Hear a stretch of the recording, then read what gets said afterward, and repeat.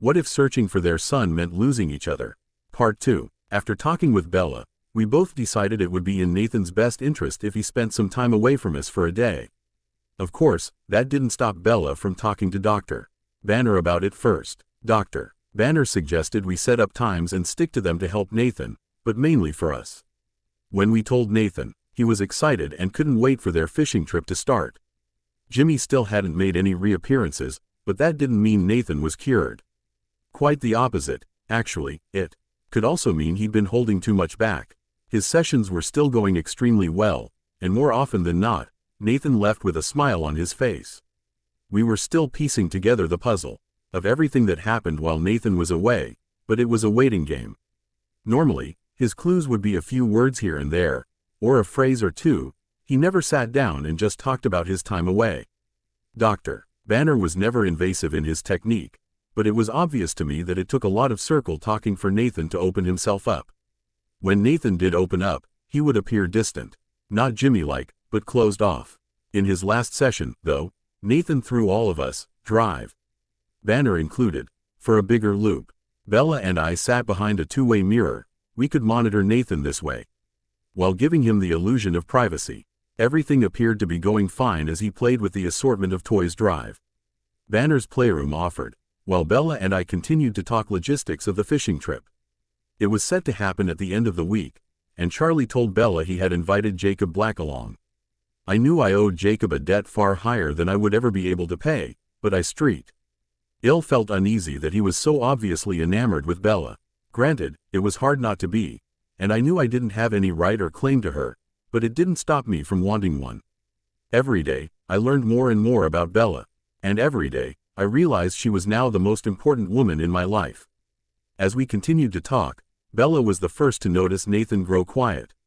This wasn't completely unusual in his sessions, but instead of his face showing that he was simply engrossed in the object he was playing with, he looked pensive.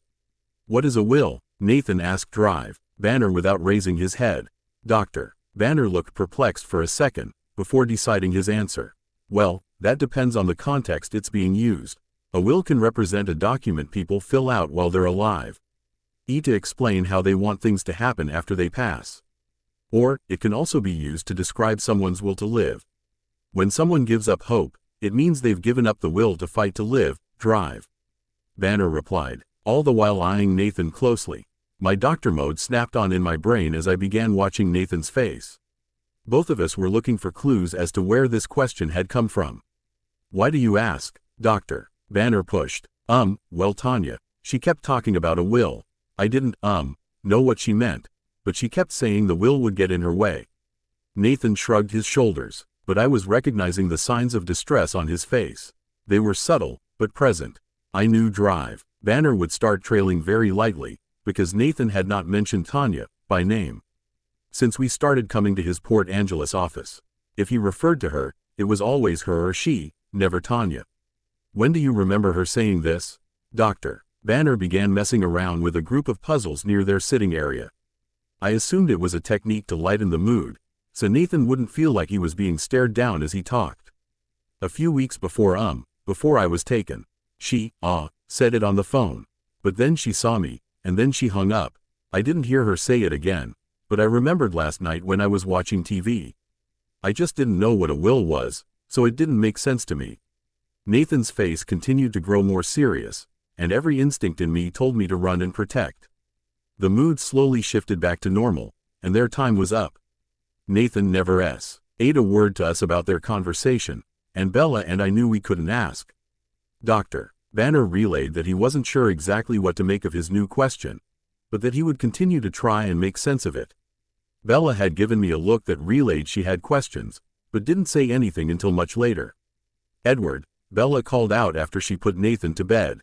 I was sitting on the couch, looking over a file my dad had asked me read. I wasn't officially working, but it was a 6-year-old little boy with too many things going wrong. No one had a proper diagnosis, and even after being sent to specialists all over the states, they were all coming up empty. He asked if I looked over it, just to see if anything stood out to me, and I said I would. I shifted the papers away from me and looked up to the area Bella had addressed me from. She looks very nervous, and that scared me for a second. I'd wondered if Nathan had said more after I walked out of his room. What exactly does your will say? That wasn't the question I was expecting to hear, so I sat and thought for a minute. I hadn't redone my will since right after I gotten married, and I hadn't thought about it in a while. Well, everything was pretty much cut down the middle between Tanya and Nathan. I sat back into the couch and continued to think about the details I'd written. If anything happened to me before Nathan turned 18, his share of things would have been passed to you, while Tanya would have received half of everything else. Why? You don't think. What I mean is, do you think she went after Nathan because of your will? Bella's question was a valid concern. I don't know, honestly, unless she planned on eliminating all of us, she wouldn't have stood to gain all of it. I specifically wrote in there, if Nathan wasn't alive to collect his half, it would have gone to you. Bella gasped and threw her hand over her mouth. Me? Why would you leave anything to me? Because I wanted to. Make sure you were taken care of if I wasn't around. I shrugged my shoulders, but indifference was the last emotion I felt. Did she know that? Bella's voice was small. I don't remember ever discussing my will with her. My lawyer drew up new papers once I was married, but it didn't change much, just added another person. You just reminded me I need to have new papers drawn up.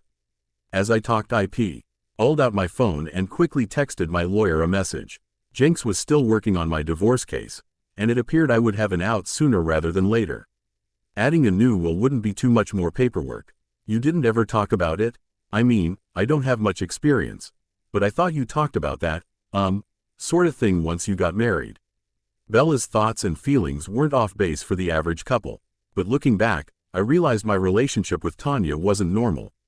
I pretended to be happy, even fooled myself into believing I loved her, but it was all a lie.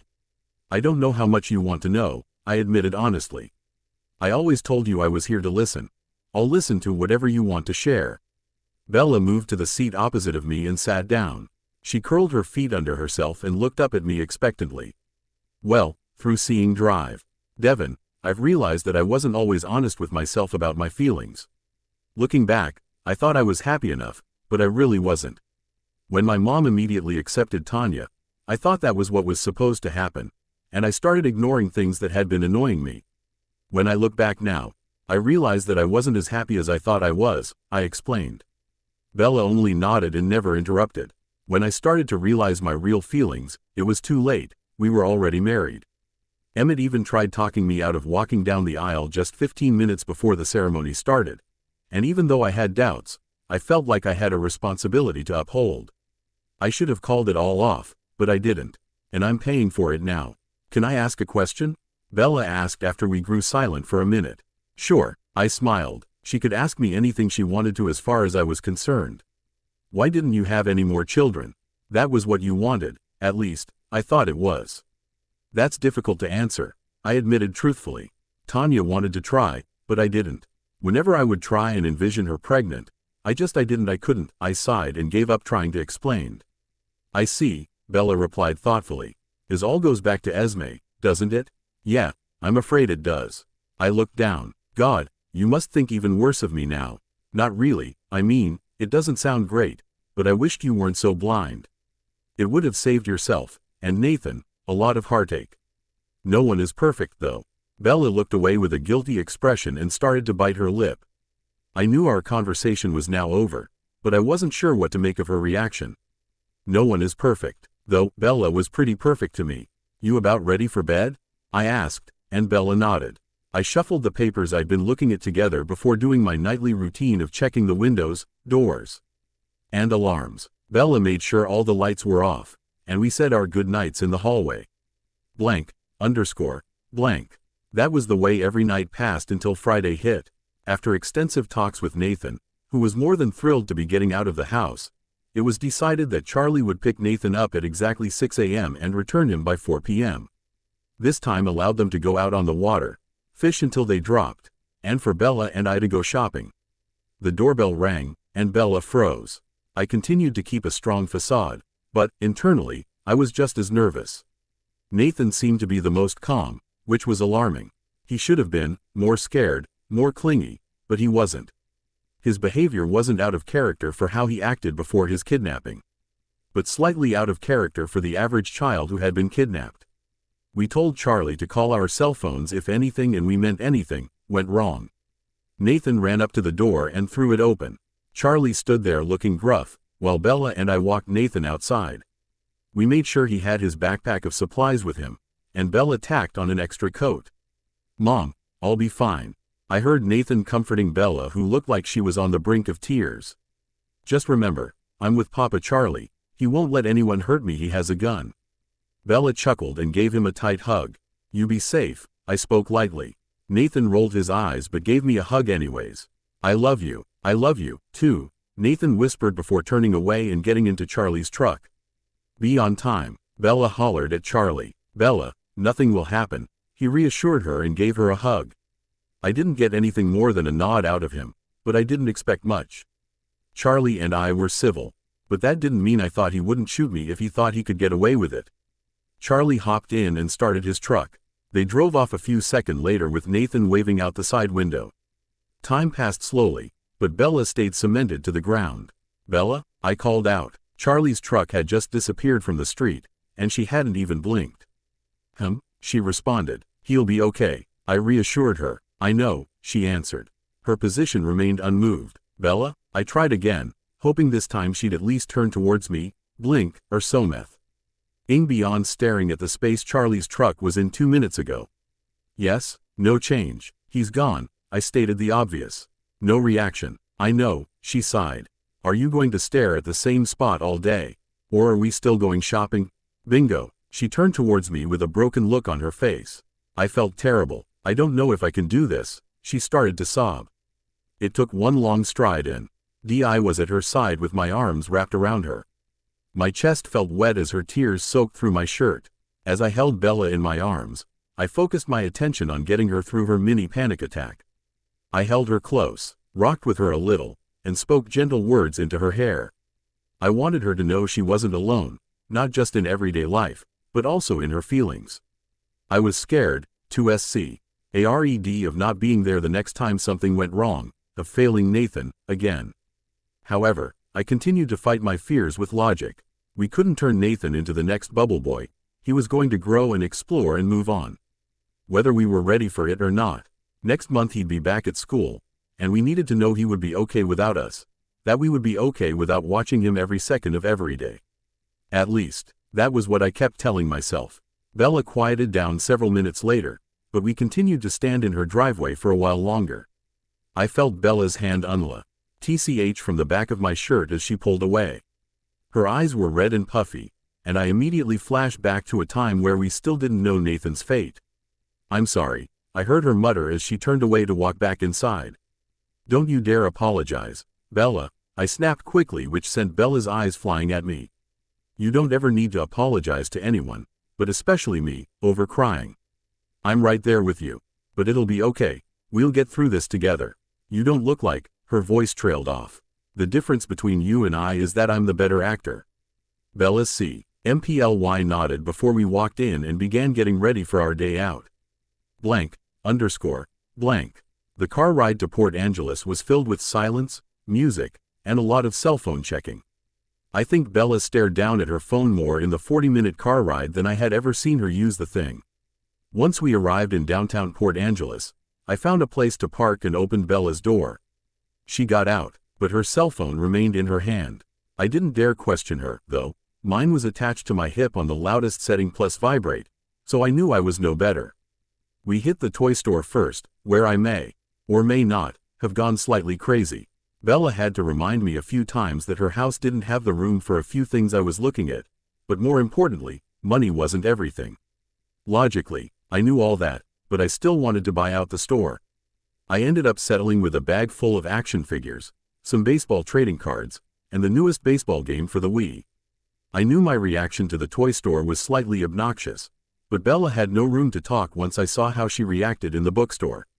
I think she bought out most of the young adult section, along with a handful of books for herself, and a book on fishing for Charlie. I assumed we'd pass up the jewelry store, but Bella turned to go in, so I followed. She immediately walked to the case with charms you'd put on a charm bracelet, and I got confused. I'd never seen Bella wear much jewelry, especially a charm bracelet.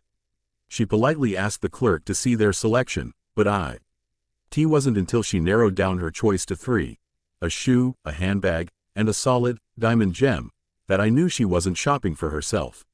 Her face remained thoughtful for a while before she chose the diamond. She bought the charm for $400 before walking out without a word to me.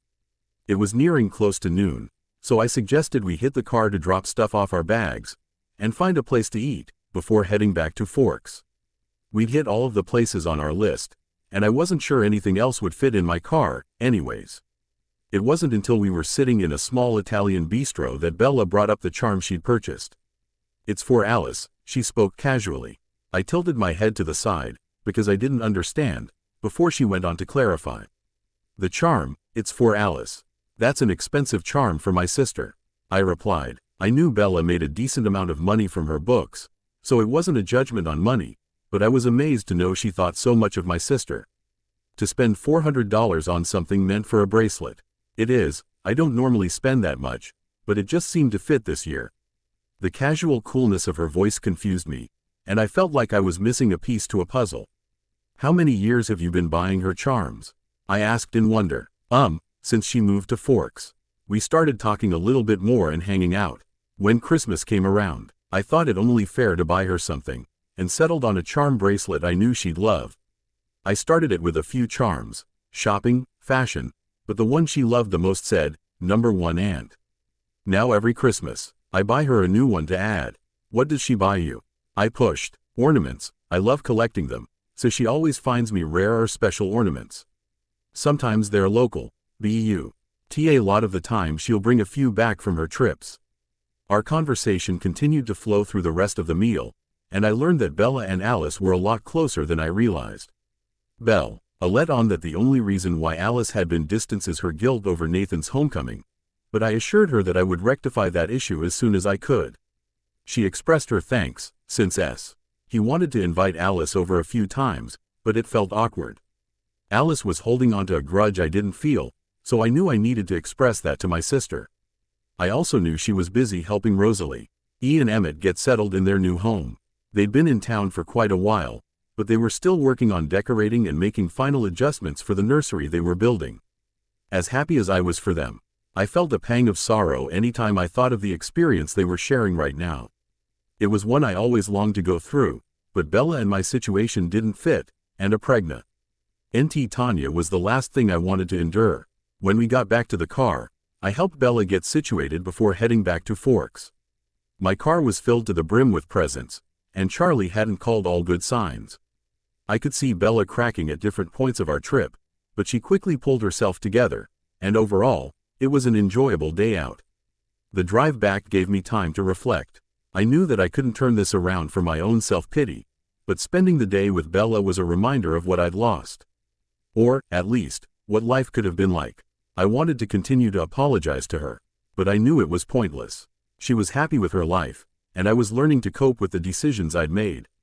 Falling back into a friendship with her was easier than breathing. But I didn't even dare to hope for more. I knew Bella was off the table, as anything more than a friend. We parked at Bella's house with plenty of time to spare before Charlie was due to bring Nathan home. While we were out in Port Angeles, Bella had plenty of things to occupy her mind, but once we were back it hit home again. So I suggested she show me all of her Christmas stuff, and I'd start pulling it out of storage for her. "Are you sure you can manage all that?" Bella called as I walked up the steps to her attic. "Bella?" I called out in a questioning tone. I realized I wasn't as big as Emmett, but I wasn't weak, either. "Sorry, it's just, well, I normally have my dad come every year and," she hastily explained. "You think Charlie is stronger than me?" I called down sarcastically, and she laughed nervously. She had tubs upon tubs of Christmas decorations, lights, ornaments, garland, tinsel, and more. By the time I was done getting everything down, I would have been lying if I said I wasn't a little tired. "Thank you," Bella said genuinely as she held out a pop for me to drink. I smiled and took it, quickly gulping it all down. "Once Nathan gets back, we'll decide how much to do today. Will you show me where you want the tree set up?" Bella nodded as I followed her into the living room. She pointed at the far open corner, so I walked back out to grab the box. Bella had a fake tree, so I knew it wouldn't take long to put it up, and I was right. With 5 minutes before Nathan was due to be home, the tree was up, and the lights were on. All that was left was the actual decorating. which I didn't know if we'd do tonight or tomorrow. It would all depend on how tired Nathan was when he returned. I turned away from the tree to find Bella staring at me intently from the couch. Her facial expression was unreadable to me, as I'd never seen her face contort like that before. "Everything okay?" I asked, concerned that she may be upset or something. She lightly shook her head but didn't speak. "Just a few more minutes," I announced, and Bella's face broke out into a smile. Charlie was nothing, if not punctual, because the doorbell rang several seconds later. Belle flew to the door and opened it to find Nathan bouncing up and down with Jacob and Charlie at his side. She ushered them all in, and with the quiet words floating between Charlie and Jacob, I knew they were up to no good. "Did you have fun, buddy?" I asked as Nathan barreled up to me. He had flung his arms around me so tightly I was actually shocked for a second. "You're still here," he whispered in amazement. I was shocked by his words and somewhat hurt that he'd think I'd leave him. However, I reminded myself that I was still building trust with him, so I needed to relax. "There's nowhere else I'd rather be," I whispered back before pulling away to kiss his forehead. Charlie, Bella, and Jacob were talking when Nathan spied the tree and started bouncing even more. I assumed he would nap sometime while they were out, but I was beginning to think Charlie fed him nothing but sugar. "Wow, Nathan, your tree is up," Jacob called out, and Nathan tensed. "Yeah, it is. Are we decorating tonight, Mom?" Nathan asked. Bella and I had already talked about decorating whenever Nathan was up for it, which appeared to be tonight. "Sure, baby, if that's what you want," Bella answered, and Nathan grinned. Only his grin turned to a smirk, and my eyes narrowed in on what my son was thinking. "Do you need any help getting stuff down, Bells?" Charlie asked, but she explained that I had pulled everything down earlier. He simply nodded. "Hey, Nathan, do you want any help decorating?" Jacob asked. My mind screamed, no, but I kept my mouth shut. It was then I saw the hope dancing behind Jacob's eyes as he looked to Bella. I wasn't sure what Bella's reaction would be, so I held my breath waiting for Nathan's. "No, thanks, it was fun fishing together, but I want my mom and dad to help me decorate." To anyone else, Nathan's words would have seemed like the typical rambling of an 8-year-old child, but to me, I knew exactly what Nathan was doing. When Bella looked up at me, I knew she knew as well. Charlie looked confused, and Jacob saved face by remaining emotionless. "That's cool," he replied coolly. "We'll have to go fishing again soon. What do you think? Maybe even next time your mom can come, too." Bad move. Not only did Jacob ask Nathan directly, while ignoring Bella, he just proved to Bella she was correct in her assumption that Jacob was attempting to use Nathan to get to her. I would say score for me, but I knew I was out of this race. I just didn't want Jacob in it. That would be fun, but I think my dad should come next time, too. We could have so much fun together, right, Dad? He turned to face me, and I knew I was glowing, not just because my son was doing a very good job at underhanding Jacob at every turn, but because I could see a small bit of our relationship coming back together. "That sounds wonderful," I replied, emotion lacing my voice. "Of course, Edward should come, too," Jacob replied with a clipped tone. Bella immediately caught onto it, and as politely as she could, suggested it was time for her to get dinner ready for her family. Emphasizing the word family as she said it, she thanked her dad again for taking Nathan out, while Nathan GGED Charlie and pretty much ignored Jacob. He must have said something on this trip to gain that sort of a reaction from Nathan, though. I just wondered if he'd let us in on it. __. I helped Nathan get cleaned up for dinner while Bella reheated the lasagna we'd eaten the night before. "Are you going to tell me what that was all about?" I simply asked, and Nathan grinned. "When Mom is around," he answered back, and I cocked an eyebrow at him. Respecting his wishes, we moved on to the topic of his trip while he explained all the fish he had caught. Charlie had promised to do a fish fry with it all, and he'd eat over there one night. The idea didn't sound like a bad one, as long as Jacob wasn't invited, but I knew Charlie would have to clear it with Bella first. I was sure Charlie would invite us over as well, but it may work as another babysitting trial. For a few hours one evening it would be a nice chance for us to test our ability to let him go, again. Bella called for us soon after, and we all took a seat at the table. "How was your trip, Nathan?" Bella asked after we said grace. "It was fun. I caught a fish this big." Nathan held out his arm to span his entire chest and Bella laughed. We both knew that wasn't true, but there was no sense in correcting an 8-year-old. Did your papa only give you candy today? You seem really hyper, Bella commented. Nathan's grin turned to a smirk. No, but I took a nap for a little while. They talked a lot, so I couldn't sleep for long. Nathan shrugged, but that caught Bella's interest. How long did you sleep? Bella asked. I assumed to gauge how long it would take to get him to bed later that night. Well, I woke up to Jacob going on and on about you, Mom. He must have talked for at least an hour.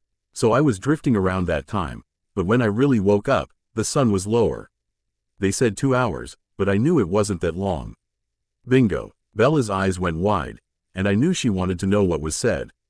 Was that why you were so rude to Jacob, because he was talking about me? Bella questioned. Mom, he talked about you well, like a lot. Telling Papa Charlie that he wanted to take you out, but you said no. And he was going to change your mind. Nathan kept up his air of indifference, but I knew better. Nathan was my spitting image, and he was doing exactly what I would have been doing at the same age. Is that all? She asked quietly. Bella looked upset, and for that I was angry. I didn't appreciate a grown man talking about Bella like she was a prize to be had. Bella was priceless and deserved respect. Much more respect than Jacob was giving her. No, he asked me some stuff about you. Like your favorite movie, song, flower, that sort of thing. He didn't seem to want to talk to me though. He talked to me only to learn about you, but only when Papa Charlie wasn't paying attention. What do you mean not paying attention? Bella jumped. I immediately put my hand to her arm in an attempt to calm her. To my surprise, she didn't pull back. Well, he walked away for a second to grab more wood for the fire. I was always in his sight, he never took his eyes off of me. But that is when Jacob would ask his questions. Nathan was backpedaling. He hadn't factored in getting his papa in trouble, but I could see the fury in Bella's eyes that Nathan wasn't seeing. Thank you for telling me, baby. I was just worried, while you were gone. Now tell me this, would you like to go fishing again? Nathan nodded his head furiously, and I knew he had played his part well. Would you like to go, Edward? She turned her head to me, and I nodded. I think it could be fun. I don't have much fishing equipment, but I'm sure I could get some. The rest of the meal turned lighter as Nathan asked us about our trip to Port Angeles. Nathan wasn't coming down from his high, so I pulled in 2 storage tubs of tree decorations from the garage. Nathan, what do you normally do first? I asked out of curiosity. I reminded myself to ask Bella how Christmas worked in her house, as we hadn't shared one together in years. Garland is first, right Mom? He looked over his shoulder to find Bella nodding. She had changed from her jeans and t-shirt to a pair of sleep pants and a tank top. I knew I shouldn't have let her appearance affect me, but it did. Her hair fell gently over her shoulders in soft curls from having it in a messy bun all day. Her contacts were out, so she was wearing her black framed glasses, while holding a tray of hot cocoa. Yes, baby, Garland first, she replied while setting the tray down on the coffee table. While I took the top portion for Garland, since I was the tallest, Bella took the middle, and Nathan took the bottom. With our system we were done pretty quickly, and then, they both volunteered me to do the pearls. Apparently, neither one of them liked putting them on, but it was tradition so I said fine. I'd never put beaded pearls on a tree before, but after they started to become tangled, I knew why they elected me. What felt like hours were actually just a matter of minutes before I was done. Bella and Nathan sat on the couch laughing at me the entire time. Thanks, I said sarcastically in their direction with a smile on my face. You're welcome, Daddy, Nathan replied, but Bella just kept laughing. I huffed and sat down after the last strand of beads were on, and Bella looked at me with softened eyes. Now you see why I hate doing them, she asked, and I nodded. In the meantime, Nathan had popped up and began placing ornaments on the tree. It was nearly 10 o'clock before Nathan passed out, and Bella and I had said goodnight to each other. That night, I went to bed feeling hopeful. I just wasn't sure exactly what I was hopeful for. Do you think Bella wants Jacob? Dr. Devon asked once I was done explaining the Jacob situation. No, never, I snapped quickly. I mean, I had heard him ask Bella out, but she said no. Bella hadn't dated anyone since me, so honestly, I think I'd be shocked if she did start dating again. I'd completely support her, but I don't know if Jacob realizes his odds. But what if she wanted to date you? He pushed. Well, I'd be all for that, I replied honestly. Do you think you're worthy of her? I wasn't sure if Dr. Devon meant this question to be difficult to answer or not, But it was. Because I was so torn. On one hand, I'm not sure I'll ever be worthy of her. Then, on the other, I feel like I could genuinely make her happy. I've been watching her lately, how she talks. The way her eyes drift off when she was thoughtful or daydreaming, and I know what she said before, which was idiotic of me to ask at the time, anyways, but I sometimes wonder if she'd answer differently now. But you're still married, Drive. Devin pointed out. I am, but only legally, not emotionally. I'm not sure I was ever emotionally married to Tanya, but my lawyer is working on changing that status. The truth was, it came down to a waiting game. Tanya needed to be unreachable for 180 days, at which point, I had to attempt to find her for 90 days. After that, I could divorce her without her present. All I had to do was place a small ad in a newspaper looking for her, and that would be sufficient enough to try and find her. How do you think Bella sees all of this? Doctor. Devin always asked questions that made me think. Anything from your mom? He asked as he moved to stand up. She's out. No one has really heard from her or seen her beyond my dad, and I'm just waiting for her to show up. It's got to happen, right? I asked. You never know, but Edward, this is the first time I'm leaving you without you head-banging onto the table. He chuckled before walking off. I sat there for a second. Stunned. He was right. That had to be a good sign, right? I walked through the door to our home with a huge smile on my face. Bella seemed to notice my mood change but said nothing. We went about our evening like nothing had changed. A few days after the incident with Jacob, I walked in to hear Bella on the phone with Charlie. She was angry that he allowed Jacob to try and worm his way into Nathan's life. And although she felt indebted to Jacob for saving Nathan, she was not going to date him because of it. When Bella eyed me at the doorway slack-jawed, she nodded her head at me, before hanging up. After that our relationship seemed to shift. It was lighter, easier, more fun. It was as if she truly relaxed around me. The next morning, we woke up and headed to Dr. Banner's. Their session went as planned, and Nathan hadn't brought up the will conversation again. Today they talked about Nathan transitioning back into school, where he revealed that he was scared, but excited. He didn't want to be treated any differently by his friends and teachers. He was doing remarkably well with the tutor we had coming in every few days. Mrs. Cope was amazing with Nathan, and she assured us that she would have Nathan up to par with his peers so that he could transfer back in easily, at least, academically. We left Drive Banners for the photographer. Every year, Bella and I had the same tradition. Family pictures. This was one thing I could say I was not a failure on, because I never missed a year. Doing pictures when Nathan was younger was harder because he wouldn't sit still, but now it only took us about 30 minutes and we were done. Bella peered over the screen as the lady behind the counter showed her the shots. I never helped here, but Bella began to dig in her purse as I came up behind her. How much? I asked, and the lady spouted off the price. $123.98. I handed her my card. Bella gasped and looked at me with pointed eyes. You paid last year. It's my turn, I replied. She looked annoyed for a second, before nodding. The lady assured us that we'd have the pictures in the mail before Christmas, and we left the studio to hunt down some lunch.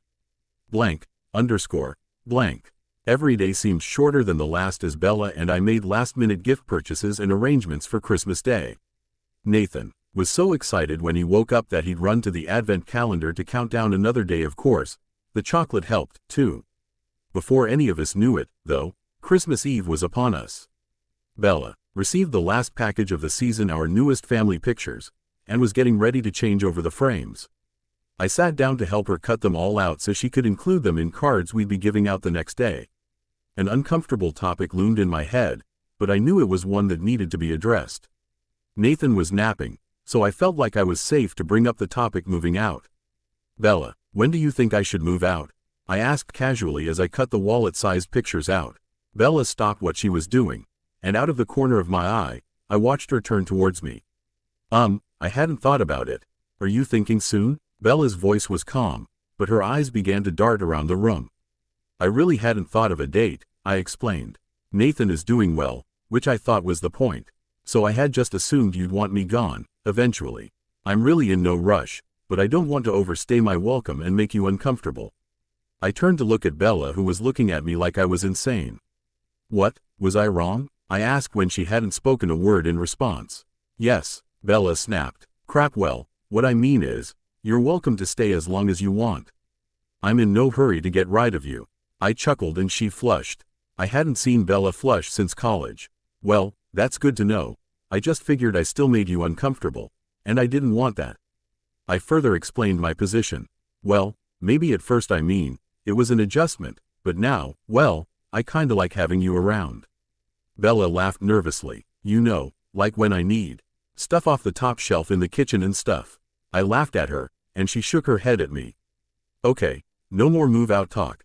You just let me know when you're ready for me to leave. Before either one of us could say anything else, both of our attention was snapped to the doorway behind us. You're leaving? Nathan shrieked as tears spilled from his eyes. Crap, I muttered as I flew from the table to follow Nathan's retreating form. I was surprised when Nathan didn't take off for his room, but instead he went to the Christmas tree. I found him sitting, just on the red velvet tree skirt, WH. Eel. He played with one of the ornaments that was hung towards the bottom. Nathan, I started as I walked up behind him. We explained when I moved in that this wasn't permanent, but your mom and I agreed I'd be staying longer. I don't. My voice died the instant Nathan looked up at me. The same cold eyes I was met with his first day home were now staring a hole through my chest. Jimmy, Nathan? I asked. I had to be sure. No response. Jimmy? I called out next. Nice to see you again, Daddy. He sneered at me. Bella stood frozen at the doorway as she watched her son become possessed by Jimmy. What can I do for you? I asked calmly. You know, you almost had him fooled. He really thought you cared, not just about him, but also about her. He pointed in Bella's direction. But this was all just a game, right? Make Nathan trust you again, her trust you again, and then you run off, and find Nathan a new mommy, right? A new family? I would never replace Nathan, and I do love him. This has never been a game. I narrowed my eyes at Nathan's still body. Sure it hasn't. Jimmy rolled Nathan's eyes and refocused his attention back on the tree. Time stood still before I watched Nathan's posture relax. This Jimmy episode was much shorter, but it was still the first one in weeks. Nathan? I called out after about 5 minutes. He turned towards me with a broken face. I took a seat next to him and watched as he twirled an ornament back and forth. I love you, I whispered as I knocked into him with my shoulder. I love you, too, he whispered back. I'm going to stay for a while, I went on. Good, no emotion. I think it's time to start making cookies, I announced in an attempt to lighten the mood. He looked over at me, barely smiling, before telling me he'd follow in a minute. I met Bella in the doorway and wiped away her lone tear with my finger. We made our way to the kitchen as Bella began pulling the ingredients out to make the cookie dough. I could see her visibly shaking, so I came up behind her to give her a hug. It's going to be okay, I soothed quietly. Maybe you should just stay a while, Bella whispered. I really don't mind. Yeah, that's not a bad idea. I nodded. We'll figure all of this out later. Nathan walked in a few minutes later, after Bella and I had separated, and the cookie baking began. By the end of the night, we had lines of gingerbread men, stars, snowflakes, and reindeer, cooked, decorated, and a handful already eaten. Nathan began to yawn and we offered to stay in, but he insisted we must go on our night light ride. The drive was peaceful with Christmas music floating in the air. No one talked as I drove throughout the small neighborhoods in the area. Nathan pointed out houses that were lit up more than the others. And I caught Bella smiling in my direction more than once. He was half asleep by the time we got home, which made playing Santa a million times easier. Bella and I said our goodnights shortly after 11. We both knew Christmas would be especially busy since dinner was at our house, so getting as much rest as possible was a must. Blank. I shouldn't have been surprised to find Nathan jumping on my bed a little after 6, screaming Santa had come, but I was. I figured this would be one of the last years he'd believe, so I put on a smile as I dragged my ass out of my room and to the living room. Bella was already making cups of hot cocoa, and I was ready to get the gift-giving over with. Can I now? Nathan asked as soon as Bella walked in with 3 mugs. Yes, she answered, and Nathan dove in head first. This was when I learned of Nathan's system. He took every present and began to make piles. One for me, one for Bella, and one for himself. Any present for someone else was left under the tree. His organization of the presents was not something he ever did at my old house. Okay, open, he said once all of the piles were assembled. Bella and I both watched on as Nathan opened gift after gift. We may Did go a lot overboard, but he was worth it. When Nathan came to his last box, I knew it was one Bella hadn't seen yet. Nathan reached for his last box. It was small, wrapped in blue paper with white snowflakes. The only present with this particular wrapping paper. I wanted it to stand out on purpose. As he unwrapped it, slower than he had anything else, I watched his face turn from confusion to amazement as he read the words on the tickets. "Really?" he asked in awe. I smiled back and nodded my head. "And you'll take me?" he questioned. "I wouldn't miss it for the world," I declared with a smile on my face. "Mom too?" He had counted the tickets and realized I'd purchased 3. I hadn't spoken to Bella about going, but I never wanted her to feel left out. So spur of the moment I'd purchased 3. "If you want me to, baby," Bella answered, although she had no idea what she was agreeing to. He nodded before I caught her eye. Her face remained unreadable, but her eyes were loud and clear confusion. "What are they for, Nathan?" she asked. "A baseball game for the Mariners in April," Nathan announced while holding the tickets for Bella to grab. "I'm sure we're all going to love it," Bella spoke with her eyes trained on me. I wasn't sure if I was in trouble or not, but it didn't look like I was. "Now you have to open your gifts," Nathan pushed. Bella picked up the present I had wrapped for her and slowly took the paper off. As she opened the small black box, she gasped. "This is too much," Bella immediately protested, but I shook my head.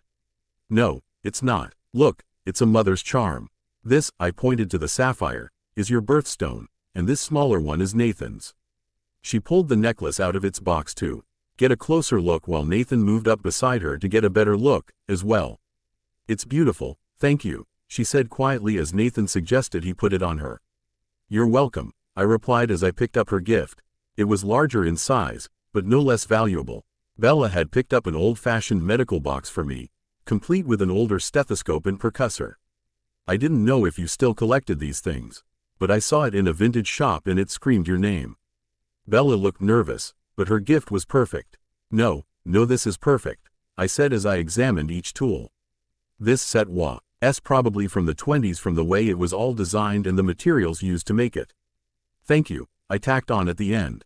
We also exchanged a few smaller presents. She got me a few medical books, and I ordered the White House ornament for her. I didn't notice Alice had got her any of those before, so I knew it would stand out. She beamed over at me when she saw it and immediately jumped to add it to the tree. As soon as presents were done, Bella immediately went to work in the kitchen. We were having turkey and ham, so Bella had to have the turkey in by 8 to ensure it would be ready in time. She had done most of the prepping the night before, so it was relatively easy for her to put together. As Bella worked in the kitchen, I helped Nathan rid the living room of all the wrapping paper and clean up and organize all of his new presents. Taking everything out of the boxes posed to be the most challenging, with the 1,000,001 booby traps manufacturers were now installing to ensure their toys couldn't be stolen. One thing had the twisting thingies, plus the hard plastic that acted like tape, and black long pieces you had to turn like screws, all for one damn action figure. I hadn't been counting on this. Otherwise, he may have only gotten 1, not 5. Family began arriving at 4, and even though it seemed like a lot of time from the second we woke up, we were all running around frantically to ensure we were ready in time. Nathan was donning one of his new outfits from Santa, while Bella stuck with a simple pair of jeans with a red sweater, and I wore a green button-up with jeans. We all looked Christmas-y, but casual, and more importantly, comfortable. Rosalie and Emmett were the first to arrive, and I had to admit, Rosalie looked amazing. Pregnancy definitely agreed with her. She immediately went off in search of Bella, while Emmett hung out with me and Nathan. The Cowboys were being handed their ass by the Cardinals on the big screen, which is eventually where Jasper found us. I then realized if Jasper was here, so was Alice. I hadn't really spoken to her a lot since Nathan's homecoming. We'd talk, but not about anything serious, and after Bella's latest comment, I realized I needed to take her aside. I found Alice in the kitchen and asked if I could grab her away for a few minutes. We walked into the dining room to give us some privacy, and the first thing I did was give her a hug. "I'm sorry," I whispered. "What are you sorry about?" she asked in an equally hushed tone. "I had no idea you thought I was still upset. Alice, I love you, and I wasn't mad." "Annoyed, sure, but not enough for you to avoid me." Alice's shoulders immediately relaxed, and she smiled. "Oh, thank God," she squealed before giving me a tighter hug. We talked for a bit longer before she headed back to the kitchen with the girls. The doorbell rang and I found both my dad, and Bella's dad, waiting to be let in. Charlie walked in and headed straight for the fridge, to drop off his beer before hitting the big screen. My dad lingered a bit longer, and I knew that meant he wanted to talk. He had a bag full of presents which I took and led him to the same spot Dee just talked to Alice only minutes prior. How are things? I asked casually. Going well, we miss you at the hospital, he commented, and I nodded. The divorce is about to be finalized, and I wanted to talk to you about that. What about? I asked, my curiosity piqued. I've been using the divorce to keep your mother away from you, from all of you, really. I told her she could have what she wanted if it meant letting you go. Which was no big deal, she was going to get her way, regardless, but once it's finalized, well, I think she plans on coming to you to plead her case.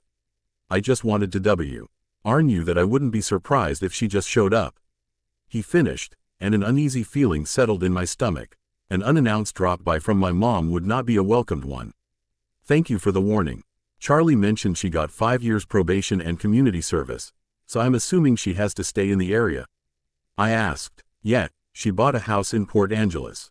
Her mother is funding her right now, but I don't think she'll try and talk to Alice or Emmett, but you were her baby, so I just thought you should know.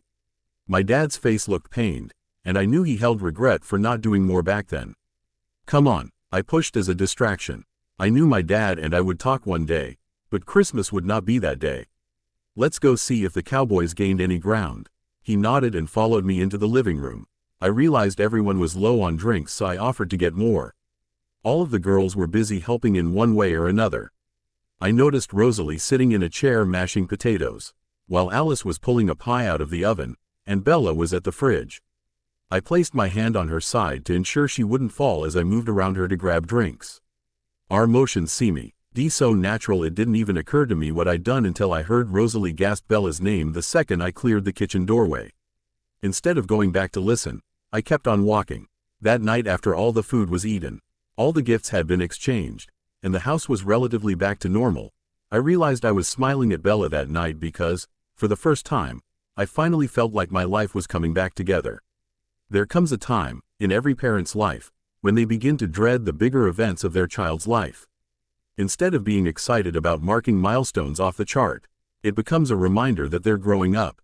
Whether it was the first time Nathan smiled, rolled over, said his first word, got his first tooth, had his first bite of cereal, or when he crawled, we laughed, cheered, and clapped our hands to show him he was doing a good job.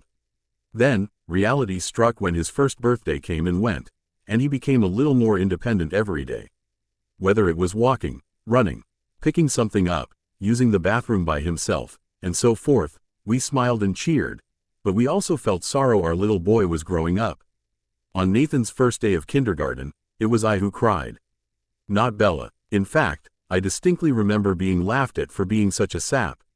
Daddy. Nathan pulled my hand down, indicating that he wanted me to kneel down to his level. I'm right here, I croaked out. 'Tis okay. 'Tis you kindy Gratian. He laughed at me. His smile was infectious, and I knew I was overreacting, but he was my little boy. He wasn't supposed to grow up. I know, you go have fun. I'll be fine. I waved him off with my hand. Bye-bye. He waved goodbye to me and Bella before marching straight into his classroom and to his seat. When the classroom door shut, I froze. That was it. So now, on Nathan's first day back to school, it was no surprise that I had turned back into a sap. Dad, are you going to cry again? Nathan half whined, half laughed. No, I faked a smile while Bella rolled her eyes at me. Dad, it was okay when I was, 5, but I'm 8 now. It's just not normal, okay? The look on his face told me he was dead serious. I'll try to save my tears for when no one is looking, I swore. Mom, can't we leave him here? Nathan asked, earning a laugh from Bella. Your dad has always been the emotional one, just you wait. When you have kids of your own, she was cut off. Yeah, when I have kids of my own I'll be going through the same thing, he mocked. But girls are gross, so I'm not having kids. I started howling with laughter, which earned me a sharp glare from Bella. No need for the mom look, I joked. One of the changes we made for Nathan going back to school was he'd no longer be using the bus. Every day, Bella or I would drop him off and pick him up. The school was amazingly understanding and offered to help transition Nathan back into his classroom as easily as possible. We spoke with the principal in great lengths about what he had been through, all of the recommendations made from Dr. Banner, and also about his personality shifts. Dr. Banner agreed that because he only seemed to shift around me, it shouldn't be a problem while he was at school. However, his teacher did need to know in case it happened. We arrived at the school a few minutes earlier than normal. Nathan practically jumped out of the car when he saw the principal, Mr. Molina, and his teacher, Mrs. Weber, walk out upon seeing us. "Welcome back, Nathan." Mrs. Weber bent down and hugged him. "Thanks," he replied happily. "Bella, Edward." Mr. Molina nodded his head at both of us. "Now, Nathan, let's walk to the classroom, and I'll tell you what we're doing this week." Mrs. Weber guided Nathan through the doors. "How are you both doing this morning?" Mr. Molina asked quietly as we trailed behind. "Dealing," I replied. "Doing okay," Bella answered. She was always so much calmer than I was, and I envied her. "Good. You should know I've talked to the school secretary about your concerns, and Nathan's pickup sheet has been changed. We also informed the teachers on patrol for the pickup loop that Nat Han is only to be released to one of you, and of course, we'll call if anything goes wrong. However, it doesn't look like we'll have any issues." Mr. Molina nodded his head towards the classroom. Nath, and was walking around the different desks with his fingertips trailing in his wake. He appeared to be mesmerized by his old classroom. Nathan needed normalcy, so it was refreshing to see him handle the transition so seamlessly. And I knew his return to school would only help further his recovery. The school bell rang minutes later, and students started to pour in. A few immediately eyed Nathan, and all but tackled him with their hugs. He was smiling and talking animatedly, and not acting nearly as shy or nervous as I expected him to be. Bella looked over at me as we slowly began tiptoeing out. Mr. Molina was still standing with us as we all exited the classroom. Nathan looked up at the last second and nodded his head. He was silently telling us he would be okay, but it still took all I had to walk away. The door closed, much like it has on his first day of kindergarten, and I realized that was it, again. "Remember, we'll call if anything," Mr. Molina spoke, but Bella interrupted him. "We know, thank you so much," she replied before grabbing my hand and leading us to the car. Silent tears streamed down my face as waves of emotions hit me in rapid succession. No amount of preparatio could prepare me for what I was feeling, and it all came out of nowhere. My denial gone, my justifications crumbled, my guilt drowning, my anger redirected. This wasn't my mom's fault. This was never my mom's fault. This was me, all me. She didn't make me listen to every word she said. She didn't make me abandon Bella. She didn't force me into marrying Tanya. She didn't make me disappear from Nathan's life. This was me. This was only me. I could have fought. I could have yelled, screamed, anything. Anything would have been better than what I did nothing. I smiled and nodded, and even when my gut said no, I did it, anyway. How I got back to Bella's house, I wasn't sure. I assumed she'd fished my keys out and drove us. I hit my bed and just stared at the ceiling. Time moved forward, but I stayed stilled. I questioned everything. My mother's voice filled my head. "You've always been so good in science, Edward. You'd make such a good doctor." "Oh, honey, you haven't done your lessons today? Were you talking to Amber Henderson?" "Oh, honey, that girl is nothing but trouble. You shouldn't talk to her." "Edward, can you? Edward, why don't you? Edward, Ed, what had I ever done for me? Truly, done for me?" I could hear a voice in the distance, but it wasn't clear. Several minutes later, I heard footsteps again. "He won't move. He's been like this since we dropped off Nathan, and I'm worried, please." Bella's voice was faint, but I kept my eyes closed. Time passed, but I continued to stay still. Whirling emotions continued to paralyze my body as waves of guilt and acceptance hit me pound for pound. "Edward," my father's voice called out. "Edward, open your eyes," he commanded. His tone was harsh and my cheek stung. Did he just slap me? I blinked my eyes open, but immediately shut them as the light blinded me. "Edward, say something, anything, please," he begged. I croaked. My throat burned. He lifted a glass of water that I greedily gulped down. "What happened?" he asked, but I didn't know how to answer him. "I don't know," I replied honestly. I was thinking, and then Bella peered into the room, an anxious look written all over her face. "Edward, I have to leave in 15 minutes to pick up Nathan. and if you're not functioning, I need you to leave. I can't let Nathan see you like this, she quietly announced. Even with a low tone, I could hear how serious her words were. At the mention of Nathan's name, I realized how much time I'd lost. If we dropped him off at 8 and he was due home at 6 hours gone. I popped out of bed and stretched my muscles. No, I'm not leaving, I'm coming with you. I started walking towards Bella. Edward, I think my dad started, but I whipped around towards him. I quit, I announced.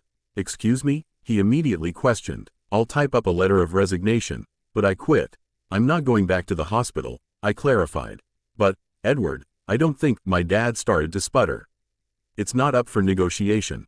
I am not coming back. I turned towards Bella. Let's go pick up our son. Edward, she whispered in the hallway. You're giving me whiplash. I'll explain later, I promise, I answered. And she didn't push further. And, so I did. We both picked Nathan up from school, helped him with his homework, went about our normal evening routine until he was asleep. Bella and I then sat in the living room while I explained my epiphany. Even though I logically knew this was all my fault, I had still been blaming others. If I kept doing that, it meant I wasn't really moving on with my life. Bella expressed fear in my sudden dismissal of my job, but the truth was, I loved medicine, but I hated working under my father. At times, there were perks, however. I felt like I needed to branch out on my own. That was my original intention in moving to Forks. To make my own name, but I was followed. I ultimately knew that if I went back to the hospital, I would be miserable, and I didn't want to be miserable anymore. I had no idea where my life was going from that moment on, but I knew it would revolve around Bella and Nathan in whatever capacity I could hold. I had no idea where my career was going, either, but I knew I had enough money to never work again if I wanted to, if it came to that. Bella asked her questions, nodded, but didn't press for more. She had told me before that she wanted actions, not words. So I wasn't surprised when she took what I had to say at face value and walked away. Of course, she also made me swear never to go catatonic on her again. Blank. That day led to a massive shift in my relationship with Bella. We both seemed to become even more relaxed than we were before. We could joke around without fearing that we'd offend the other, while we also still sat down for serious or thoughtful conversations a few nights a week. We assigned Saturday afternoons to be family time since Nathan was now back in school. Sunday was a lazy day filled with sleeping in, late brunches, and light housework. Now that Nathan was in school, Bella started working on a new novel, and I sorta just sat around. Well, that wasn't exactly accurate. I had actually started writing myself. I was by no means an author, but it helped me work through my problems, and it was in addition to the notebook I was keeping up with for Dr. Devon. Nathan thrived once he was back in school. His sessions with Dr. Banner went down from twice a week to once a week, and Jimmy had not returned since Christmas Eve. His grades were high, he quick. Kaylee reformed the bonds of his friendships, and had already began pestering Bella and I about the birthday party he was owed. After much thought, he decided he wanted to host a pool party instead of the bowling alley, which meant waiting for the summer. We told him we could host an end-of-school gathering at Bella's house, complete with a pool and blow-up water slides, but it meant waiting a few more months. Nathan wasn't thrilled about the wait, but had already called Alice to inform her that he would need help planning. The day after he called Alice, she showed up with books, magazines, and print-outs of everything known to man for planning a pool party. I left that stuff to Bella, Alice, and Nathan. However, I felt horrible for Bella, who wasn't just planning the be-all and all of pool parties, but also Rosalie's baby shower. Her due date was fast approaching, and Bella wanted it to be perfect for her. So, I tried to help out as best as I could. With life going as well as it had, I knew it would only be a matter of time before life handed us lemons again, only instead time, it would be Bella making the lemonade. Dad, we're here, Bella called out as she opened up Charlie's front door. Charlie had invited the three of us to his house for the fish fry he had promised Nathan over Christmas. Since their first fishing trip, Nathan has been out a few more times with Charlie. Jacob had been absent each time, but judging by the vehicles parked outside of Charlie's house, we'd realized he'd invited more than just us. In the kitchen, Charlie answered back. Sizzling sounds could be heard from inside the kitchen, and thoughts of Charlie burning down his house filled my head. Bella immediately walked in and took over the cooking. Charlie swore he had it all under control, while his friend Billy laughed at him. "I didn't know you were having company," Bella hedged after she cleared the smoke out of the kitchen. "Oh, Charlie stuttered, but his friend saved him. "He didn't invite us. We came over to drop off the fish fry and we invited ourselves, sorry." Billy sounded sincere, but I wasn't buying it. Judging by Bella's eye roll, she wasn't either. "How did it go?" I asked after Bella came in from the kitchen. She had just gotten off the phone with Charlie, and their discussion was heated.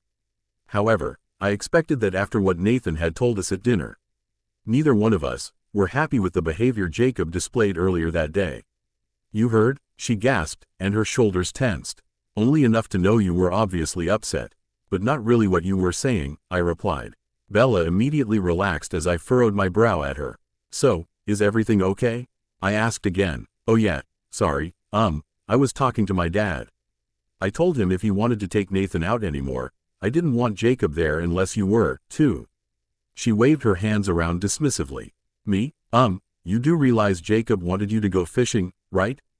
I joked. As if on cue, she death-glared me. "He may wish it all he wants, but I don't fish," she stated with enough conviction to make me laugh. "What, can you really see me fishing? Besides, Jacob's chances are dismal at best. I don't understand why he couldn't just accept a no." Bella tilted her head and our eyes locked. 1, 2, 3, let me guess," she started. "You eavesdropped on that conversation, too?" I nodded meekly. "Go figure," she sighed in frustration. "I'm sorry, I was worried. And I would say I didn't mean to, but that would be a lie," I admitted. "Thank you, for your honesty," she spoke. "Then you know he's already asked me out once, and I turned him down. My dad claims he just wants to see me happy, and is convinced Jacob could do that. However, I think he'll back off now." "Does he do this a lot?" I asked. "I mean, like, set you up?" "No, never, actually. He's always thought I should find someone, but he's never been so invasive about it before. But Jacob is a family friend." "Doesn't matter. Anyways, he's not my type." She shrugged her shoulders. "And what is your type, exactly?" I asked jokingly. At least, it was meant jokingly. Bella quickly stood up and smacked me on my shoulder before walking off. I heard her mutter, "Wouldn't you like to know?" as she walked off. That was the last time we spoke about Jacob. "Hey, Nathan," I heard Jacob's voice call from behind me, breaking me from my thoughts. "Hi," Nathan muttered and raised his hand in a half wave. "Edward." He nodded his head towards me and I nodded mine back. Nathan had spoken up about his trip with Charlie to Dr. Banner at his next session. "Nathan, how was your fishing trip? I understand you went with your papa?" Dr. Banner asked as they sat down to play. "It was okay." He shrugged, and his face fell a bit. "You don't sound very excited? I thought you told me you liked to fish with your papa, drive." Banner lightly pushed Nathan to get him to talk. "I do," he pipped up. "At least, I did. He invited Jacob with us. And it was different." "How so?" Dr. Banner questioned. "He didn't really fish. He had like a pole and stuff, but when I laid down he started talking to Papa Charlie about my mom." Nathan's face fell again, and he looked pained. He, told him that he asked her out and she said no, but he was going to fix that. It made me uncomfortable." "What exactly made you uncomfortable?"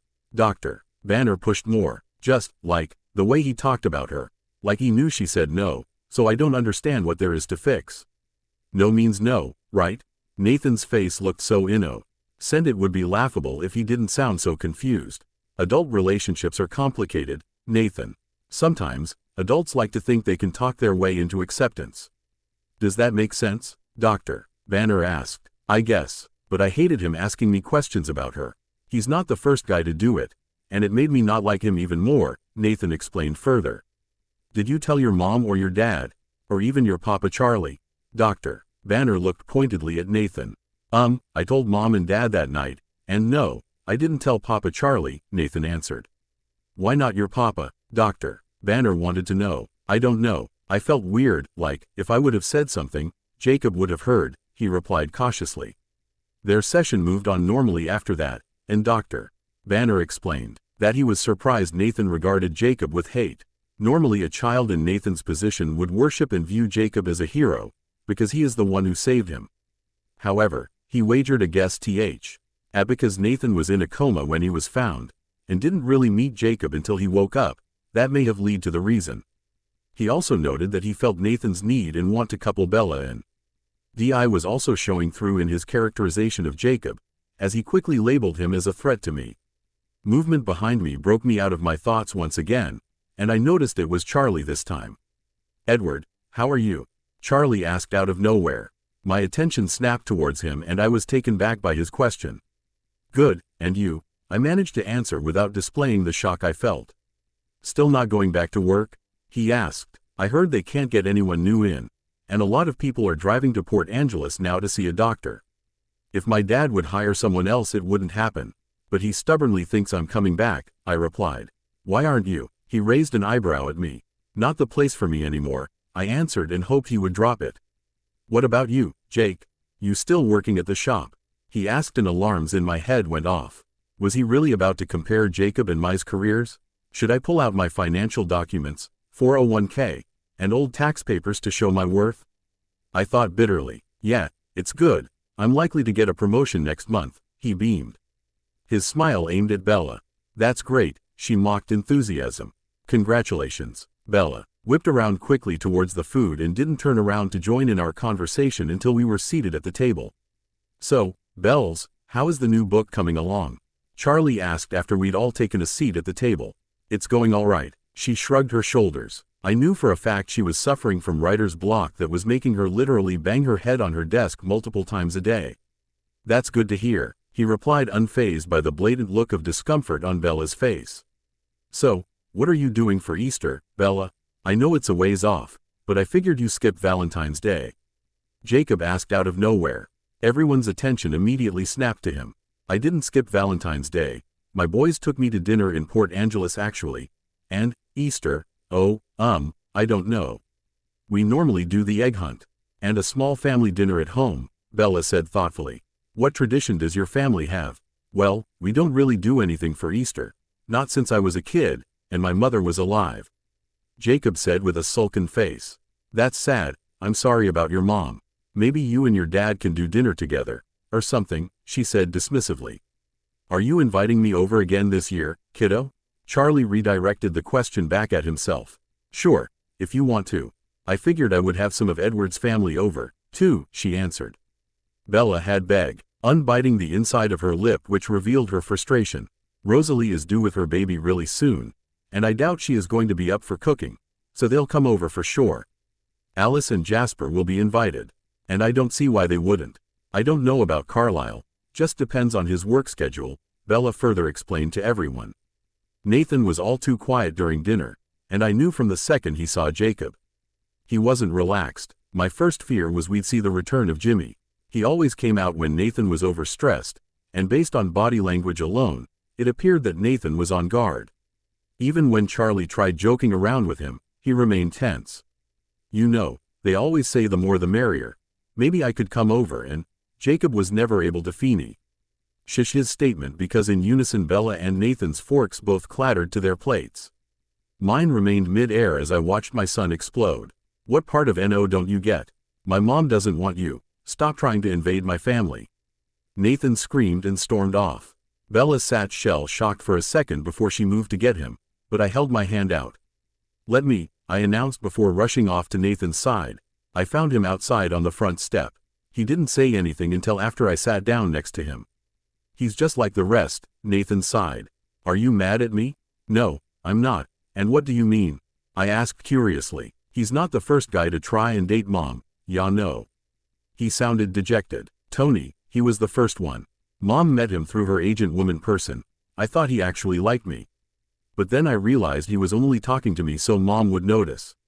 Once she said no to him, he stopped talking to me. I started watching out for it after him and there were lots more." "Does your mom know this?" I pushed. "I dunno, I mean, she's never said yes, so I don't get it." "He told Papa Charlie she said no, but he doesn't listen. I don't understand. Mom always says no means no.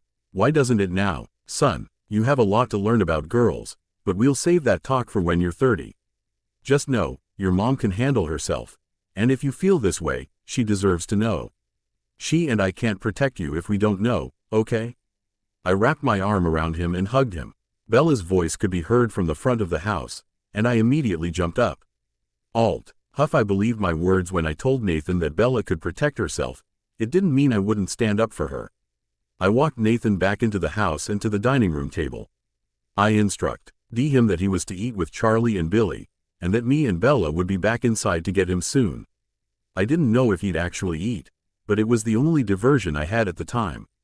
Bella's arms were flying in front of her as she laid into Jacob about 100 feet from the back door. I doubted that she would realize how loud she was, but I stayed out of sight to listen. Jacob, I understand, but what I don't understand is why you'd think I'd be interested. I said no, she huffed. Your dad said. Jacob's voice trailed off. My dad is still trying to set you up with me? She asked incredulously. Well, no, not exactly. It's just he explained your past, and said you needed a good man, a better man. And, Jacob stopped talking as Bella's face turned purple. First off, I don't need a man any man. Second, I especially would not date a man who uses my son to get information about me. Do you understand how much you hurt him? He was so excited to go fishing and came back looking crushed. How dare you? On what planet did you think that was okay? Jacob interrupted her. So you're calling my son a liar? Bella raged. I'll have you know. No, it's not that. Fuck, it's just, I thought I had a chance. But I see now that I don't, and Jacob's backpedaling was rather entertaining. You're damn right you don't, Bella seethed. Exactly, Jacob answered. See, we're on the same page now. I obviously don't if you're into Edward, and I'm sorry. Your dad said you and Edward weren't together anymore. If I had known, I wouldn't have. We're not together, Bella answered. Why would you think we're together? I heard myself sigh. The shock in Bella's voice sent my heart plummeting. I knew, logically, she didn't see me as any more than the father of her son, but I still held out hope with the direction we had been heading. Her words shattered any dreams of that. You're obviously together, Jacob refuted. I think I know my relationship statuses. Edward is Nathan's father, nothing more. She shot back. I don't believe you. I can see it in the way you look at him. But judging by what your dad said, Jacob kept talking. I don't care who said what. There is nothing going on between me and Edward. Bella hollered. Well, if that's the case. Jacob took a step towards Bella and, in a blink, kissed her. Bella immediately stepped back, but not far enough, as his lips crashed onto hers. She immediately struggled as I took off in their direction, running as fast as I could. I reached Jacob's shoulder right as he was about to pull back. I pulled with all of my rage and slammed him onto the dirt ground. Don't you dare touch her. I raged at his fallen body. If you ever touch her again, so help me God, I will end you. Like you're one to talk. Jacob jumped up and got in my face. Maybe if you didn't ruin her, she'd be willing to give a real man a try.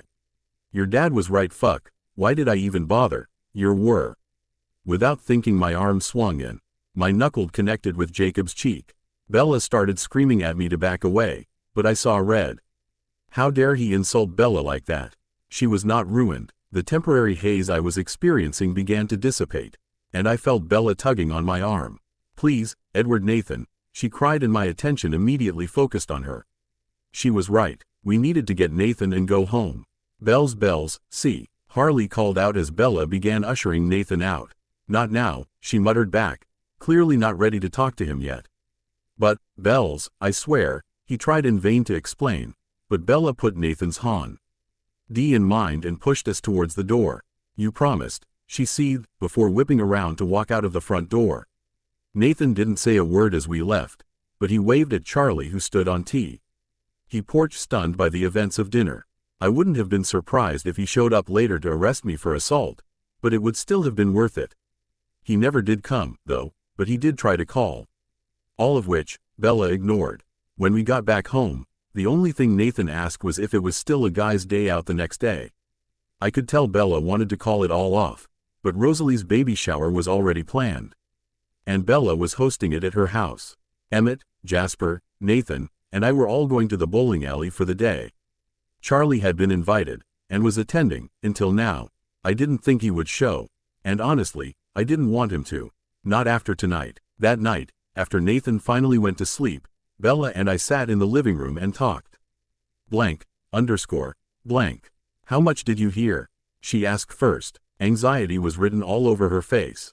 Enough, I answered. I wasn't sure how much I'd missed, but I heard enough to hear Jacob question her feelings for me. I've never, Never seen you that angry before. Bella sounded pensive. I've never seen a man try and force himself on you, either.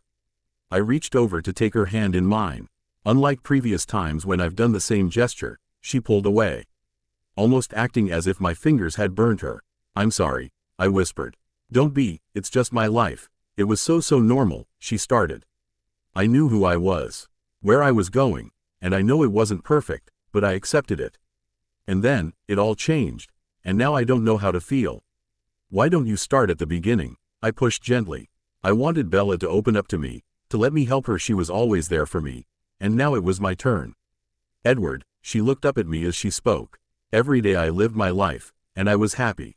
I was happy for our son, my house, my career, my success, and even though I didn't get a fairy tale dream, it didn't matter. I feel like from the second you moved in, everyone has been sitting around waiting for me to pronounce my undying love for you, that I've been sitting and waiting for you to one day return, and when I did, you'd sweep me off my feet, and we'd live happily ever after. The truth is, I haven't. When I broke up with you, I didn't want to, but I knew I had no other choice. I couldn't live the life that was in front of me, because I didn't trust you. I couldn't be with someone I didn't trust. I watched what your mother's words did to you, how you changed, and I saw the life I'd be given. She would always be there, always haunting me, and we'd never be happy. I did us a favor by leaving, because we would have been miserable, probably more miserable than you were with Tanya, but I wasn't miserable. Sure, I didn't date, but I didn't want to. My mom did that, the ever-revolving door of boyfriends, and I never wanted that for Nathan. I never met anyone that made me want to take that risk. I wasn't celibate, but that's not something I'm discussing now, either. But now, it's almost a decade later, and so much has changed. We're more like a family now than we ever were before, and I know how you feel, and I want to feel it too, but I can't. I trust you with my house, with my memories, with our son, but I still can't trust you with my heart. Every day I know we're getting closer to you moving out, and I honestly don't want that, but it's selfish of me to ask you to stay. And it confuses me, but I also don't know how to trust you, because for every second I feel like maybe, just maybe, I remember what happened the second I met your family. How could I let you in, get close to you, and then what it all gets ripped away the second your mom walks in armed with a sob story? We know she's out there, and she will show up eventually. Bella's voice was a mix of cries and pleads. Bella, you have to know, I started. God, you have to know, if she walks in tomorrow. You can't say that you don't know what you'll do. I never thought you'd abandon me in a hotel room for almost a day the second your family expressed their disapproval. So don't lie and tell me what you would do, because you won't know until she's here, she barked. And once she's done crying and telling her story, I'm back to my now non-normal life with a little boy who's going to be crushed all over again. Do you really think so little of me? I gasped. That I would spend so much time rebuilding my relationship with Nathan. For what? To throw it away again? That I would want to hurt him? I stared at her in wonder. I knew I had no chance with Bella, but or her to question my relationship with Nathan, after she's watched me pour myself into therapy, time with him, reassuring him she may as well have cut my heart out and stomped on it. I don't know what to think, she sobbed. Bella, when it came to you, I fucked up. It wasn't just a small screw-up that would go away with some cheesy flowers and some chocolate, it was monumental. I know that fuck, I even knew it then, but I realized I was too late. What was done, and you've expressed no interest in trying to go back there, so fine. I hate that I will forever look back and know what could have been. But I can't make you want me. However, for you to launch an attack of me over Nathan is not something I'll stand for. I have not been the perfect father, and I will be the first person to admit that. Every day you watch me interact and talk to him, play with him, help him, guide him, and you really think that I'd just abandon him again? Never. I would rather die than go back to the place I was in before. I wasn't living, and I'm not even sure I knew how to, but I know now, and I won't go back. Every word I said, every word was spoken with as much conviction as I felt. Bella never moved to interrupt me or anything. She just sat and listened. I don't know what to say, she admitted quietly. You're angry with me? I asked. It made logical sense, at least in my head, when I put all the pieces together. Her body language, her words, and her behavior all lead me to one conclusion: she was mad at me. Yes, she whispered. Do you want me to leave? I questioned. No, she snapped. Were you angry at me before we went to your dad's house? I asked my final question of the night. She shook her head no, and I knew it was Jacob who had set her off. I wasn't exactly sure why, but I knew I needed to take a step back and let Bella handle her own emotions. My dad had asked who Bella was seeing the last time we talked, and when I had said no one, he was shocked. I made a mental note to broach the subject on a later day, when Bella didn't hate me so much. After a few minutes, Bella wordlessly stood up and went to her room. I followed shortly after, feeling far less optimistic than I had been in a while. I knew my relationship with Bella was still heavily damaged, but I was starting to see how much she was holding in. If we continued down that path, it would get us nowhere. Sadly, what nobody realized though, was Bella's worst nightmare was about to come knocking on her front door. As the light hit my eyes, I turned my head and pushed my face deeper into the pillow. I knew it was almost time for me to wake up and get moving, but after the night I had before I didn't want to. My muscles ached as I stretched, but I remained in bed.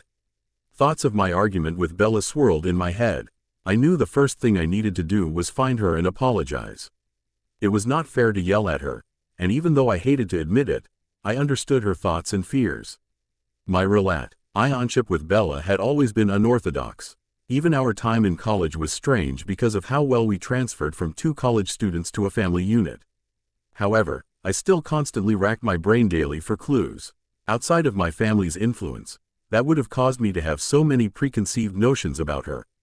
At the time, my mother's words all made perfect sense, but, now that it had been nearly a decade, it had become glaringly obvious how wrong I was. When did you know, Dr. Devon asked. When did I know what? I clarified. We had only recently started talking about Bella and my relationship, so I wasn't sure exactly what he meant. When did you know Bella wasn't the gold digger your mom accused her of being? He clarified his question for me. Right around the time she broke up with me.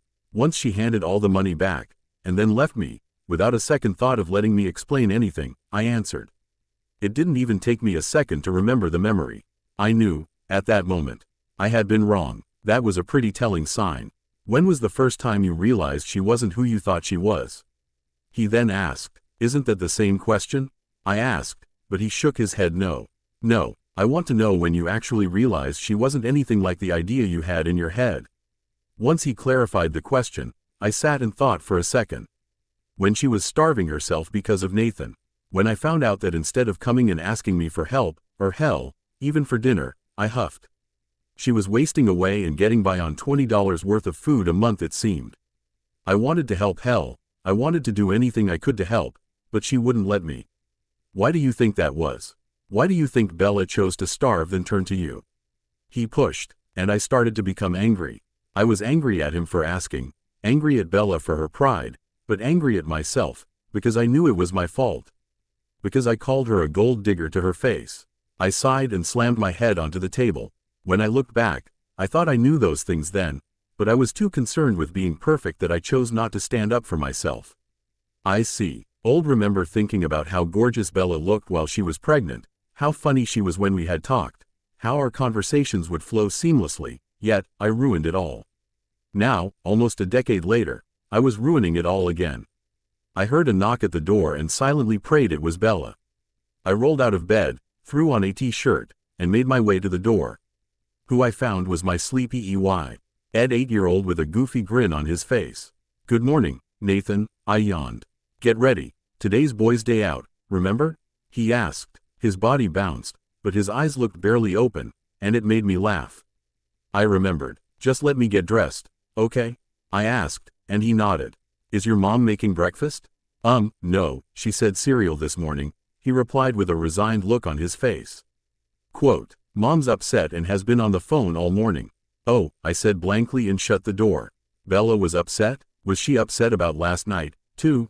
I knew we left on bad terms, but if Bella was upset enough to let Nathan see her, I needed to get to her. In lightning speed, I had my teeth brushed, hair combed, and clothes on. I was spending the day with Nathan, my brother, and Jasper, at a bowling alley. So I went with a simple blue polo and jeans. When I got out to the kitchen, I saw Nathan seated at the table with a bowl of Lucky Charms, while Bella remained at the far corner with the phone. Her face showed signs of distress, and her eyes had tears in them. When she noticed me enter the room, I barely got a glance as I moved to pour myself a bowl of cereal. I was biding my time for her to hang up so I could pull her aside and apologize. I exaggerated the time it took to pour both the cereal and milk, hoping she'd hang up before I even sat down.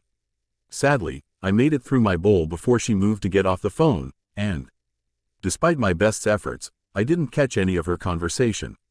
I heard the phone beep off, and I immediately stood up.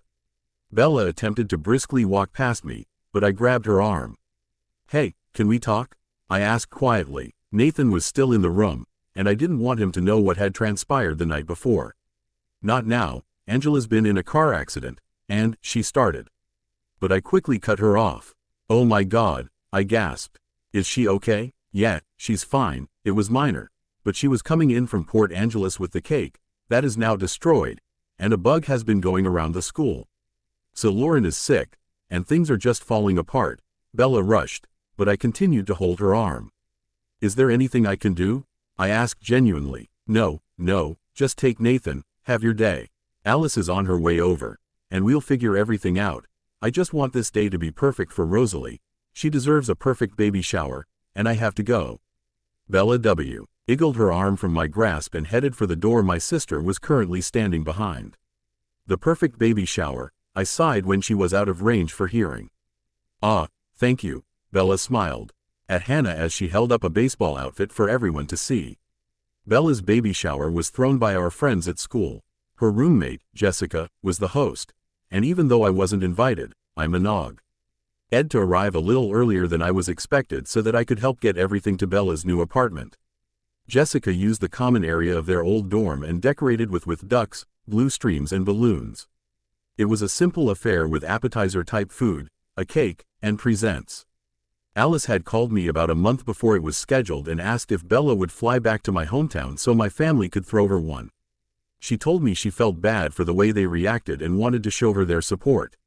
When I broached the topic with Bella, she immediately shot me down. After pushing a little more, and waiting about a week, I called Alice and told her it was not an option.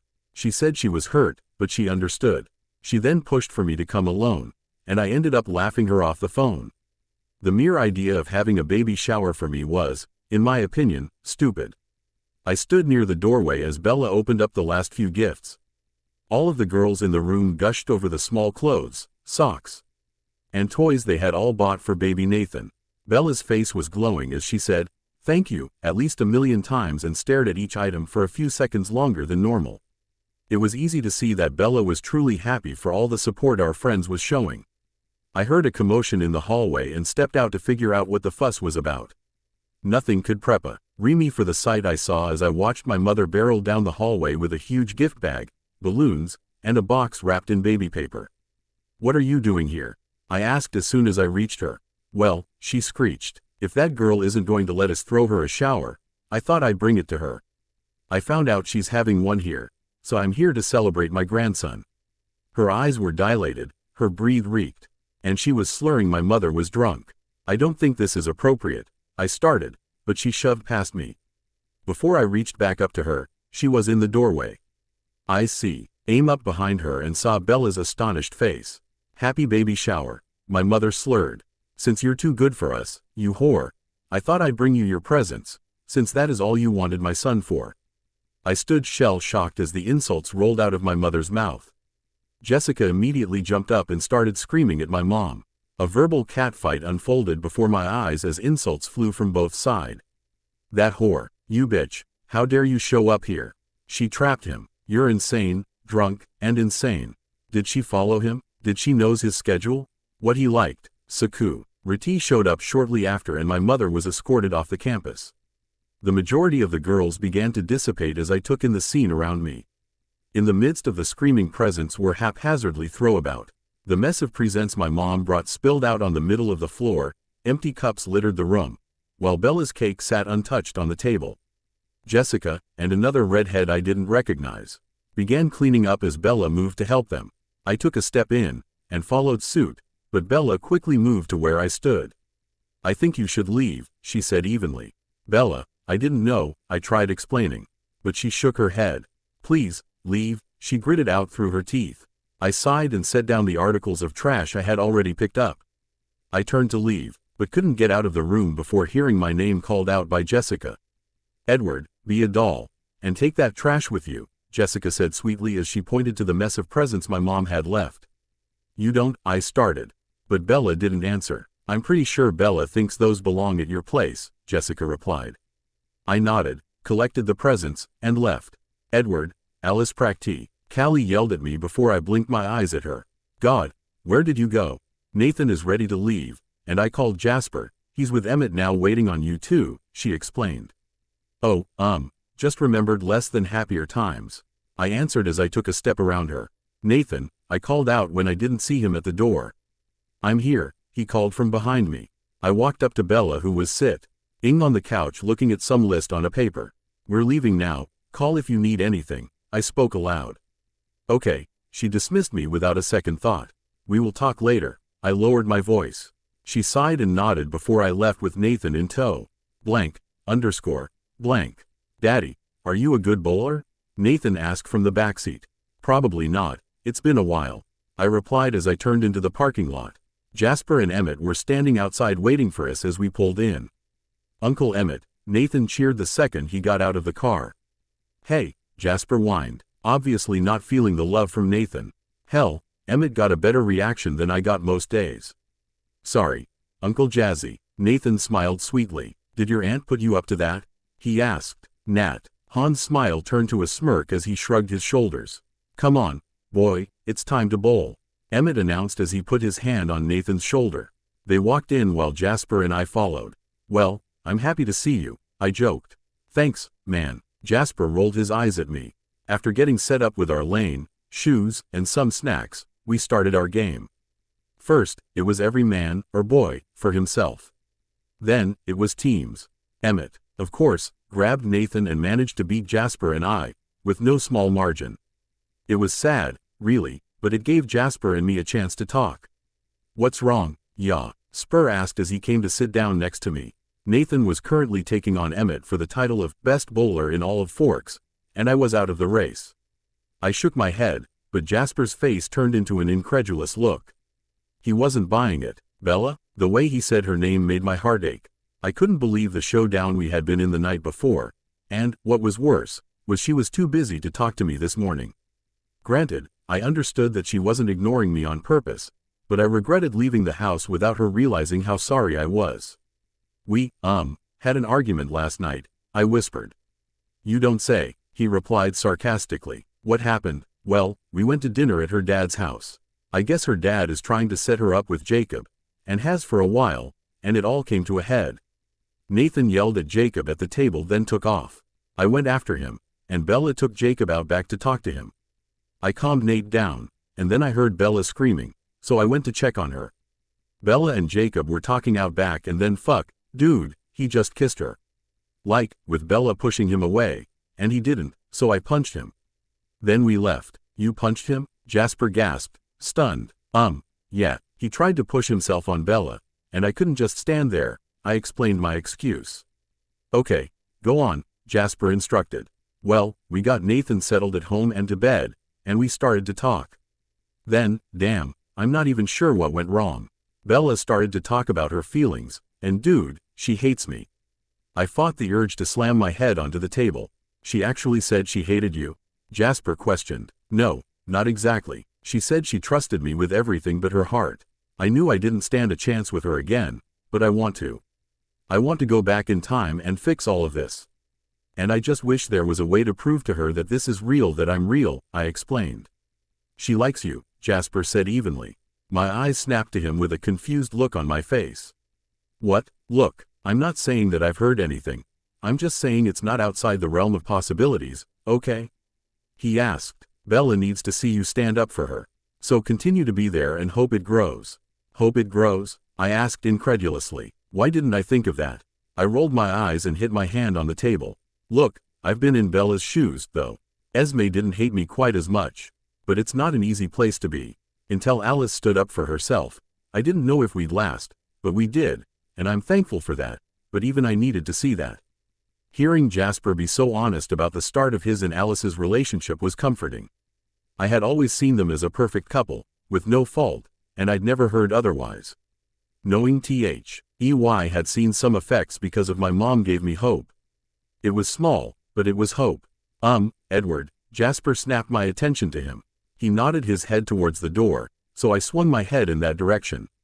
Charlie stood at the entrance, a nervous look on his face, as he seemed to scan the room. It was a Saturday, so it was relatively busy, but the second Charlie's eyes met mine, they stopped moving. I nodded my head as a signal for him to come over. "Papa Charlie," Nathan yelled as soon as he saw him. "I didn't know you were coming. I'm kicking Uncle Emmett's butt." Charlie laughed. "I'm sorry I'm late." Charlie apologized to Nathan. "You keep bowling. I'm just going to talk to your dad, okay?" "Yeah, gonna watch, right?" Nathan asked with hopeful eyes. Charlie's mouth turned up, and he nodded. "I'll just give you some space," Jasper announced before walking over to the concession stand. "Why don't we sit?" I suggested as I motioned back to the table Jasper had just vacated. "All right," he answered and took a seat. I wasn't sure why Charlie was here, and I'd be lying if I said I wanted him here. I didn't want any drastic changes, like him being cut off, but my fury was still new. "Look," he started after a minute, "I'm not going to apologize for suggesting that Jacob try to take Bella out. Well, this is going well, though. However, I will apologize for last night. What happened wasn't supposed to. And if I had known more was going on, well, I wouldn't have had them over," he finished. "So, you admit to inviting them?" I asked. "Yeah, I just wanted Bella to know she had options," he admitted. "Options?" I raised my eyebrow at him. His statement confused me, in more ways than one. "Don't act dense, boy," he scolded. "I can see you in Bella." I cut him off right there. "Look, you're now the third person to accuse me of having anything more than a platonic relationship with Bella. We don't. I was frustrated beyond words. First Jacob, then Jasper, and now Charlie. If I didn't have feelings for Bella, I wouldn't care, but the fact was, their accusations were a painful reminder of what I could never have. You really expect me to believe that? Between your eye glances, and what she said on the phone, I don't believe you," he replied cryptically. "I don't know what glances you mean, other than Bella's obvious discomfort around Jacob, and I have no clue what Bella told you. I can tell you I'd love nothing more for Bella to agree to even a date with me, but she made it perfectly clear last night, along with several other nights, she will never see a future with me." I finished my rant and huffed. "Dad, you okay?" Nathan asked as I finally realized how close he was to me. "Yeah, just tired." I brushed him off. "I didn't sleep well last night." I faked yawned for a dramatic effect. "We can go home," he offered with a sad smile, but I shook my head no. "Yeah, Edward, you should go home, but I'm keeping Nathan," Emmett announced. "Huh?" I asked. "You go home. The shower should be about over, anyway, and I'll bring Nathan back later."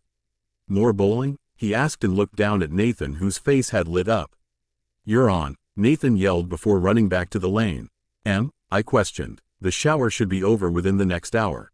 You show up, offer to help get the presents into Rose's SUV, clean up, and show off the guests. We'll keep Nathan for a while, and you'll have time to sit down and talk to Bella without fear of Nathan overhearing, because, dude, that was close." Emmett's plan seemed ingenious, and he had a point about talk. King to Bella without the fear of distraction. "He's right," Charlie interrupted. "You and Bella obviously need to talk. I'll stick around and challenge Nathan to a game. It'll keep him occupied for a while longer. What am I going to look like to Nathan, though? He's going to think I'm jumping out on him again," I pointed out. "Nah, we won't keep him that long. Besides, he'll be home tonight, eh?" "You and Bella obviously need to get on the same page," Emmett countered. "Fine," I replied and stood up. I walked over to Nathan, told him I loved him, and that I'd see him in a bit. I explained that I was going to help clean up the house, so he knew I would be home. Me leaving didn't even seem to faze him, and I wasn't sure if that should make me happy or sad. On the way out, I thought for Sue. I heard Emmett joking about how I'd have the car loaded by the time he got there, so he wouldn't have to. I rolled my eyes as I got into my car and drove off. Blank. As I drove down the street, I noticed the amount of cars I had expected to be in front of Bella's house weren't there. Bella's car was inside the garage, and I noticed Rosalie's SUV parked on the curb, and an unknown black Mercedes in the driveway behind Bella's car. Alice's car was on the other side of the road. I racked my brain for any reason why the street wasn't lined with cars still celeb rating Rosalie and Emmett's new baby to be. The party was supposed to start an hour ago, and I remembered how long Bella's had lasted, so there was no way they were done by now. When Emmett suggested I leave the bowling alley, we had both figured they'd still be another hour or so. I pulled up to the curb and parked behind Rosalie's silver Honda CR-V and quietly stalked up to the front door. Before I hit the front path leading to Bella's doorway, I heard the inside garage door open and close. I paused for a second, and my heart plummeted when I saw Rosalie standing at the garage entrance. Rosalie was always stunning, albeit not my type, but it was very obvious she put more into her appearance today. She wore a blue dress, with her hair curled, and makeup done nicely. Her shoulder strap held a button with ribbon curls exploding from the sides with bold text saying, "It's a boy." Today should be a happy day for her, but instead her eyes were puffy, her cheeks tear-stained, and she was shaking. After hesitating for a second too long, I immediately redirected my steps towards her. "Rose, what's wrong?" I started to panic. "The baby?" "No," she sniffled, tears still forming in her eyes. "Your mother," she whispered. Before I could even think, I bolted past her and through the garage door. I had no idea why she was here, and frankly, I didn't care. It was time to handle her once and for all. Blank. "Esme, calm down," I heard Bella yell as I walked through the garage door. I stayed quietly in the hallway hoping to catch a glimpse of exactly what I was walking into. "Why won't you listen to me?" I heard the voice of my mother fill the room. They were all located in the living room still, while I was on the outside of the kitchen. "Mom, I really think you should just leave," I heard Alice beg. "No, I'm not leaving, not until you let me explain," my mother cried out. "Please, if I could just explain.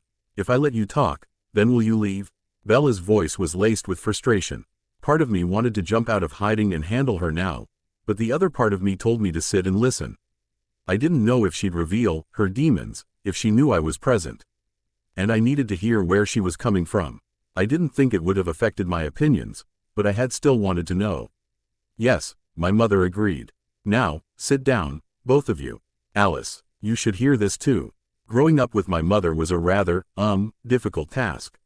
She had this, I don't know what you'd call it, way of thinking. Everything had to be done her way. You did what she said. You wore what she picked out. You talked to who she wanted you to talk to. She dated who she told you to date. She started. I felt my stomach turn as I realized I could recite that as if it were my own story. In high school, I didn't have a lot of friends. I went to school with people who had money, and my dad had a deal go bad, and all of a sudden people stopped talking to me. That was my junior year. When I got to college, I finally felt freer, at least, freer than I was before. My freshman year, I met Derek. He was handsome, charming, and a perfect gentleman. He took me out on dates. Never acted out of turn, but he didn't come from money. In other words, he had the wrong last name. I hid him from my family for fear of my mother's reaction. This went on for a few months, until I decided I wanted to take it to the next step. We used protection, but I got pregnant, anyways, and of course, I called my mom. She threw a fit, but insisted on meeting him. After she met him, she hated him. Turned out Derek was the son of one of the men my dad's business deal had hurt. They were so convinced he was after our money that my mom let me listen in on a conversation he was having with my dad. I heard fake crying laced within her story, as I felt like such a fool for falling for the same tone many times before. My dad offered him a lump sum of money to disappear, and he took it. He didn't even hesitate, blink an eye, or anything. He took it and left. He didn't even glance at me on his way out. I was crushed, but that was when my dad had explained he confessed his plan. He wanted to conquer me and get me pregnant, knowing my parents would pay him to avoid a scandal. My mom's voice went silent, and I almost walked in, but I heard the garage door close quietly. I turned to see Rosalie watching me listen in. I could hear my mother sobbing, but instead of feeling sorry for her, I felt pity. This was why she hated Bella. This is the earth-shattering story that serves as a point to ruin the life I could have had. This was it. What happened to the baby? Alice's voice was small. Your grandmother made arrangements. I wanted to keep the baby full term, and then give him or her up for adoption, but my mother explained it was best to take care of the problem. She didn't want the story to get out, and she swore if people knew they'd never speak to me again. So, Bella, I hope you understand now that, when Edward brought you home, I immediately had flashbacks of the past. I realize now that I was wrong, and I came here to ask for your forgiveness." My mom's voice sounded sickly sweet even to my ears. I couldn't tell if her story was real or not, but the tone she was using indicated she wasn't sincere. Time clicked by slowly, and I reconsidered my standing spot several times. I was angry that I hadn't heard this story before and furious with myself for never asking. How could she be so cruel to Bella over this? I mean, I could understand being guarded, but after 9 fucking years, she still thought of her the same way. How could I be so blind? Just as I was about to step out, Bella spoke up. "Esme, although I appreciate your honesty, and I'm sorry for your past, I will never accept your apology," Bella stated evenly. "What?" My mom sounded shocked, and her sniffling contrived. "I understand that what you went through was life-altering, and I'm sorry you were fooled, but that doesn't excuse the 9 years of hate I've received. You stole any happiness Edward and I could have had together, and you deprived Nathan of any real family because of your prejudices. If that wasn't enough, you not only loved and accepted the woman who was responsible, but you even tried to help exonerate her. You will never see Nathan again, and after you leave my house today, you will never be welcomed in it again." Bella's voice was confident, and I knew there would be no standing against her. I admired how calm she was remaining, and I wished I had even an ounce of her tact. "You have to be reasonable, he's my grandson," my mother yelled. "I don't care, you will never have my permission to see him again," Bella stated. "I don't need your permission. I'll go to Edward. Surely he'll see reason," she scoffed. "Nathan is in my custody, and no, he cannot override me," Bella corrected. "Ha, Edward can and will take custody from you, as soon as I see him. We'll start the paperwork together." The tone of my mother's voice shocked me, and I felt Rose nudge me. The sound of someone being slapped across their face stunned me for a second as I walked into the living room with a horrified look on my face. Both women saw me enter, but with two different reactions. My mom looked victorious, while Bella looked defeated. She dropped the hand she just used to smack my mom with and hung her head, while her shoulders slumped over. "Edward, darling." My mom immediately moved to hug me, but I sidestepped her and walked closer to Bella. "What are you doing here?" I asked through gritted teeth. "Celebrating my newest grandson, of course," she replied as if I was an idiot. "I don't see anyone here," I observed. The room was devoid of any party, and it was eerily similar to what I saw after my mom crashed Bella's baby shower. "No, well, there was a little trouble when I first got here, and people left, but it's time for Rosalie to come out and open her gifts. I got the baby the cutest little," my mom started to ramble as I turned around and walked immediately over to Bella. "You're not staying, Esme," I heard Rosalie call out from the kitchen. She moved away from the wall with a fierce look on her face, a stark opposite to how she looked when I had first gotten here. "Well, of course I am. You have gifts, and," my mother trailed on. But Rosalie was not going to back down. "Edward, can't you explain to them? Why are you here?" I asked after placing a single hand on Bella's shoulder. I wanted her to know that I was here for her, standing with her. "Well, for the shower and to see you," she answered. "Why did you come see me? Why not Alice or Emmett?" I pushed. "Oh baby, as much as I miss your brother and sister, you've always been my favorite," she replied with a smile. "Fuck you," Alice hollered from behind me before storming out the front door. "I know that, but why now? You ruined Bella's baby shower and now you've ruined Rosalie's," I pointed out. "You could have chosen any other time, why now? Look, I have something to tell you," and I think she tried to explain, but I wouldn't let her. "I heard," I replied. "You did?" she gasped. "How long have you been here?" "Long enough," I answered. I noticed Bella's face turn towards me, and I gave her a small smile. Her face stayed blank, but I had hope. I was conveying the message that I wasn't angry with her. "Then you know what that bitch did." The rate at which my mother's tone of voice changed caught me off guard, but didn't altogether surprise me. "First, you will not call Bella a bitch. Bella is amazing, sincere, caring, giving, and every other amazing word I could use to describe her, but bitch is not one of them. Now, you, Mom, are a bitch, and frankly, you deserve the slap, so I see nothing wrong with it," I spoke confidently.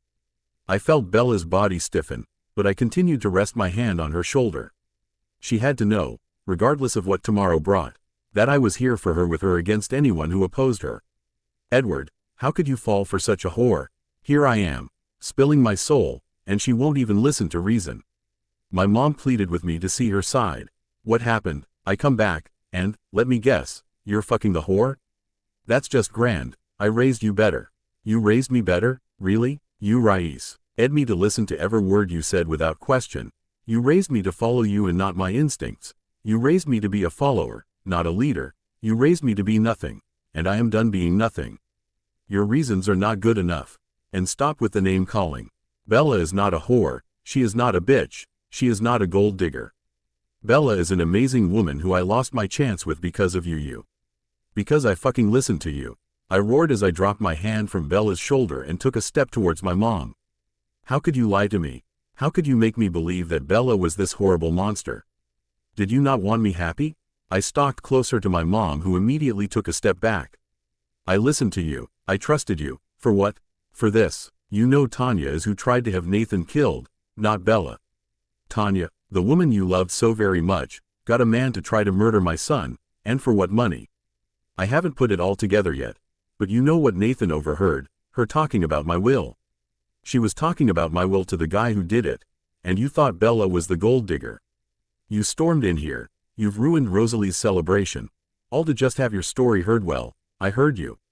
Loud and fucking clear. I heard a bitter old woman who still is a control freak, just like your own mother. You will never see Nathan again, and that is not up for negotiations, and as of today, you are dead to me. Now leave, I barked as I pointed to the door. Edward, listen to me, she started, but I'd had enough. No, I yelled, I am not listening to another fucking word out of your mouth. I have a house to clean, a son to pick up, and more important people to talk to. I'm done with you. Mom, as of today, you're no longer my mother. I want you gone, now. I walked to her, took her hand, and drug her to the door. I wasn't overly forceful, and I didn't hurt her, but I knew she wouldn't leave any other way. After shutting the door, I realized her pure say was still on the couch, so I grabbed it, and stormed back to the door. Oh, Edward, I knew, she started hopefully when I opened the door just to throw her purse thrown at her and slam the door again. I searched the room for Rosalie, but she was nowhere to be found. All that was left was Bella, who appeared rooted in place in the middle of the living room. My body moved on its own accord to be near her, but she just continued to stare into space. Bella, I called out softly. This was day 2 that she had seen me get angry, and I didn't want her to fear me. Her head slowly rotated so she looked straight at me. Her face remained unreadable for about a minute, before she burst into tears. Bella, I croaked. I didn't know what to do, or say or anything. Tears continued to pour down Bella's face as she fled to her bedroom, slamming the door as she went through. I shook my head for a second and pulled out my cell phone. Nathan couldn't see this. Mom crashed the party. Come to Bella's house now. Leave Nathan with Charlie. He can't see this. I quickly texted Emmett's phone and hoped he would show up quickly. I knew Alice and Rosalie were still here somewhere, and I knew they'd need their husbands. And although I could try and comfort them temporarily, I needed to get to Bella. I cautiously walked to her bedroom door and knocked. I could hear gentle sobs, but she didn't answer. Lee's room had remained the only place in the house I'd never gone. She never said it was off limits, but I never had a reason to enter. I had silently debated in my head if I should have given her space or go in, and after a few minutes, I decided it was now or never. I was going in. Blank. Bella's back was facing me as I creaked the door open. I saw her shoulder continue to shake and sobs continue to echo off her walls. My heart broke at the sight, but inside I was lost. I had thought I had done what I was supposed to. I wanted to stand up to my mom, not just for me, but for Bella, too. It was 9 years overdue, and of all the reactions Bella could have had, breaking down was not one of them. I walked into the room, but she didn't even acknowledge my presence. When I finally came to stand in front of her, I sat down on the edge of the bed. Her eyes shifted up for a moment before snapping back down. Bella, I spoke her name again. Why now? She whispered. Her voice was soft, and she sounded so distraught. I don't understand, I explained. 9 years, Edward, 9 years, why now? Her eyes shifted back towards mine, and she looked so lost and fragile. Because I'm not blind anymore. It was a simple explanation, but I knew Bella understood what I meant when she nodded her head. Her hand slowly came out from her chest, and I immediately took it. If her hand was all she could give, I would take it, and be grateful. I'm here, now. I don't know what I have left to give, she spoke softly. I don't want any more than you can give, I replied honestly. The only thing I wanted was for her to be happy, and if I could make her happy, I wanted that chance. Sleep now, Bella. I'll clean the house up, make sure everyone is okay, and handle Nathan. Nathan. Bella immediately shot up with a worried look. He's with your dad. Relax, I texted Emmett. Calm down. I put my hand on her shoulder as she relaxed back down to her pillow. Sleep, I whispered before placing a gentle kiss on her forehead. I couldn't imagine, or pretend to understand, the emotions going through her mind. What I did know was tomorrow I would broach the topic of therapy, but not now. She needed to rest.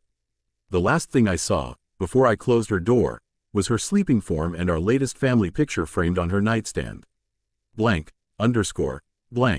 Hey, man, Emmett said as soon as I got to the living room. Is Bella okay? Yeah, she's sleeping now. How is Rosalie? I asked, genuinely concerned for her and their son. I knew what stress could do to a pregnancy, and Rosalie was already high risk. She'll be okay. She's in the garage with Alice. Listen, I wanted to leave Nate with Charlie, but he got an emergency call into work, so he's with Jasper at their house. I told him you needed extra help with the presents, and Jasper was going to order pizza and a movie, and that you'd get him later, Emmett rambled on. I could tell he was nervous, but I appreciated the effort he put into his story. No, that's fine, thank you. I put my hand on my face and rubbed my eyes. I couldn't believe how this day had turned out. Thankfully, with the help of Alice, Jasper, Emmett, and myself, we had the house back to normal in only an hour. Rosalie was ordered to sit on the couch while we worked around her. The new cake that Bella had special, Lee made that morning, laid untouched along with the presents. When I asked the women for details, they just said everyone seemed to scatter when Esme showed up, so Rosalie would just have to write some amazing thank you notes. I peeked in on Bella a few times before everyone left. I had received a call from Nathan just before 5 asking if it was okay for him to stay the night with Jasper and Alice. To be honest, I wanted to scream no into the phone, but he said Jasper opened up his game collection and he just wanted to hang out. I offered to go over there to pick him up later, but this time he told me not to worry. I finally relented, and Alice promised before leaving that she'd have him back in the morning. I made sure she knew I was a phone call away at any time. After everyone left, I fixed myself a sandwich before checking on Bella again. Her body had shifted since the last time I'd check on her, and I noticed her eyes blinking awake. Bella? I called out and her eyes snapped to me. Are you okay? She nodded, before asking what happened. I then explained the cleanup and where Nathan was, but she only kept nodding. So, this all really happened? She finally asked. Yeah, it did, I answered. We should talk. She started just as the phone began to ring. I glanced over and saw it was Charlie. Just let the machine get it. I don't want to deal with him right now, she brushed off. He showed up earlier, at the bowling alley. It was civil, I explained right as the standard answering machine recording went off. Not now, we have other things. Bella was cut off by Charlie's voice. Bella, it's your dad. Listen, I know you're mad at me, but Edward isn't answering his phone, and I need him to call me. I just got word on Tanya and, beep. Even though I flew at the phone, I was a second too late as I scrambled to hear my message. Bella stayed frozen on the bed that I'd flown off of. Right as I had my hand on the phone, the answering machine cut off. A blur of tunnel vision hit me as I quickly redialed Charlie on his phone at the station. I was rooted in place as 2 agonizing rings sounded before Charlie answered. Chief Swan, he picked up. It's Edward, I stated simply. My mouth ran dry, and I couldn't speak anymore. I just needed to know the new information he had. Where was Tanya? What had she done? Was she planning something else? Where had she hid? They were all the questions running through my head. Sit down, son, Charlie spoke seriously into the phone, and I began to brace myself for the worst. My body worked without much direction from my brain. I stumbled over a few pieces of discarded clothes that laid haphazardly on the floor, before plopping onto the edge of Bella's bed. Are you sitting? Charlie asked a moment later, and I incoherently muttered a back. It hadn't even occurred to me that the last place he expected me to sit was on his daughter's bed. Well, I'll get to the point. A sheriff in Montana stumbled on a cobby several weeks ago that was burnt to the ground. They did an investigation and found a body inside. When they linked up the DNA, they got a hit on our case. The body belonged to Tanya. She's dead, Edward. Tanya is dead, Charlie informed me with little emotion to his voice. I could hear him continuing to talk, but his words stopped making sense. My brain focused only on the words, Tanya, and dead. Tanya was dead. Tanya was no longer a threat. If Tanya is dead, that meant Nathan was safe now. Edward, are you still there? Charlie yelled loudly into the phone. Edward, yeah, I answered. I need you to come in and sign some paperwork.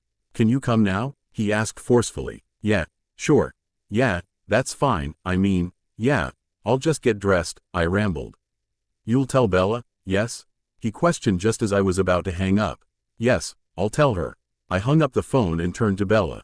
She had both of her hands gripped on her bedspread, and her skin was pale. Where is she? Bella whispered as I let the phone fall from my hands. It bounced lightly on the bed before coming to a stop between us. In hell, I replied. It was, honestly, the first thought that came into my mind. I would still check the alarms and the windows every night to ensure Nathan was safe, but now I had one less person to worry about. She was really gone. What? Bella gasped. Her hand immediately raised to her mouth, and her eyes widened. She's dead. They found her body in a cabin in Montana, I explained. Your dad kept talking, but I couldn't concentrate, but he needs me to go in. I'm coming, too. Bella immediately jumped off the bed with more energy than I'd seen in her in hours and began rummaging through her dresser. I saw a pair of jeans and a plain blue top fly past my head and hit the spot she'd just been sitting in. Edward, go change. I walked out of Bella's room and within 10 minutes was sitting in my car driving to the station.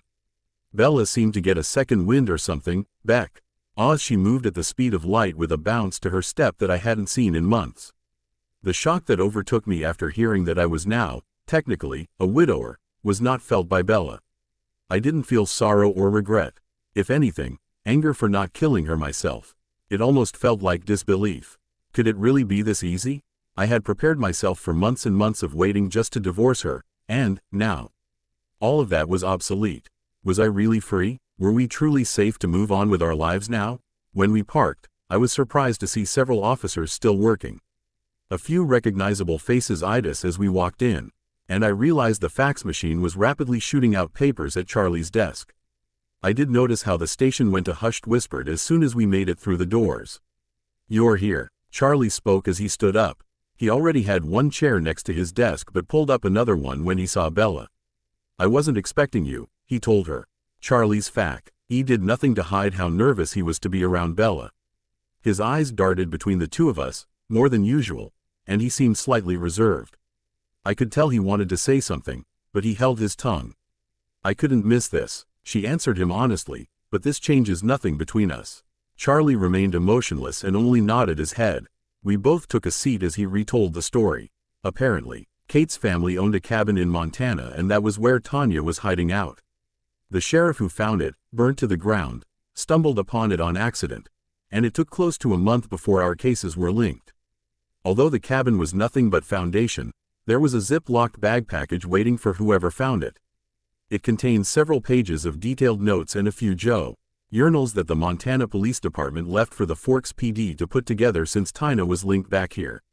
He explained that Garrett told Tanya to meet him there, but they didn't think Garrett was honest with Tanya about who owned the property. What Charlie didn't understand was why Kate's family wasn't upfront with the Montana Sheriff's Station when they called about the property.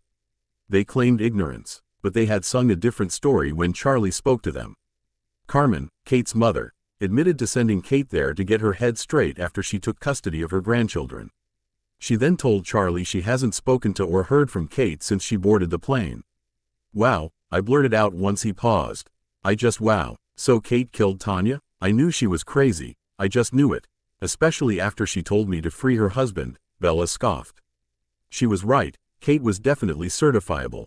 However, it was still hard to believe Tanya was truly dead now. Yeah, she definitely had problems.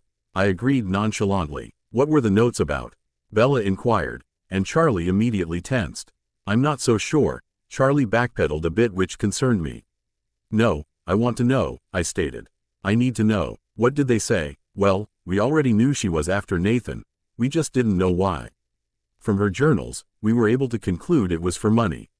She wrote, in great lengths, About your will and even had parts of it photocopied and taped in there. However, what we didn't expected was, he paused for a second. Edward, I'm going to be honest, everything personal aside, you may not want to know. Tell me, I gritted out. I felt warmth overtake my balled-up fist. I looked down to see Bella's thumb working in a circular motion in an attempt to soothe my nerves. I looked over at her, just for a brief moment, and smiled. It was as close to a thank you as I could give her in that moment. I warned you, but, well, you were next. Tanya wrote out how she old murder you on the vacation you were supposed to take. It involved drugs and a car accident, but the point is, she wasn't only after Nathan, she was after you. Charlie finished talking, and I just sat there. Me? She was coming after me? How did I not see this? What does it say about Bella, then? With Nathan gone, it would have went to her. I don't understand. The shock I had felt before doubled, and it hit me like a freight train. She never wrote about Bella, Charlie immediately answered. I don't think she knew that information. Edward? Bella nudged. Sorry, so it really was my fault? She wanted Nathan dead for my money. I whispered. I just need a minute. I stood up from the chair and walked outside into the brisk, chilled air. A million emotions poured out F me as I contemplated how we would explain this to Nathan. Would he learn the truth as an adult? Would he hate me for it? I knew I had a lot to atone for as a dad, but how do you come back from this? I knew now I didn't love her, but until she hurt Nathan, I never hated her enough to try and kill her. But she would kill my child for money? I would have given her everything willingly if I knew this was where it would have gone. Time passed, though I didn't remember how much, before Bella walked out of the station. It was the middle of the morning, and we needed to go home, so she took my keys, and we left. Bella didn't elaborate on any more information that Charlie could have shared, nor did she tell me if they had any sort of serious discussion. I understood, and supported, Bella Bine. Upset with Charlie for overstepping his bounds, but I had hoped it wouldn't become a permanent rift. After Bella's mom abandoned her, Charlie was all she had left outside of me and Nathan. I didn't want to see that fall apart, no matter how angry at Charlie I may have been. As soon as we entered the house, Bella turned to ask me a question. Did you want to talk still? Or, Bella trailed off. And it was her single statement that made me realize I couldn't hold on to this. I was relieved that Tanya was dead, but I was more thankful for my son's life. I couldn't allow the guilt to consume me. If I'd been swallowed whole again. The time I was granted was too precious to waste, and, instead, I needed to use this as a fuel to push myself to be even better. Sure, we can talk for a bit, where? I asked. I was definitely exhausted, but if Bella wanted to talk, I would. She needed to know I was here for her, regardless of the situation. I'd like to stretch out a bit. Is my room too personal? Bella asked me nervously, but I shook my head no. A few minutes later, I found myself sitting up against her headboard after we'd both changed into sleep clothes. Bella wore an old t-shirt and sweats, while I was in a wife-beater and plaid flannel pants. So, Bella shifted nervously, and it made me wonder if Bella chose her room for a reason. Maybe for personal security? Thank you for, stepping in when you did with your mom, and I had to cut her off. I don't need to be thanked for that, it was long overdue, and I apologize for not doing it sooner, I interrupted. PTED a little harder than I had intended. Okay, well what you said to her, it's like I told you I was confused, and then you did that. Now, I'm even more confused, and crap, am I even making sense? Bella looked over at me with a frustrated look on her face. I thought I had an idea of what she was trying to say, so I nodded. Bella, I want you to know I didn't say those things to piss off my mom or anything. I said them because I meant them. I know you know how I feel, and I can't force anything on you. I'm sorry for exploding the other night. I was frustrated and annoyed, but you didn't deserve that wrath. I've put you through hell, and it's selfish of me to assume you can look past any of it. However, it doesn't change how I feel, but I want you to know that I don't hold any expectations. I'll continue to stay here as long as I'm needed, or wanted, and then we'll make whatever situation we have work. I'd love, more than anything, to get back to where we were when we could just talk and be free and open. I hadn't realized how much I missed you as a friend until I realized you were gone. And I know that's my fault, but I'd like nothing more than to get back there. My long W.I. NDED speech didn't seem to have any physical reaction from Bella as her face stayed even the entire time I spoke. Thank you for apologizing, and I'm sorry I jumped on you about Nathan. What seemed like valid concerns then, well, they're still valid, but they're not as solid. When you walked in, God, Edward, if you could have seen your face. You looked horrified and angry, and I thought for sure you were coming after me. Bella barely croaked out the end before she had to whip a few tears from her eyes. I leaned over to her nightstand and grabbed a tissue from the box to hand to her. I'd never go after you. When I pulled in, the first person I saw was Rose, and I panicked. It reminded me of your shower, and I planned on immediately storming in until I heard you tell her to tell her story. I froze because I didn't believe she'd be truthful if she knew I was there, so I just listened. I elaborated on why I stayed hidden. Then I heard the slap, and I thought for sure she hit you, so what you saw was my reaction to that. God, Bella, if she had hit you, I couldn't just stand there and let her think it was okay. I wasn't sure what I had planned to do until I saw your hand in the air, and I realized you were okay. Immediately, I wanted to be near you.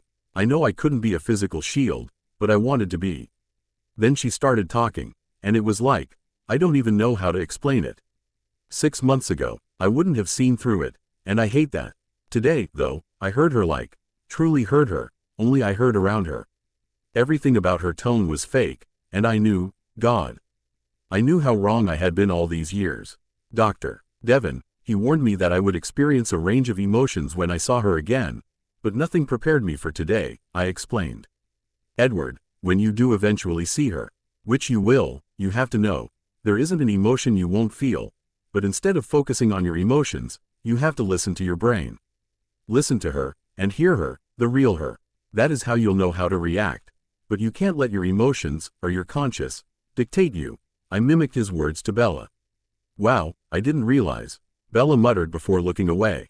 In a daring move, I lifted my hand to her face and turned her towards me. Though her eyes darted, our faces came so close that I could feel the gentle breaths of air coming from her nose. Bella, I started, my voice hoarse. I don't want anything more than you can give, and I don't expecting anything more than a friend, but I have to know where you stand. I don't know, she whispered back. I want to try, but I'm not sure what that means. Do you think no, do you want to try and get back to where we were before? And by before, I mean, before Forks. I questioned. I wanted more than anything to ask Bella out. Have her say yes, and prove to her that I could be the man that she deserved. Bella didn't want flashy or expensive, and I knew everything I did or arranged LD need to come from my own heart and mind, and I'd do it without question. However, 9 years of hurt were impossible to erase, just like the over 30 years of emotional abuse I was still overcoming. Bella remained quiet for a bit. Her eyes remained locked on mine, and I could see her mind working out her options. She took one final breath before opening up her mouth to speak. So, how do we do this? She whispered, a mere inch from my face. I don't know, I whispered back nervously. My eyes wandered to her red, plump lips that were begging me to kiss them. We'll take this slow, she repeated softly. Her hand come out to touch my shoulder. As much as I wanted her to bring me forward, I was relieved when she pushed me back. We both blinked rapidly as we took in our surroundings. Bella stifled a yawn, and I realized there was one question I had let sit too long. Bella, before we go to bed, I have a question, I began. Please don't hate me, and I'm saying this to you as a friend. But have you considering talking to someone now? You mean like a therapist? Bella replied quickly and without any hesitance. Yeah, I'll do. I just think, I don't know, it could be beneficial. I knew I was tiptoeing, but I had just gotten Bella to agree to try and be more than we currently were, and I didn't want to ruin that. I had thought about it, but I got busy. Why, do you have a recommendation? She replied in a tone that sounded like a joke. Well, not offhand, but I could ask, I mean, if you wanted me to. I stumbled over my words. This conversation was going far better than I had anticipated. Sure, she shrugged, and I gave her a deer-in-headlights look. What? I know you had reservations about therapy, but remember, I've been in and out for years. Years? I blanched. I knew she had seen someone after Nathan, but years? Yeah, years, she replied hesitantly, and I immediately felt like an ass. No, please don't think I'm judging you. I didn't realize, I corrected my previous statement. One day, I'll tell you more about my mom, but that story is far too long, and I think I just need to crash. It's been a long day, and I'm not sure I have it in me. She brushed me off. When you're ready, I'm here to listen, but you're right. We still have to get Nathan in the morning. I chuckled. I stood up to exit the room, shutting the light off before opening the door. Edward? Bella called out at the last second. Huh? I turned back towards her. Tanya is really dead, right? This wasn't a dream. She sounded hopeful. Definitely not a dream, I answered.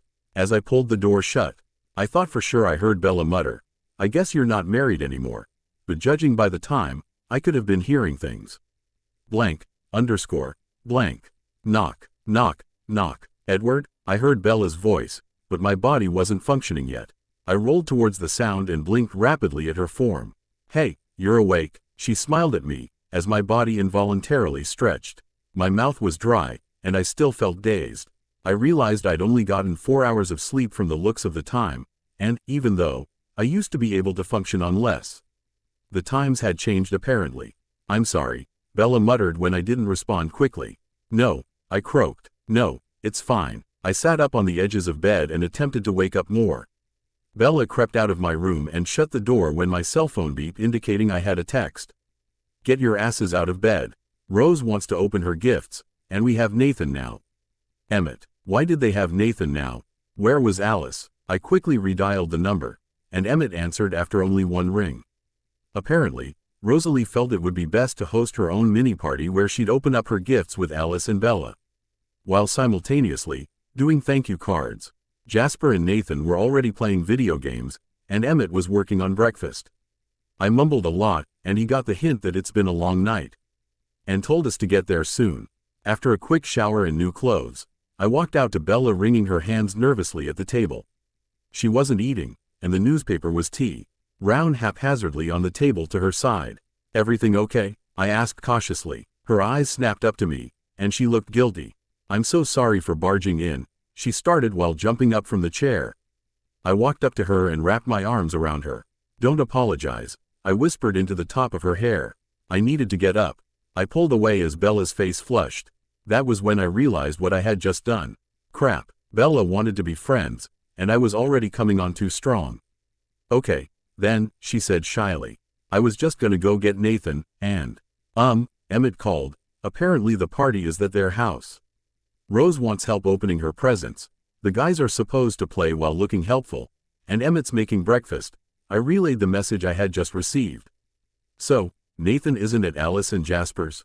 She asked. No, I answered warily, slightly caught off guard by her question. I don't know how I feel about that, Bella replied honestly. Her face a mix of several emotions I couldn't distinguish. I spoke aloud, at a loss for words. Look, I trust them, but I don't like not knowing where he is. I just want them to tell me, Bella replied softly. Then it clicked. If something would have happened, Bella, and I would have shown up at the wrong house, and oh. I understand. We'll talk to them. My statement came out more like a question. Bella nodded. Dean started to get her stuff ready to leave. Are you nervous? Bella asked after we were already driving to Emmett and Rosalie's. No. Why would I be? I asked casually. Well, after what your mom said to Alice. I'm surprised you're not more concerned. She shrugged. The truth was, I had spent so much time thinking about Bella last night, and then learning about Tanya, that I hadn't had time to think about Alice. Now that Bella had reminded me, my brain went into overdrive. No, you're right. I just hadn't thought about it yet, I explained as I pulled into the driveway. You should talk to her. That was Bella's parting advice before exiting the car. I'll do that, I answered, and she nodded before ringing the doorbell. Surprisingly, Alice answered the door laughing, that was, until she saw me. The second our eyes locked her face went blank. Come on, Edward, I'm sure Emmett could use your help, and, Bella, you're ours. She delegated before pulling Bella's hands in the direction of the living room. Alice, I think, she cut me off. I don't, she replied curtly. I'd really love to talk to you. I pushed. Not now, she gritted out forcefully. Alice, drop it, Edward. Jasper's voice rang out from the hallway he just stepped out of. He immediately walked up to Alice and placed a kiss on her forehead, before she walked away with Bella in tow. Jasper? I let my question hang. Don't. She'll talk to you when she's ready. He answered quickly before walking off towards I assumed, Nathan. I trailed behind until I found my son. I knew Alice said to help Emmett, but there was no way I wasn't going to find Nathan first. "Hi, Dad," he explained with excitement. His entire face beamed, and I reveled in that fact. "Hey, buddy, what you doing?" I asked, and he held up the control to the PS3. "I'm beating Uncle Jazzy's butt," he cheered triumphantly. "Jasper," Jas huffed. "Uncle Jasper," but Aunt Alice said it's Uncle Jazzy. He smirked, and I knew he knew exactly what he was saying. Jasper turned to me, and I just shook my head. "You're on your own," I told him before turning my attention back to Nathan. "I'm gonna go help your Uncle Emmett in the kitchen, 'kay? Play with me later?" he asked with a hopeful look. "There's no one else I'd rather play with," I answered truthfully and gave him a kiss on his forehead. I briefly waved to Rosalie on my way to the kitchen. Alice and Bella were sitting on the floor with her with gift bags and boxes spilled out in every direction. They seemed to have a system set up where Rosalie opened. Alice photographed and wrote down who it was from, while Bella wrote out the thank you note. When I walked into the kitchen, Emmett was already working on preparing the eggs. A buffet setup was already laid out with pancakes, bacon, hash browns, and sausages. "I didn't know you could cook," I remarked, and Emmett laughed. "There are a lot you don't know about me, little brother," he answered with his back turned. "Somehow, I don't doubt that," I replied. "How is Rosalie faring?" "She's a trooper, always has been." He turned around and beamed in her direction. "She cried for a little while last night, but then suggested we do this thing. And she cheered up." Speaking of, I started nervously. I really wasn't sure how to word my next statement, but I knew it was important to us, so I would. "Look, if you guys get together again and switch off where Nathan is, could you call one of us first, please?" Emmett cocked his head to the side with a confused look. We just weren't comfortable not knowing exactly where he was. I mean, I'm sure this comes off as paranoid, but no, man, that's fine. "Damn, I'm sorry," Emmett started to explain. "We didn't even realize." "Yeah, of course, we'll call you guys first." "Thanks, I understand. Honestly, if it wasn't after everything, we'd probably never thinking about it. But yeah," I sighed and he nodded. He got it. "So, what is going on with you two?" Emmett asked quietly in the kitchen. I followed the train of his sight to Bella, who was currently sitting under a pile of gifts bags and tissue paper. "We're going to try," I answered. Try as I might, I could. And T helped the smile that took over my face. I heard Emmett talking but was too busy looking over at Bella to listen. Her head turned, and our eyes met. She returned my smile before looking down and blushing lightly. Alice hit her knee, and she immediately went back to focusing on the thank you notes she was currently working on. Edward," Emmett called out right behind me, and I jumped. "Sorry, I held up my hand." "What were you saying? What does trying mean?" Emmett was scooping the eggs into the last buffet dish. "Friends," I answered immediately. "Just friends, close friends, even, and seeing if it grows. Neither one of us want to rush." "Look, I know this may not be my place, but aren't you married?" Emmett asked. Actually, I'm not," I answered while doing a 360 of the area. Bella and I hadn't talked about how to broach the subject with Nathan yet, and the last thing we needed was for him to walk in on this conversation. "Excuse me?" Emmett whipped around towards me. Where is she?" "No longer with us," I answered simply, and recognition hit his face. "Do you mean?" The question hung as I nodded my head. "Details? When Nathan isn't around," I whispered. He nodded and his eyes went wild for a second. "I'm starving," Nathan whined behind me. Once I heard his voice, Emmett's reaction made sense, so I relaxed my face before turning around. "Do you want to help set the table?" I asked, and Nathan nodded. Blank. Brunch went by with quiet conversations among the table as we all dug in. I had to admit, my brother definitely knew how to cook. It made me wonder what else I didn't know about him. I knew I needed to talk to Alice, but I also felt like I should have a sit-down with Emmett. He didn't seem to have such a negative reaction towards me, so I wasn't sure if Alice had told him what Mom had said. When I looked back on my life, being her favorite made sense. I wasn't forbidden from playing with my siblings, but it always seemed like I always had something else to do. I grew up more like an only child, because Emmett and Alice always had each other, whereas I had Mom. I was definitely at a disadvantage, but I doubted they saw it that way. "So, is there anything I can help with, Rosalie?" I asked as everyone slowly finished their meals. Her eyes blanched at me before she had a chance to recover. She coughed lightly. I don't know if you want to help Emmett start putting together some of these bigger items, but you did all that before, right? She looked uncomfortable asking the question, and her eyes shifted between Bella and me. Of course, I answered immediately. I had fond memories of wanting to throw Nathan's crib out of Bella's apartment window. Whoever made those directions did not know what they were talking about, and I almost cried the day I realized I couldn't fit in the hallway to go to his room, which meant I had to take it apart, move it, and put it back together again. Bella had a lot of laughter at my expense that afternoon. Why don't we go upstairs after we're done cleaning up and work on the crib? Emmett interjected. I visibly shuddered, and I heard Bella stifle a laugh. What? Rosalie asked with a smile as she looked between us with a lighter expression than before. Oh, Rose, you should have seen him. Bella couldn't contain her laughter anymore and let herself go. Oh God. First, he insisted insisted he read every single word on the instructions sheet. Then, when I told him he should set our crib up in Nathan's room, he swore, and I'm telling you, swore he'd fit in the hallway to put in Nathan's room. I really thought I'd see him cry, when not only did he shred the directions after the third page, but the crib would not budge because of the narrow walls. He huffed and fumed, and even screamed, after he took it back apart just to put it back together in the room I told him to. Bella had tears in her eyes from laughing, and everyone joined in on the fun. Thanks guys, really, moving on now, do you want my help? I directed my question at Emmett. Sure, he replied, but he hadn't stopped laughing yet. Can I help? Nathan popped up. He looked genuinely excited to help, and even though I knew his help would probably make the project longer, I couldn't say no. Sure, I answered, and Nathan smiled. What about you, Jasper? Emmett asked. I think we're gonna get going, actually, Alice answered for them. I didn't miss the nod Emmett gave her before they stood up to leave. Emmett, Nathan, and I worked well into the afternoon as we slowly made it through all of their nursery set. Then we worked on the bouncer, the rocker, and the glider. Emmett started to pull out the exerciser until I told him to save it for a few months, because he wouldn't want it in the way taking up space. When we finally walked back downstairs, Nathan looked like he was going to pass out, and Bella was laughing at a joke Rosalie had just said.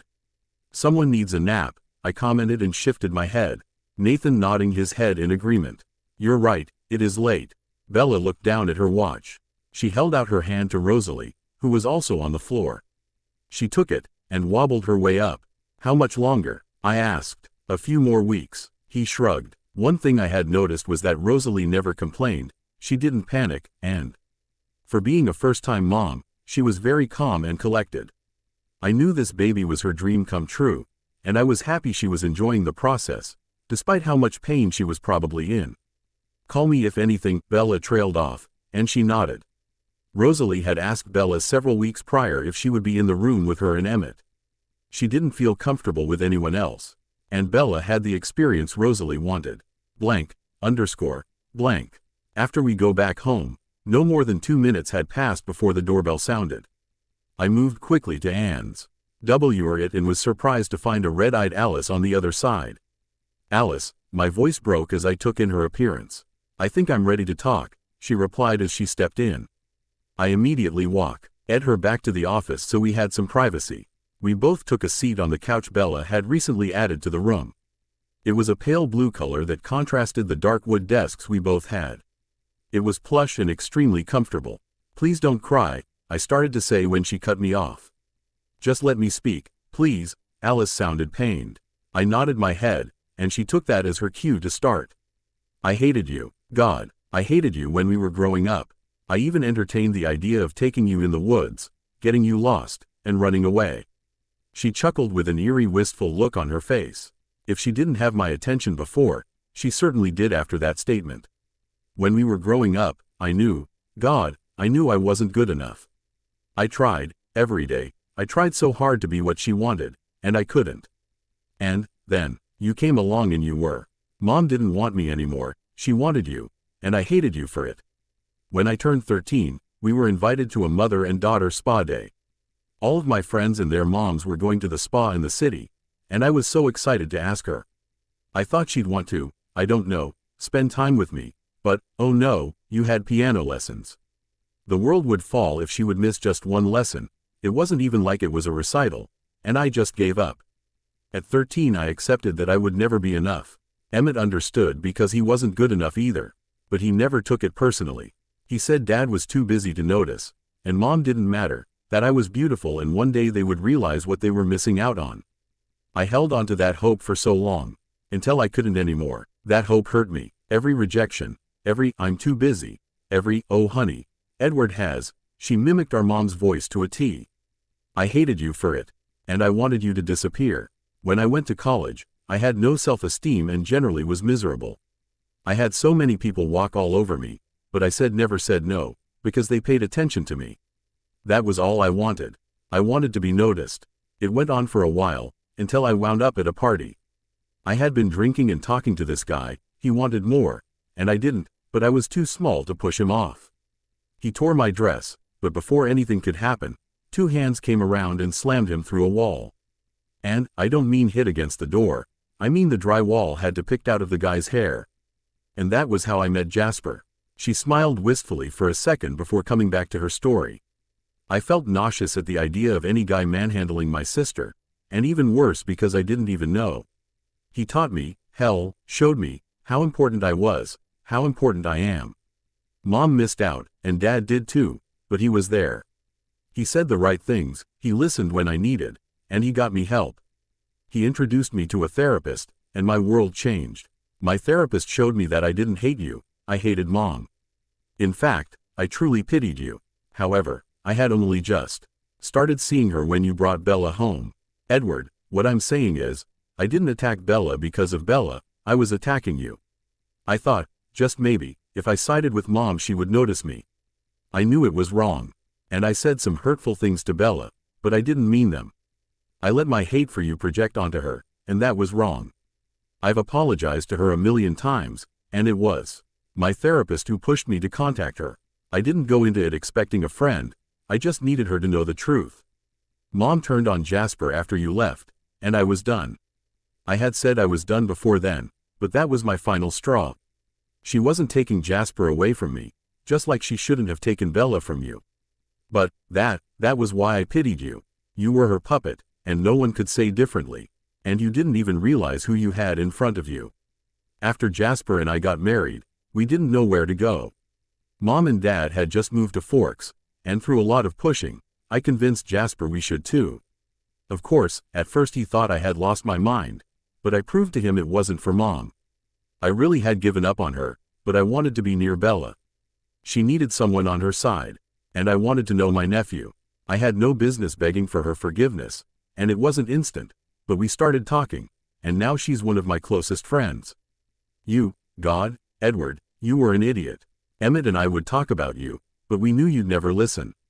Then you met her, which Bella told me, and I've been thanking God since this morning, but you met her, and you got worse. I never thought you'd become worse than when you were Mom's puppet, but you did. The thing is, I realized that I should be thanking you. Alice huffed and collected her thoughts. You had everything I ever wanted. You had Mom, and when you're a teenager, that is all you want. But, I've seen what it cost you, and now I'm thankful that she chose you and not me. If I was you, I may not have Jasper. And I don't have a future without him. He is my world, and no one can replace him. So, what I'm saying is, I love you. You're my brother, and I love you, but I don't know how to like you. And, I don't know if I'll ever be able to like you, because when I see you, I see Mom. I know I shouldn't, and I know you've changed so much, but the hurt is there. Jasper and I talked, and we both agreed it's time for us to leave. Forks has never been home, and after yesterday, it can never be home. Too much hurt and too many memories, and we need a fresh start. I will always be here for you, but I just can't live here anymore, and I hope you don't hate me for abandoning you, but I just can't. Alice burst into tears. She had remained strong through her entire speech as I absorbed every word she said. I was shocked speechless at the pain I had unknowingly caused her, and for her to think I'd hate her for leaving was unimaginable. When? I managed to ask. After Nathan's party. We'll stay until the summer. And after that, we're gone. We're still working out the details, but Jasper is from the south, so probably somewhere around there, she answered. May I? I asked cautiously. Alice was hesitant, but nodded. You're my sister, and I love you. I realized that the array of emotions I had felt while listening to Alice were slowly bubbling to the surface. I took a few cleansing breaths to calm myself before going on. I don't think there is anything I can say, and I won't pretend to understand, but I just want you to know that I love you. I have always loved you, and I will always love you. And you're irreplaceable to me. I don't hate you, I don't think less of you, and I'd rather have you living somewhere where you can be happy, than be stuck in Forks because other people need you. Thank you, she muttered weakly. I scooted over to her side of the couch and wrapped my arms around her. She sobbed into my chest, and I felt as if my heart had shattered. I was slowly starting to see the true damage that my mom had left in her wake, and I knew we needed to get out of Forks, too.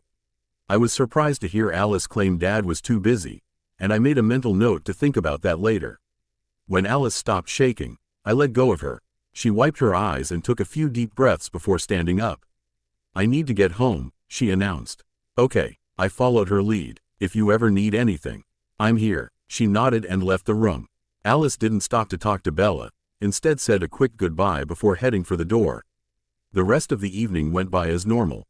We ate dinner together before Nathan went to sleep. Bella asked me about my conversation with Alice, but I was still reeling from my earlier emotions that I asked her for a rain check. She seemed to be very understanding and left me alone to my own thoughts and my journal. When I heard a knock at my door, I woke up with a shock. I was still in my clothes from earlier with my notebook open, and the clock read 3 in the morning. Bella popped in, and she looked dressed to go in new clothes. I'm going to the hospital. They've admitted Rose, she explained. I shook my head awake as I took in her words. It was time. Do you need me to do anything? I asked, realizing I had never asked that before. No, I'll call later. Just make sure Nathan gets off to school, okay? She asked me, and I nodded. Tell her I said good luck. Bella smiled at me and shut the door. I laid awake until it was time to get Nathan, as I was unable to fall back asleep since Bella had come in. Thoughts of my dad, and where my life could have been, floating in my head. Where's Mom? Nathan asked as I poured him a bowl of cereal. It provided me with a distraction from the thoughts that were swirling in my head from my conversation with Alice, where things were leading with Bella, and how Rose and Emmett were faring at the hospital. So much had happened, and with the few short hours of sleep I had gotten the night before, my brain was overloaded. I turned around at his words and found a wary-eyed Nathan standing behind me. He looked at me expectantly, and I realized I hadn't answered his question. I had been too busy staring at the clothes he'd put on for the day, and how Bella might have killed me if she could see him right now. He had on a red t-shirt that was so wrinkled you'd they thought he slept in it with the jeans he wore the day before. One of the first pieces of parenting advice I had ever received was to pick your battles, and this one, for sure, was not worth it. Your mom is with your Aunt Rose right now. She's having the baby, I finally answered him. Nathan's eyes widened, and I could see his mind working. Realization dawned on his face, and he smiled. So, can we go see the baby after school? He asked excitedly while moving to the table to eat his breakfast. I don't know, maybe. Babies come on their own schedule. Sometimes they're quick, but there is a chance the baby won't be here before you get out of school, I explained in as much detail as I wanted to give my 8-year-old son. Oh, so it could be a while? He asked between bites, and I nodded. I hope he's here before I get out of school. That was Nathan's final comment before we headed out the door. He shuffled through papers in his bag the entire ride to school and didn't say another word about Rose. I realized we still hadn't told him about Tanya, and I knew I needed to talk to Bella soon so we could decide on our plan of action for that discussion. Your mom or I will be back to pick you up, I explained as he reached for the door handle. Okay, love you, Dad. He smiled in my direction as he got out and started moving towards the doors. He turned around briefly to wave at me before going out of sight. It was those kinds of moments that made me realize how lucky we were that Nathan was found safely. I'd spent so much time taking for granted the time I had, that I never appreciated smaller moments like this.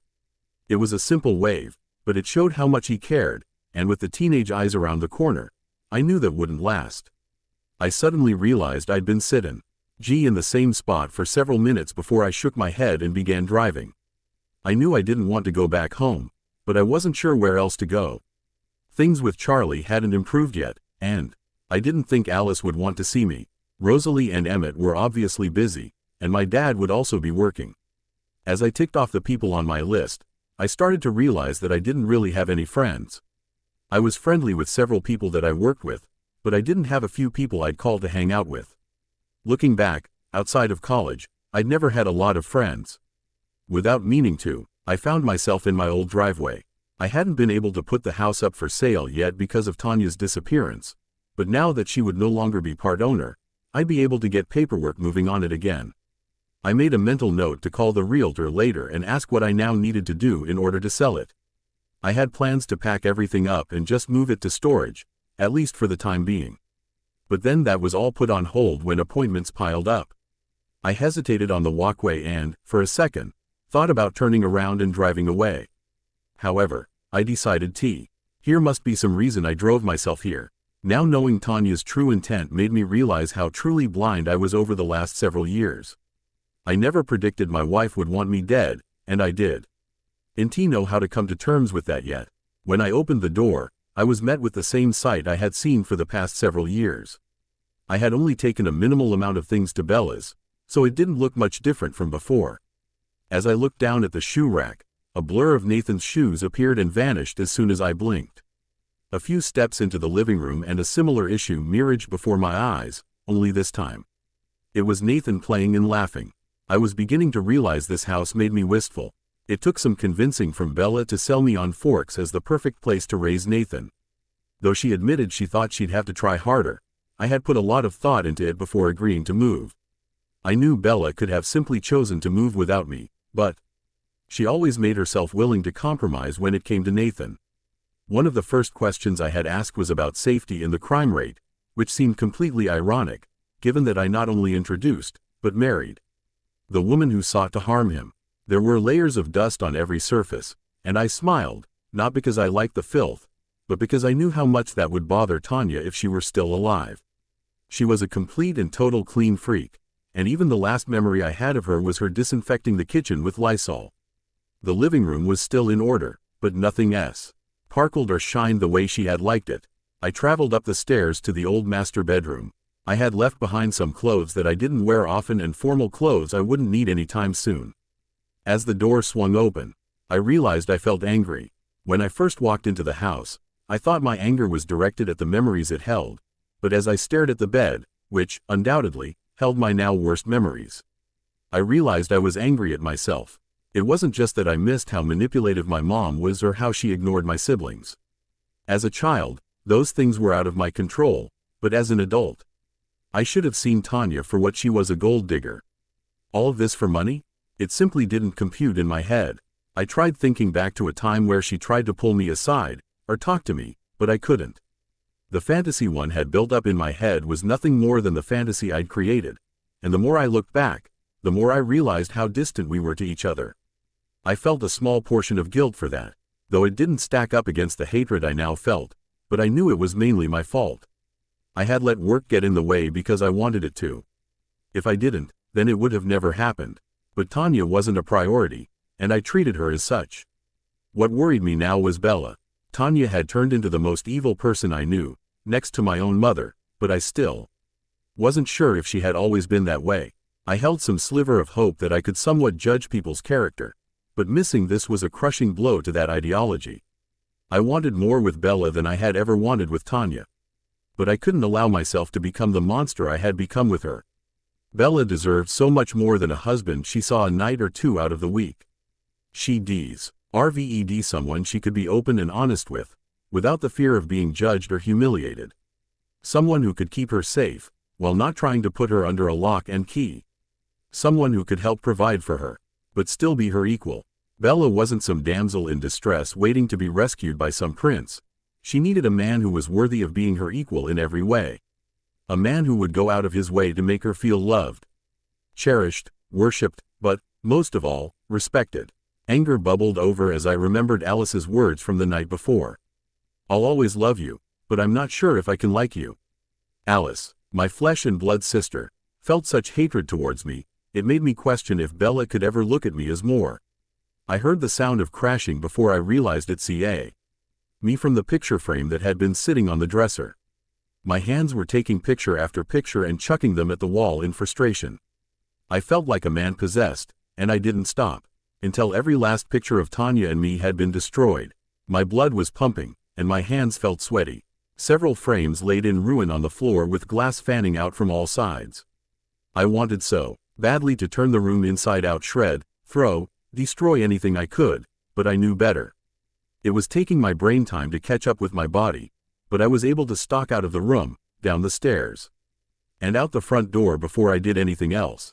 I hit my car before I realized I hadn't locked the front door, so I quickly fixed that before jumping back in my car and driving to the hospital. It was only 10, which meant I had wasted 2 hours in my old house, and Bella still hadn't called. When I parked, I opted out of trying to check on Rosalie and headed straight for Devon's office. Since the holidays, Devon and I began meeting more on a by needs basis versus 2 days a week schedule, as we were when I had first started. It had been over a week since I had last seen him, and I had no clue if he could work me in today or not, but I needed him too. His receptionist, Jessica, smiled when she saw me and immediately called back to his office. I knew her from the hospital, but I didn't know she worked for Devon. He came out and ushered me in, explaining he just had a cancellation. "We've never met here before," he started as he took a seat at his desk. He put his hand out towards the chair, indicating where he wanted me to sit. "What is going on?" So, I started talking. I started with my confrontation with my mother and worked my way to the house I just left out. I explained my heart-to-heart talk with Bella, and the heart-wrenching conversation I had with my sister. He remained silent the entire time I ranted and explained all that had happened in the past 48 hours on up to where Bella was currently, and how I had until 3 before I needed to pick Nathan up. "Well, you've had quiet a few days," he mused. "Tell me, what did you feel when you heard your mom's story?" The first thought I had was disbelief. I couldn't wrap my head around how insignificant it felt. I knew it must have been hell for her, but it left me feeling empty, like that was it. All the pain and hurt, for that. I shook my head at the thought. I felt like such an idiot for putting so much faith in her. "Now that you know, what would you have done differently?" he asked. I was mildly shocked by his question, because anytime I'd mentioned prior about wishing to go back, he had scolded me, explaining that living in the past wouldn't help now. I would have fought for myself, for Bella. I would have pushed to make things work with her, or, at least, given us a real chance. I immediately replied as I started going over in my head all of the things I would have done. "Really?" he pushed with an arched eyebrow. "Yes, really," I snapped back. "Let's go to Alice. If she and Emmett had sat you down and explained their point of view, what would you have done?" His new train of thought had me thinking. So I didn't immediately respond. Instead I thought about the question. "I would have listened," I eventually answered. "When you listened to Alice, did you actually listen to her words and take from them? Or were you defensive and closed off?" he asked. I listened. It was difficult to hear, but I didn't become defensive. I answered as I thought back to the conversation and analyzed my thoughts and feelings. I didn't get snappy. If anything, I just felt pain, and all I wanted to do was hug my sister, but I didn't think she'd be receptive. "And would you have felt the same way if they talked to you, say, 4 years ago, perhaps before your wedding?" I was almost surprised he wasn't wearing a smirk, because I knew internally he had to be smug. I walked right into that one. Fuck, he was right again. I would have listened, but there was no way I would have been so receptive. If I would have been, I would have listened to Emmett when he told me I shouldn't have been marrying Tanya. Instead, I got defensive, and this is where it led me. "Well, I don't have a comfortable table for you to slam your head on, but I have a noon appointment, so I'm planning on heading to the cafeteria about now. Care to join?" I looked up to see his face, not even a hint of judgment. I nodded as I stood up and stretched my legs. As we walked down the hall, I recognized several faces. Most people smiled and nodded. A few tried to stop me, but I politely brushed them off. When we got down to the cafeteria, I was astonished to see Emmett in line with a huge salad on his tray and a can of soda. He spotted me staring at him and waved me over. "Hey, how is Rosalie?" I immediately asked as I recognized the glow on his face. "Good, he's here." Em cheered loud enough for the whole cafeteria to hear. Joshua Daniel Cullen, 9 pounds 12 ounces, and 22 inches long. My eyes widened as I took in his stats. He sounded like a big, healthy baby. "That's great, congrats. Why are you down here?" I asked. Rose was screaming for food and wanted a salad, so I came down her to get one since she said ordering it would take too long. She won't let him go, so she's probably in the same spot I left her. The smile on his face was infectious. "Where's Bella?" I asked Emmett when I realized she still hadn't called me yet. I was shocked and hurt that I wasn't somewhere on the totem pole, since I was the uncle. "Oh, her cell died.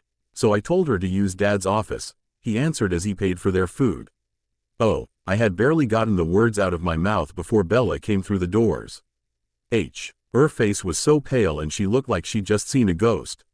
"What's wrong?" I asked immediately as she stumbled in our direction. She was, naked, so I ran, and, she muttered as she came up to me. The door flew open again, and this time my father stood on the other side with a terrified look on his face. His hair looked crazy and his clothes looked like he'd haphazardly thrown them on. "What the fuck, blank. Bella, are you okay?" I heard Emmett ask, but she shook her head no. I looked up to see a mixed expression on his face. Part of me knew he wanted to figure out what had just happened, but he belonged with Rosalie and Joshua right now. I mouthed for him to go, and he didn't need to be told twice before he sidestepped past our dad on the way out. I took Bella's hand and pulled her to the table where I got her a seat. I looked up to see my dad's frozen form still rooted in the same place. What caught my eyes was the blonde-haired girl who came up behind him. I knew her. "You know, Edward, you're not nearly as much fun as your father," she joked one late night. Mallory was a fill-in nurse in PEDS that evening and had been flirting with me all night. "You don't say," I replied absent-mindedly. "Yeah, your dad is much more entertaining," she trailed off. I remembered walking away, and she didn't work on the PEDS floor again. At the time, I didn't take her words seriously, but now that her clothes were in the same state as my father's, I was slowly putting the pieces together. As a father, he was there, always. He made it to recitals, school open houses, science fairs, and big events, but the day-to-day work was on my mom's shoulders. I had thought it was because my mom was my main focus, but Alice had mentioned that Dad didn't care. Now that he was legally divorced from my mom, I couldn't fault him for any fun he may or may not have been having. But when did this start? Bella's face was still pale, but she'd stopped shuddering. I looked up to see my dad walking over to us, and the blonde nurse had disappeared. "We should move to my office, son," he directed in a clipped tone. I nodded and pulled Bella up beside me. "Perhaps Bella should go back to Rose?" he suggested, but I shook my head no. Bella was staying with me. He sighed before leading the way to his office. When the door shut, Bella immediately took a seat in the far corner. And I started working out the words I wanted to use. When? I started off basic. A few weeks ago, after I signed the papers, I could tell by his eyes that he was lying. My father was nothing if not a horrible liar. It was actually what made him a great doctor. He had empathy, but was honest, and his patients trusted him more for it. "The first time, when?" I asked again, but more directly. I wasn't stupid, and though I could have claimed to be in the past, I wasn't now. "I don't," he started, and I recognized his tone of voice. He was annoyed. "Do you know what lying got me?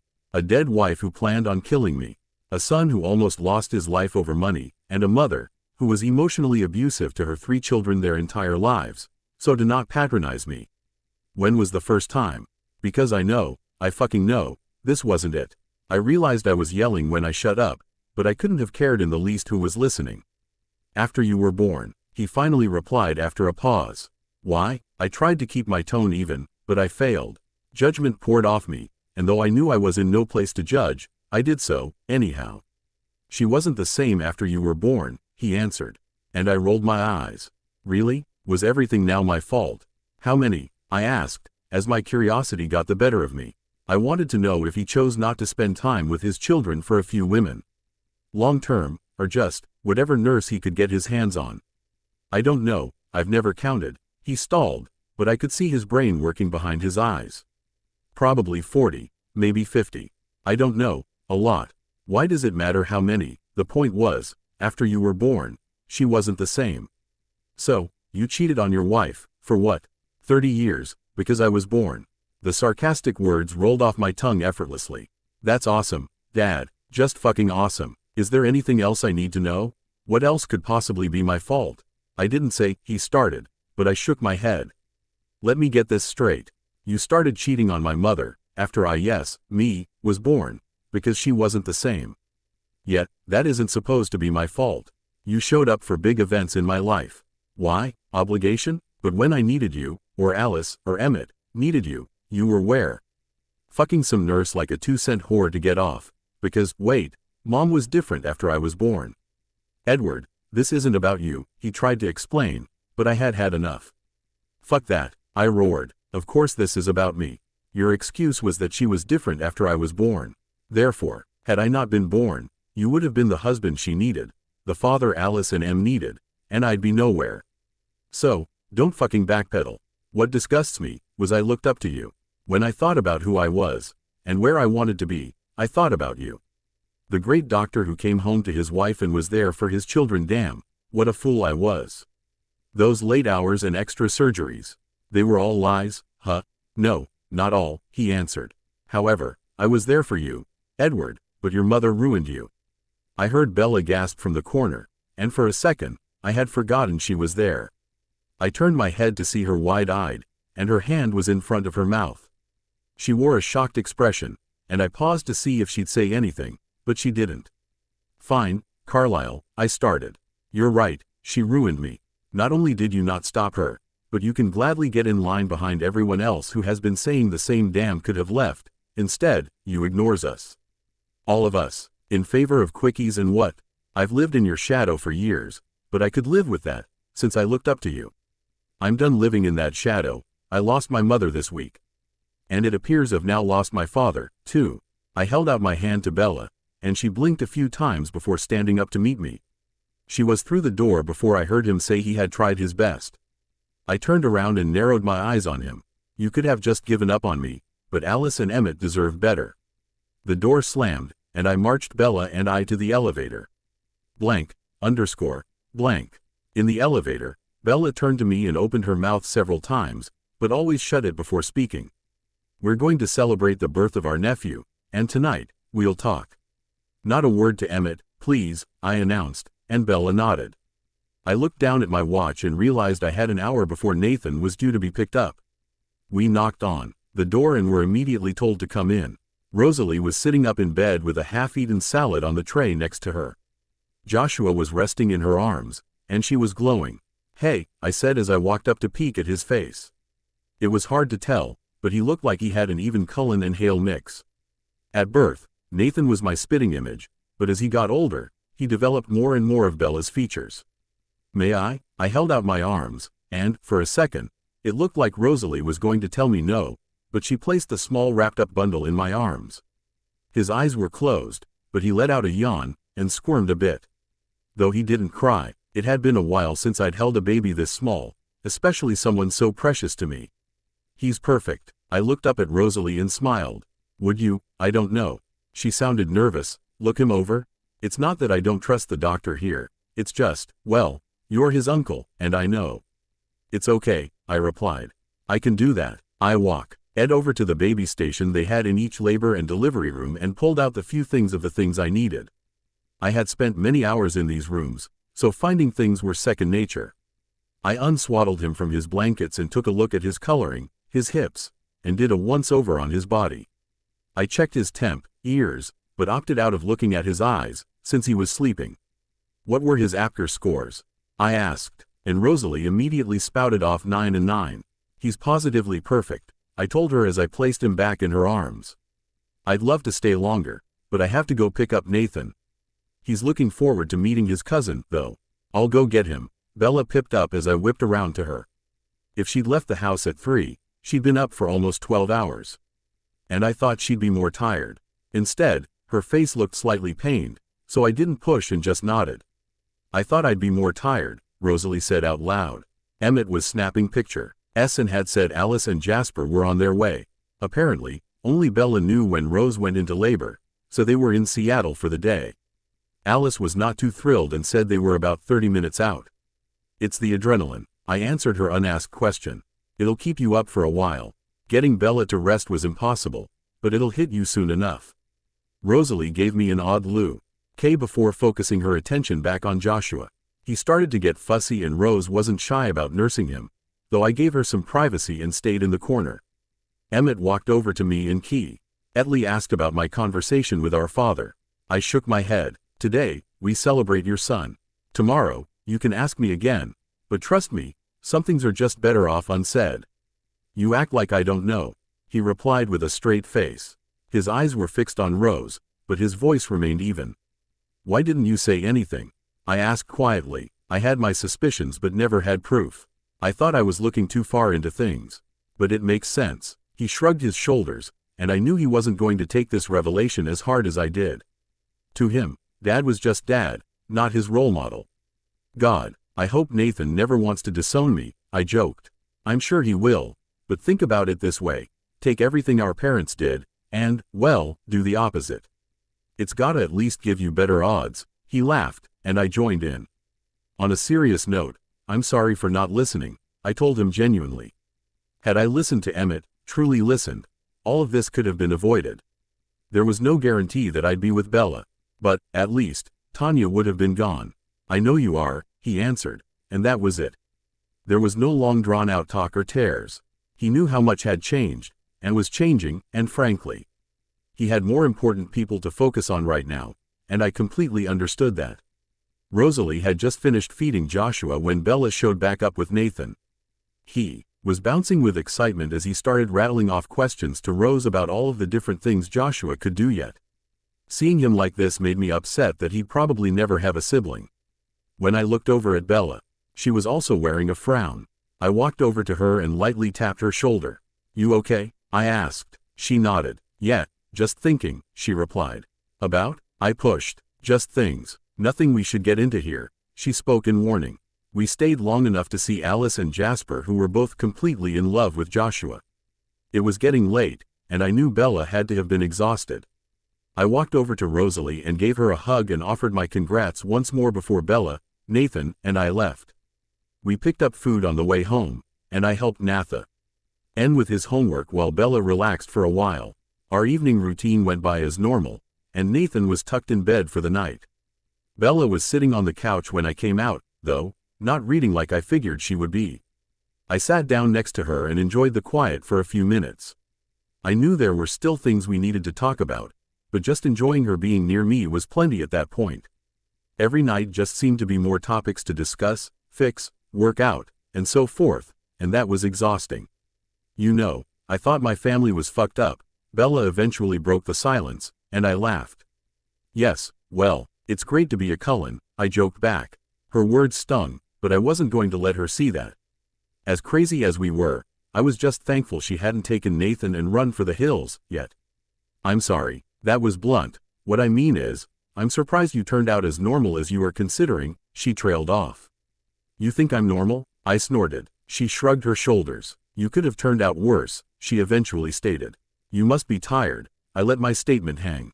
Not as much as you'd think. I'm really thankful Rose asked me to be there, though, it was an amazing experience. Her frown appeared again, and she looked away from me.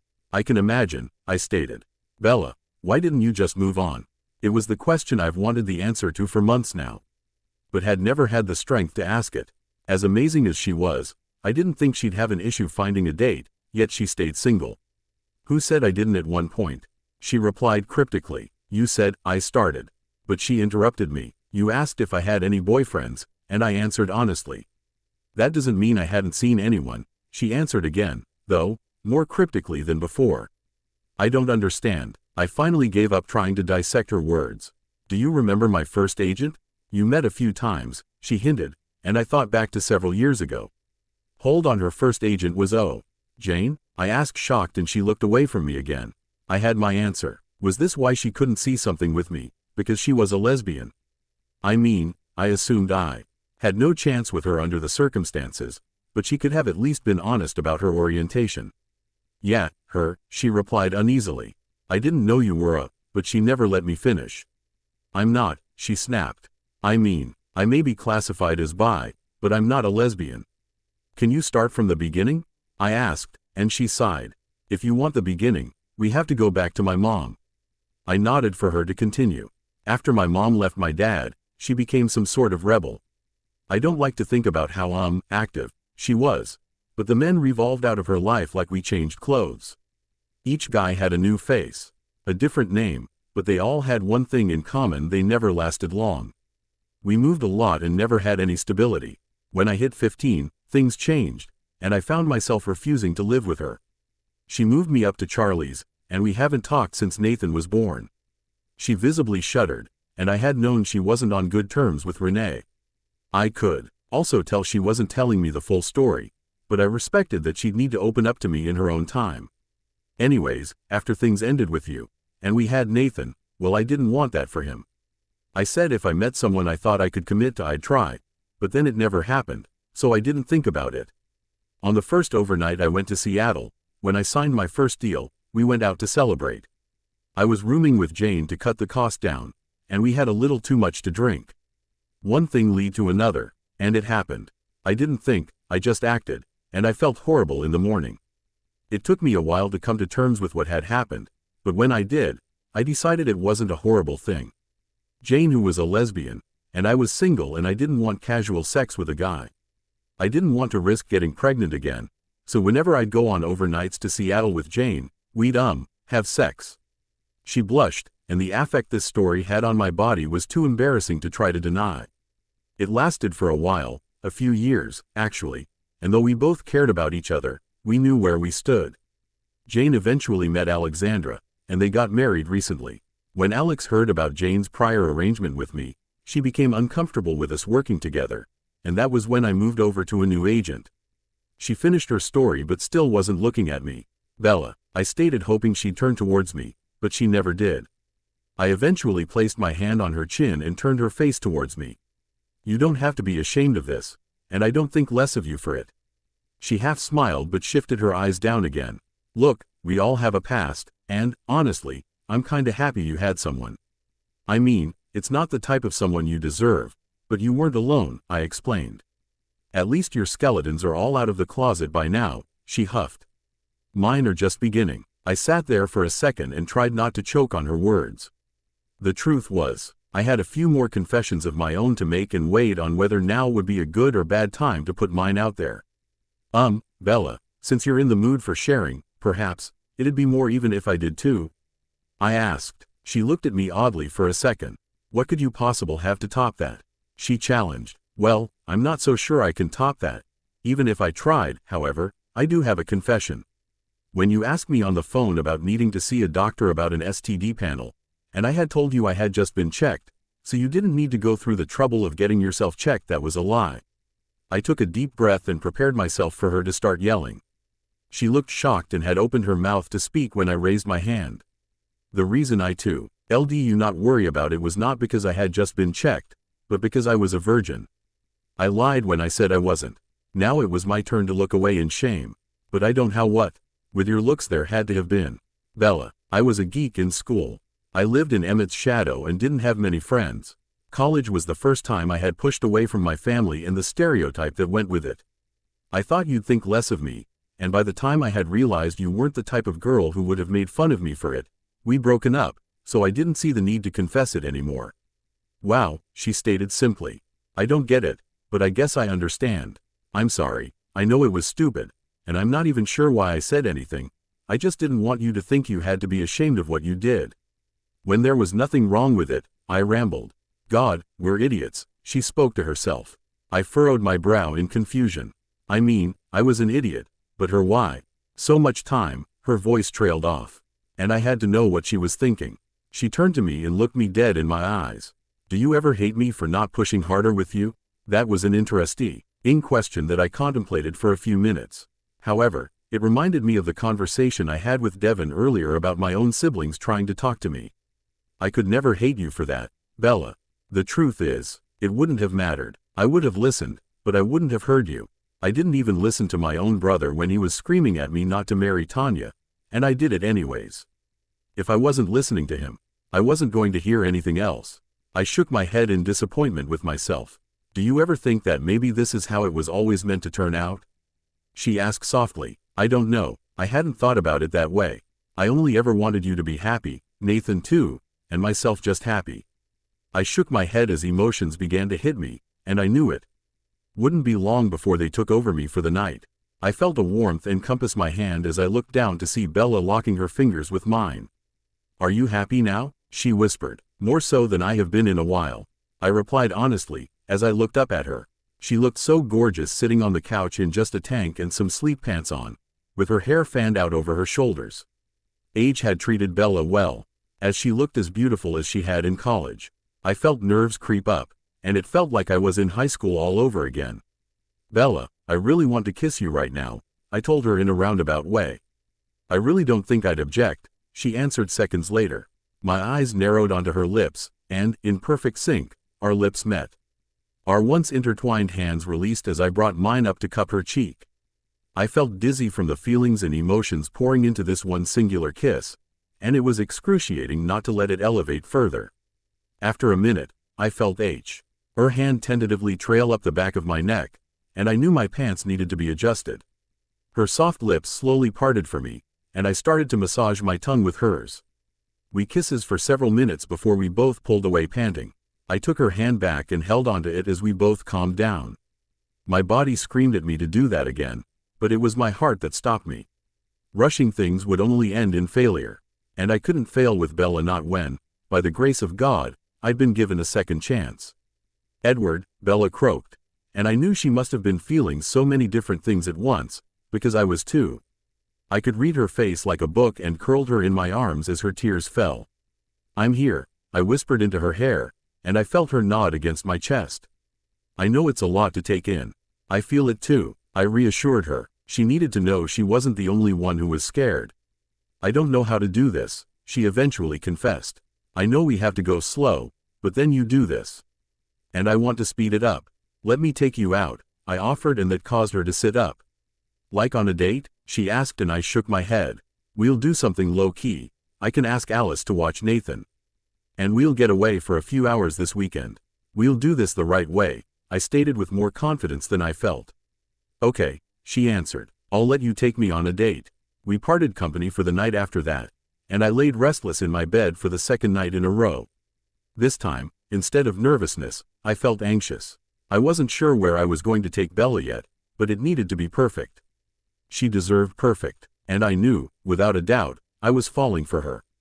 I felt the light from the sun heat my skin, but it didn't make me want to open my eyes.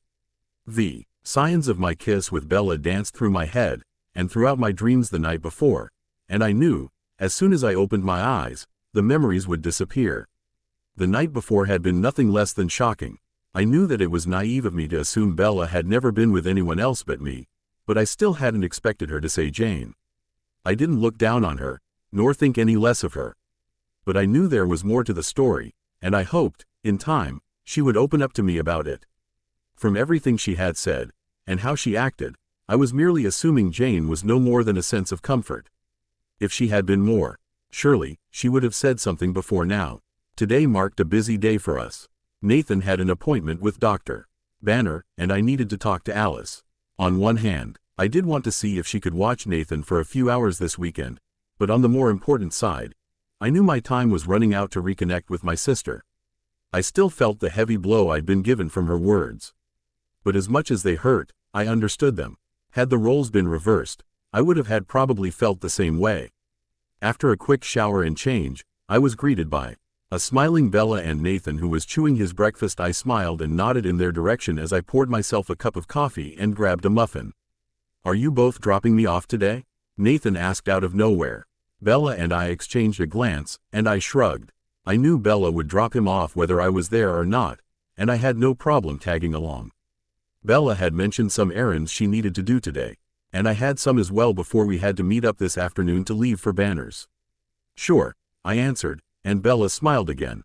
We all piled into Bella's car a few minutes later and left for Nathan's school. He chatted aimlessly about the party, and about all the new ideas his Auntie Alice had filled his head with.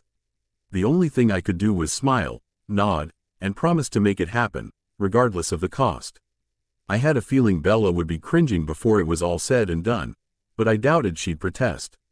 Nathan was going to have the best end-of-the-year pool bash this town had ever seen. Well, best party this town had ever seen, regardless, but that wasn't the point.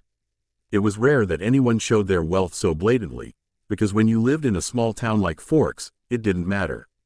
The community came together when people needed it, and those who had more, gave more. It was one of the aspects that immediately drew me into Forks when I visited for the first time. Everyone had smiled, waved, and called me by my name. I was never Sir or Drive Cullen. Outside of the hospital I was just Edward. I appreciated the laid-back atmosphere, and a pang of sadness washed over me when I remembered my thoughts from the day before. As much as I loved Forks, I couldn't stay here. Alice was leaving. I didn't know of Emmett or Rosalie's plans, but I did. And T think they'd stay here forever, but more than that, the memories of my parents and Tanya haunted me at every turn. I logically knew Tanya was dead. I had all but kicked my parents out of my life, but the memories and feelings were still there. Broaching the topic with Bella was going to be hard, and if she told me there was no way she'd leave, I'd make it work, one way or another. I would not be the piece that separated our family now that we were just getting it back together. Nathan jumped out of the car after a reminder that we'd be picking him up a little early to see Drive Banner. What do we tell him? Bella asked after Nathan walked away and was out of sight, through the double doors to his classroom. The truth? I questioned back with a shrug. I knew what she meant, even though it wasn't spoken out loud. Bella and I had spent too much time agonizing over how to break the news to Nathan. We weren't sure how he would react, and the last thing either one of us wanted to see was the reappearance of Jimmy, who, thus far, had been kept at bay since Christmas. How do you think he'll take it? She prodded, and I shrugged. I really don't know. I think, on one hand, he'll be relieved, but at his age, he'll feel guilty for being relieved, I explained. I had done a child psych rotation and had 2 classes in college dealing with child psychology and child development. Nathan was at a difficult age, because he understood the meaning behind life and death, and though he'd feel sympathetic that she had died, the logical side of his brain would feel relieved that she could no longer hurt him. For an 8-year-old, that would be a tough pill to swallow, but I knew with the support of Banner, Bella, and me, we would see Nathan through to the other side. Did you just want me to drop you back at home? Bella asked as we drove further away from the school, and I nodded. Blank, underscore, blank. 3 knocks on the door and my palms were sweaty, my heart was racing. And I reasonably felt like I was going to vomit. All 3 reactions were crazy, considering I was just outside the door of my sister's house, but given what I knew now, seeing her made me anxious. I didn't want to tiptoe, but I also didn't want to accidentally hurt her. It took a lot of guts for Alice to spill her heart to me, and I didn't want to set off a trigger. The "for sale" sign mocked me from the lawn as I contemplated leaving. I had already waited about a minute, and I wondered if she simply wouldn't answer the door. Her car was in the driveway, but she could be asleep, taking a shower. Or she just didn't want to see me. I was about to turn my back to the door when I heard steps pad down her front hallway. Her tiny form could be seen through the paned glass, and, with the twist of a knob, the door swung open. She greeted me with a tight smile. I opened my mouth to speak, but nothing came out. "Why don't you come in?" she prompted, so I followed her inside into the living room. We both took a seat inside, with me on the sofa and her in an oversized armchair that looked like it could swallow her whole. "Thank you," I blurted out after a second, and I mentally began to lash myself for being such a spaz. This was my sister. "You look like you've seen a ghost. Is something wrong, Nathan, Bella?" Alice asked with an eerily calm tone to her voice. No, I wanted to talk to you." I rambled on aimlessly. "Okay, what would you like to talk about?" She pushed. Is Jasper at work?" I blurted the first thing that came to mind. Alice tilted her head to the side and broke out laughing.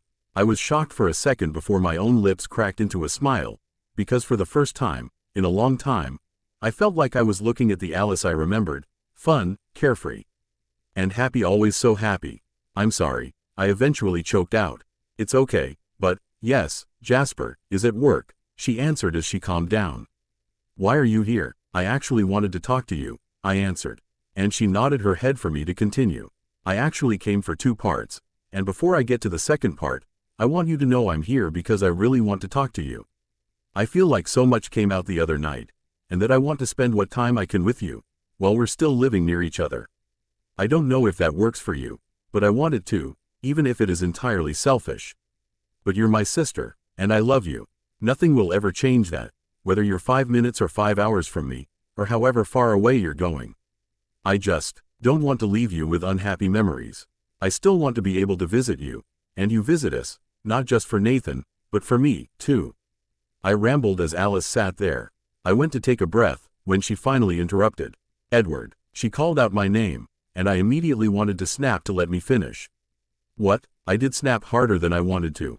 Edward, she said again, this time in a more chastising tone. Yes, I took a deep breath. Slow down, you can speak without rushing, she answered softly, and I continued. Look, I know we didn't grow up in the happiest of families, but, at the time, I thought we did. I see now how wrong I was, and I'm not sure how much Emmett has told you about yesterday, or if at all, but I see now what I didn't see then. I know it doesn't fix what happened, but I hope we can, at least, get to a better place as siblings. I really do love you, Alice, none of this was ever your fault. I finally stopped talking now that I had gotten my point out, and that was when I finally took into view my sister's face. Where she looked cool and calm seconds earlier, now had silent tears rolling down her cheeks, and I instantly felt horrible at my obvious lack of boundaries. In my attempt to put myself out there, I'd hurt her, and that wasn't what I had come here to do. I felt like even more of an ass when she specifically stopped me to tell me not to rush. I blew it. I silently stood up and motioned to leave, figuring Alice would want me gone anyways, when I noticed her jump out of her chair and barrel for me. Her small arms wrapped around my waist. Indeed, it took a second for my brain to process that she was hugging me. I tentatively placed my own arms around her and brought her close to me. I heard her whisper, "Thank you," and immediately felt confused, but I stayed silent. We pulled apart, and sat back down in our respected spots. She stared at me, as I stared at her, but neither of us moved to speak. Time continued to pass, and a wave of understanding passed through us without having to say another word.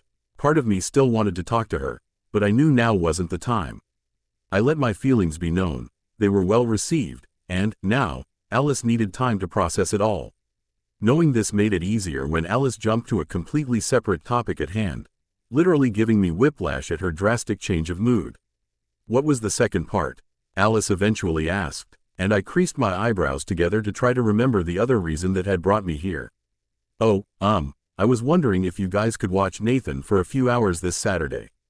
I asked after remembering I still needed a babysitter if I was going to take Bella out. Bella was still barely talking to Charlie, and Emmett was understandably busy. Sure, is Bella doing something that night? She asked casually, but I knew better. Yeah, we're going to go out. Before I could say another word, I was cut off. You're taking Bella on a date? Alice's eyes widened, and I could see the beginning form of a smile form on her lips. Well, yes, I answered hesitantly, and she began to bounce in her chair. I knew, hell, we knew. Rosalie was so right. Alice cheered to herself as I sat there in silence, not knowing what she meant by, I knew. Oh right, of course, we'll watch him. Now, where are you taking her? Before I could answer, Alice started rambling about all of the hotspots in the area, different restaurants in the Port Angeles area, fun outdoorsy type places to go, and on and on and on. I didn't commit to any one idea, because, the truth was, I still hadn't decided. Before I left, she gave me another small hug and explained her earlier comment. Her thank you was for telling her the one thing she'd always wanted to hear, that it wasn't her fault. She also alluded to Emmett explaining what had been discovered, and that she had no idea. She was a lot less shocked than she thought she should have been. I left Alice's a ton lighter than when I'd first arrived, and I truly felt like, before Alice moved, we'd be in a better place than we had been for the past several years or ever, really. Blank. As I pulled into the driveway, I realized Bella's car was in her normal spot. I had assumed her earlier plans would take her longer, but with only an hour before it was time to pick up Nathan and head to Port Angeles. I wondered if she had cut her errands short. I heard the music before I saw her. An iPod sat on the kitchen counter blaring while Bella sang and danced around to "I Got a Feelin'" by the Black Eyed Peas. Her hips were shaking from side to side as her feet moved to the beat of the music. Though her voice was off-key, it was still insanely adorable and surprisingly erotic. I realized I had been staring for too long, but with her back to me, she had no idea I was home yet. The music was too loud to hear the door when I first came in, but I saw Bella's cell phone attached to her hip. I assumed on vibrate. "Bella?" I called out, and she screamed. "What are you doing here?" She yelled over the music, but before I could step to turn it down, she was already on it. Coming home," I replied lamely, and she started to blush. "Sorry, I wasn't expecting you, yet, and wow, awkward. Her face was still crimson, but she angled her head down as she brushed a piece of hair behind her ear. Not only did she look gorgeous, but also very tempting, which was exactly where I did not need my thoughts to go. "Hey, don't be embarrassed, that was cute. I didn't know you danced." My attempts to calming her only caused her to go to a shade of red I had never seen before. "I was just making Nathan's favorite dessert. I figured if he has a bad session it'll be comforting after dinner," Bella explained. And I nodded. That was really thoughtful of her, and I admired how she was one step ahead of the game. "Strawberry shortcake?" I asked, and she nodded. "So you have been paying attention," she mused. "Of course," I answered almost defensively, though I knew I shouldn't have been. "Sorry, that was uncalled for," she backpedaled, but I shook my head. "Nah, just the truth, as much as I may hate it." I walked over to where she was and offered my help. She had me cut the stems off the last few strawberries that would top the cake, while she made the whipped cream. We chatted aimlessly, while continuing to watch the clock. Bella told me she went to visit Rosalie, who was hopeful to be home later that afternoon, and I gave her the abridged version of my conversation with Alice. The cake was placed in the refrigerator, and we were off to get Nathan with just 5 minutes to spare before we absolutely had to be on the road. I was surprised when Bella started talking about Alice on the drive to the school. "I'm glad you finally told her the one thing she needed to hear," she commented. "You knew?" I asked, unsure of how I'd react if I knew she kept something like this from me. "Not in so many words, but I read it between the lines. Alice always felt like she did something wrong to lose the love of your mom, and even though I knew it wasn't that, there was nothing I could say. I didn't realize, until recently, how she really felt about living in your shadow," Bella answered.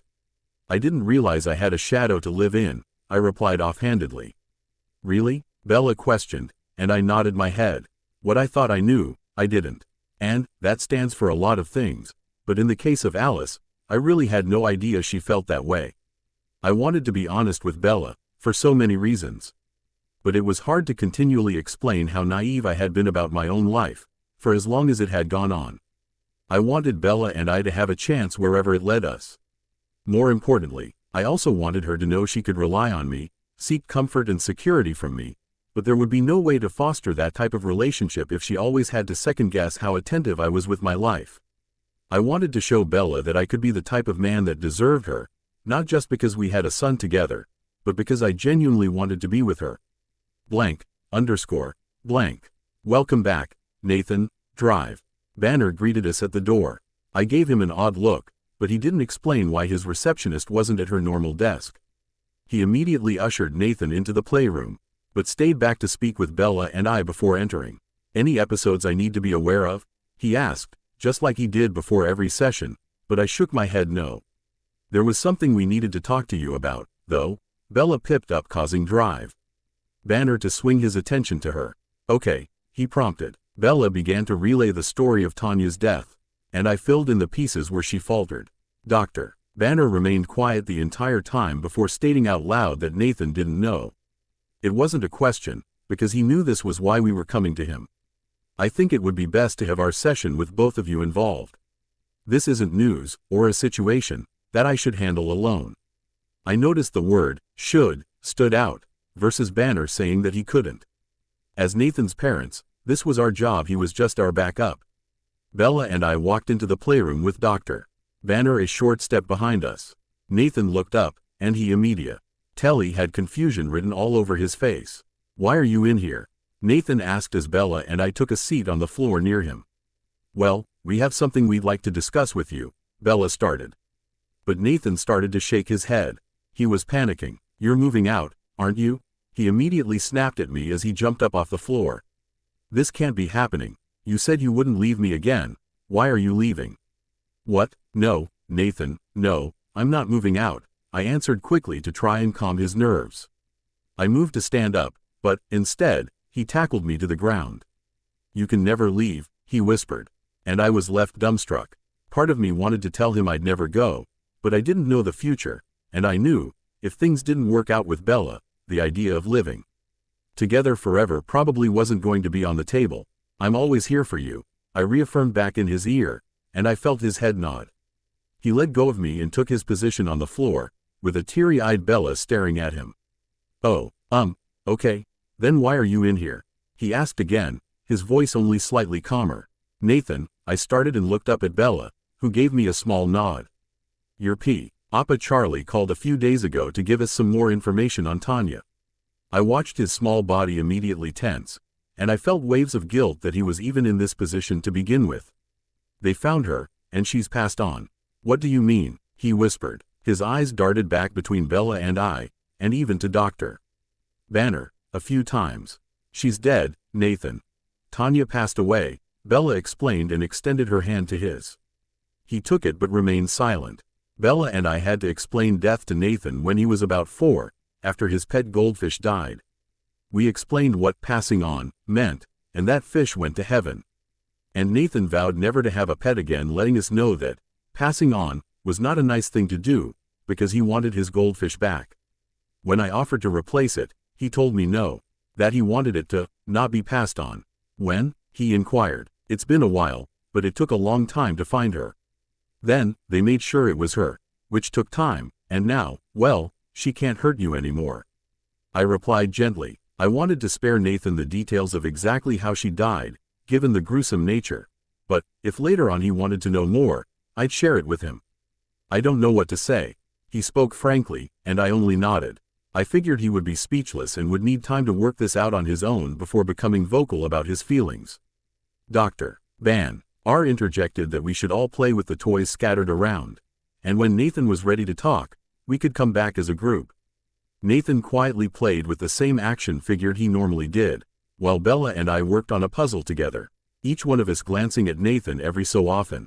Bella was worried. I could tell by the look on her face, but I chose a few moments when Nathan wasn't. Paying attention to interlink our hands and gently squeeze, letting Bella know that I was here. Our puzzle was complete, and Nathan was still in his own little world. That remained for the rest of his session. When Dr. Banner tried prompting him with a few questions before he left, he shrugged him off and didn't say much. At dinner that night, he thanked Bella for dessert, but mainly pushed the food around and asked to go to bed early. The night was a difficult night for both Bella and I, because as much as we wanted to make him talk to us, we knew the consequences of those actions, and they'd come in the form of Jimmy. Neither one of us wanted that, so we vowed to let Nathan come to us, whenever that would be. Bella and I sat down on the couch together and started to do our own thing. I was reading a new medical journal that had come out, and Bella was reading Wuthering Heights for the 10 millionth time. Aren't you sick of that book yet? I commented as I passed by to refill my glass. I eyed Bella's half-empty glass of Coke, and came back in with more for her, as well. Every time I read it, I see something new, so no, I'm not, she answered back in a daze. Though she was talking to me, her eyes never averted away from the book. I wasn't sure if it was because she was avoiding talking to me, or because she was just so in tune with her book. Bella, she replied back, again without looking up from pages. Are you ignoring me, or are you just that into your book? I knew my question was direct, but I felt like I had to be. I wasn't sure exactly what label Bella and I had yet, and I knew communication would be the only way for anything to evolve. I'm sorry, she looked up with a sad look, giving me a small smile. I just really like this part. I chuckled, and patted the seat next to me on the chaise. She eyed the spot reluctantly for a minute, and I almost regretted asking, until she stood up and sat down directly next to me. The warmth of her body lit the left side of my body on fire. Tentatively, I felt Bella's body relax into mine, as my arm instinctually moved up and draped around her shoulder, while she laid her head down on my chest all the while. Never losing concentration from her book, it took me a minute to decide exactly where to put my hand, and I finally settled just above her waist on the side. Her tank top had ridden up a bit, and her soft skin felt like silk under my fingertips. Though it was torture, it was worth it just to sit contently together, both reading, and just enjoying the company of the other. Bella and I didn't need idle conversations about nothing, and I dared to hope that this could become more of a permanent fixture in our lives. The rest of the week flew by in its normal fashion. I had finished up all of the paperwork needed for my lawyer, and even put a phone call into my ex-in-laws about what they wanted done with Tanya's possessions. On that phone call, I was called a slew of colored words. Accused of murdering their daughter, and then proceeded to be told where her belongings could be sent. I called a local cleaning and packing service. They were Our strict instructions to clean the house. Any big items of value, such as furniture and clothes, were to be donated, and any of Tanya's old mementos, or anything that looked of value to her, would be sent to her parents. All important documents, pictures, and such were to be boxed up and left waiting for me. After speaking with the owner, and after giving my strict instructions, I let him know that by the time I stepped back into that house, I wanted it to be bare. He assured me it would be done. When Bella asked me why I wasn't doing all of this myself, I confessed about my breakdown the few days before. If just entering the master bedroom had made me throw pictures frames around, I wasn't sure what else I would do, and frankly, I wasn't sure I was mentally up for that task or not. She Avenue me her support and told me if I needed any help to just ask. My realtor assured me she could have the house on the market as soon as I wanted it gone, and I told her she could begin drawing up whatever papers she needed to make that happen. I wanted it gone. Of course, that meant a lot of airtime talking to my lawyer, who went over all the necessary paperwork to ensure Tanya was out of my life for good. And her parents got her life insurance and possessions. At the end of the day, I just wanted it all done with so I could move on. Despite spending several years with her, I think I was checked out of our marriage so long ago that her death wasn't affecting me emotionally. My biggest regret, after learning what she had done to Nathan, was not killing her myself. The phone call I didn't expect to make was to an old friend named Jeffrey. We roomed in the same building in college, and though we didn't talk often, he graduated a year after me and became an architect. I was looking into plans for an office building I wanted to eventually build and start my own practice in, but I wanted to talk to him about ideas. After explaining a rough idea of the setup I was thinking, he'd get a few sets of blueprints out to me to look at. There was no real change with Nathan. Bella and I had sat and waited for a huge, massive, overwhelming reaction to the news of Tanya, but Nathan didn't seem to be fazed by it. He revealed small clues throughout the past few days about how he felt safer now, and he was happy I wasn't moving, but, for the first time, both Bella and I were happy we received an underreaction to the news. Nathan continued to talk about school, his friends, and his party, and, for that, I was grateful the news didn't cause a more violent reaction out of him. Why am I going to Aunt Alice's? Nathan asked for the millionth time. I already explained, your mom and I have errands to run, and we thought you'd be playing games with your Uncle Jasper than being stuck in a car, I answered with my face turned away, because I wasn't sure I'd be able to lie to his face.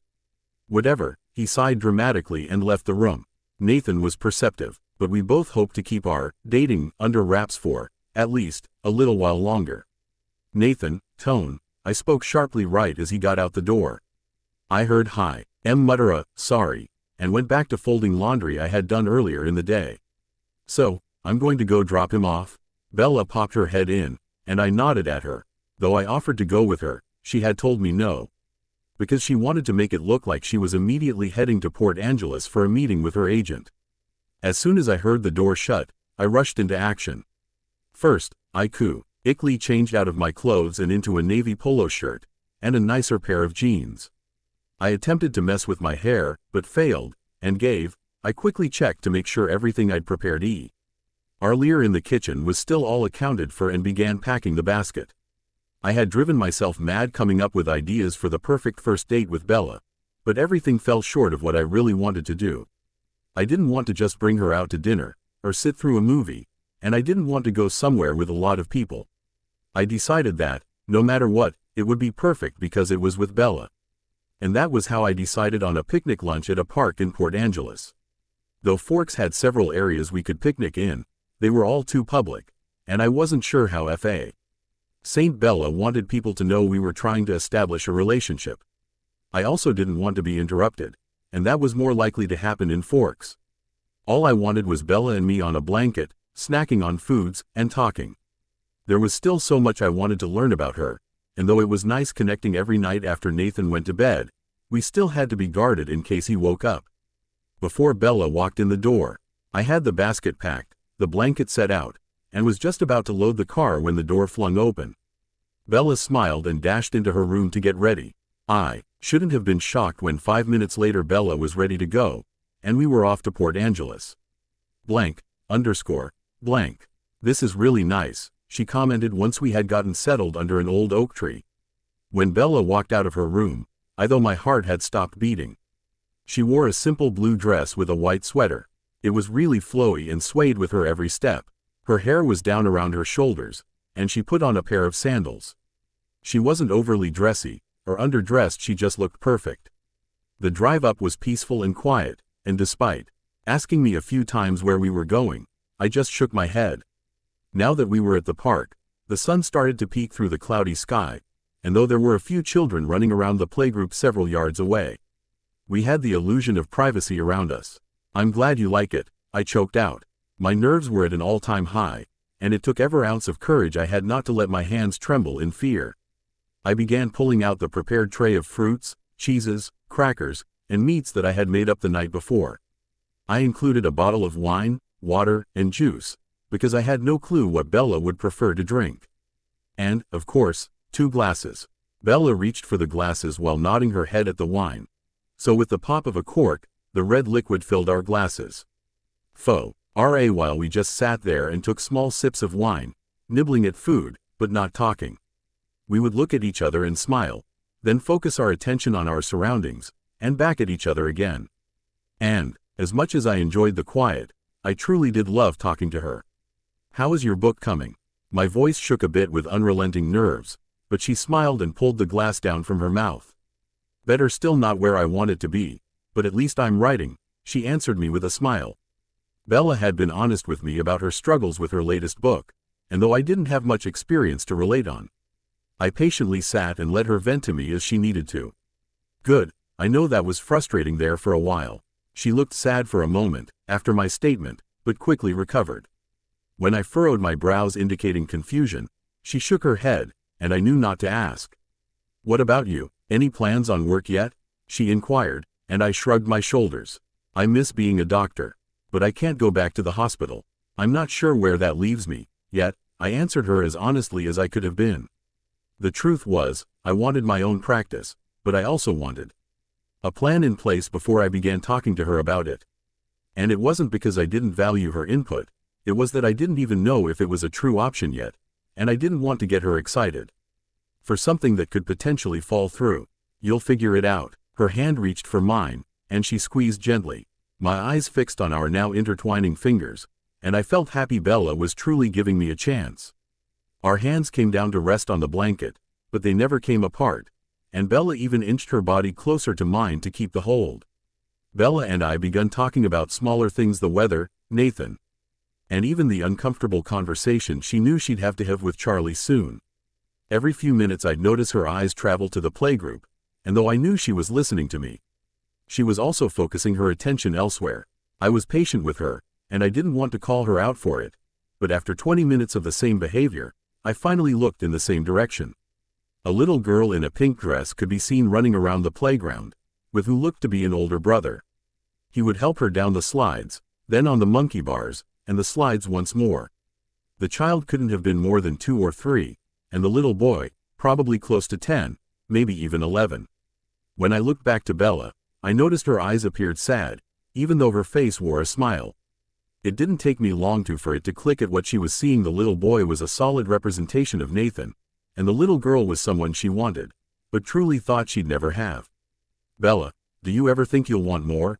I bluntly asked, because I didn't feel skirt-tailing this issue would end well. Or, at least, not with a truthful answer.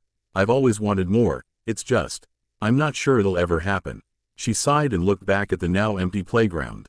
"Kind of a heavy topic for a first date," she commented offhandedly, with a small smile when she looked back. I saw it, too. I let my comment hang because she needed to know we were on the same page on this topic. I did want more children, I just didn't want them with Tanya. And though I haven't been the perfect father, I still felt like I wasn't done.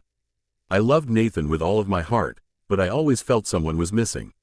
"Is that something you want?" Bella choked out. "I mean, in the future." "Of course, it is." I nodded my head. "I'd love at least one more, maybe 2. You?" "The same," she answered, focusing her attention to the sky. "Bella, are you ever going to tell me about your mom?" I asked. Since we were on the topic of children, and delving into the heavy, I felt like it was an appropriate time to ask the one question I'd been wanting to for a while. I heard her sigh before she laid back on the blanket. I pushed the basket out of the way and laid back next to her. Our elbows were touching, and even that alone sent sparks through my body. My mom was, well, not quite as crazy as yours, she started to joke, and even I joined in the laughter. I really didn't want her mentioned, but I could hear the nerves in Bella's voice. She was a free spirit, I guess, though she acted more like a teenager. She blamed my dad for getting her pregnant, and even though she left with me, she didn't want me. We bounced around areas a lot, and I think she had a new boyfriend every week or so. A few of the men would stick around longer, but for the most part it was like a revolving door. Anyways, I focused on school, and I read a lot. I had dreams of running off to college to get away, and for a while, I considered calling my dad. She led me to believe he didn't want me, so even though I had his phone number, I never used it. When I got my learner's permit, she started to teach me how to drive. I'd only had it for a few months when I came home to find her crying hysterically. It took me a while to calm her down, but she asked me if I'd drive her to a clinic to get an abortion. She'd just taken a test, and it was positive, but she didn't want the guy to know, and the clinic told her she needed a ride. Bella's tone turned angrier with every word. I told her no, and she hit me, slapped me clear across the face, but I kept saying no. I didn't want her to go through with it, but she did it anyways. I finally decided I couldn't live with her anymore. When I saw her, I saw the face of a murderer, and I gave in and called my dad. He was shocked to hear from me, but wanted me, nonetheless. While she was at her procedure, as she called it, I took a cab to an airport and left. She called me a few days later and asked where I was, and she was shocked to learn I was in Washington. Wow, I was speechless, finally knowing the truth, explained Bella's immediate and vile reaction to the mere mention of options when we first conceived Nathan. And I knew Bella was strong, but I couldn't imagine being 15 and having my mom ask me to drive her to and from an abortion clinic. I'm not sure what to say. You don't have to say anything. I talked to her off and on for a while until I got pregnant with Nathan. She called me drunk, screamed at me for ruining my life just like she had, and I hung up. I never took another call again, and she stopped trying. I don't even know where she is anymore, and, honestly, I don't care to. She wasn't a mother, she was an egg donor. Bella's voice now reeked of acid. Well, I started as I rolled onto my side so my body was angled slightly over her. I'm glad she had you. You gave me our son, and for that, I will be eternally grateful. That hasn't always been easy, you know. Bella poked my arm. I know, but it doesn't make my gratitude any less significant. I stared down into her eyes, and my mouth opened to speak before my brain caught up with it. Next time around, it'll be better. Fuck, did I just say that out loud? I immediately rolled back down to my back and threw my hands over my face. Fuck, I'm sorry, I didn't mean. It's okay, though I agree you're about 100 steps ahead of yourself. The idea isn't repulsive to me. Bella's voice sounded so honest, I almost felt like I was hearing things. I gradually pulled my hands away from my face and rolled back onto my side. Really? I asked cautiously. Who knows, maybe, we never thought we'd be here, so I guess anything is possible. She shrugged, and though her body language appeared to be that of indifference, her eyes told another story. The glow she'd lost seeing those two children play was now back. May I kiss you? I asked nervously. Are you going to ask every time? Bella challenged. Yes, you can kiss me, but the asking part, well, that may get annoying. She didn't need to tell me twice before my lips were won hers. Her mouth slowly parted seconds later, allowing my tongue entrance into her mouth. My hand came up to trail her jaw and down her side, and I felt Bella's shiver beneath my touch. We continued to kiss for several minutes until I pulled away. We were both left panting, and for the first time, I saw everything I had ever thought I wanted, and she was laying down right in front of me. I wasn't sure how, and I wasn't sure when, but I was going to make Bella mine officially and forever. Now, I just had to convince her of that. After our first date, Bella and I fell into an easier than normal routine. One day a week we would let Alice watch Nathan, but we never went out on the same night. We used every excuse we could think of to ensure he wouldn't catch on. But I was pretty certain he knew something was up. So, where are you taking Mom tonight? Nathan asked out of the blue as I stood gobsmacked, for a moment, before stammering out my trusted excuse. Nathan, I already told you. I have an appointment with my realtor. I gave my programmed answer and hoped he would drop it, of course. What 8-year-old would? "You're lying," he stated simply. "You never look me in the eye when you lie." Damn it, not only was he right but he knew it, too. "Nathan," I started with a warning tone, but he backed off. "I'll have fun with Aunt Alice. We have to finish our plans." He rubbed his hands together mischievously, and I cracked a smile. Leave it to an 8-year-old to switch gears so quickly. Alice planned on having Nathan back bright and early so they see. Old begin preparations for his party the next afternoon. I was terrified to know the head count for the final guest list, and Alice never volunteered the information. I just continued to funnel her Oni and stow shipments away in the garage. However, that made me even more nervous for tonight. It was our first night alone. When I had asked Bella to go over the plans with me, she had brushed me off. And then again when Nathan went to school. I thought she was nervous about having Nathan spend the night at Alice's, but she seemed more defensive and guarded than nervous or anxious. I had to admit that tonight made me nervous.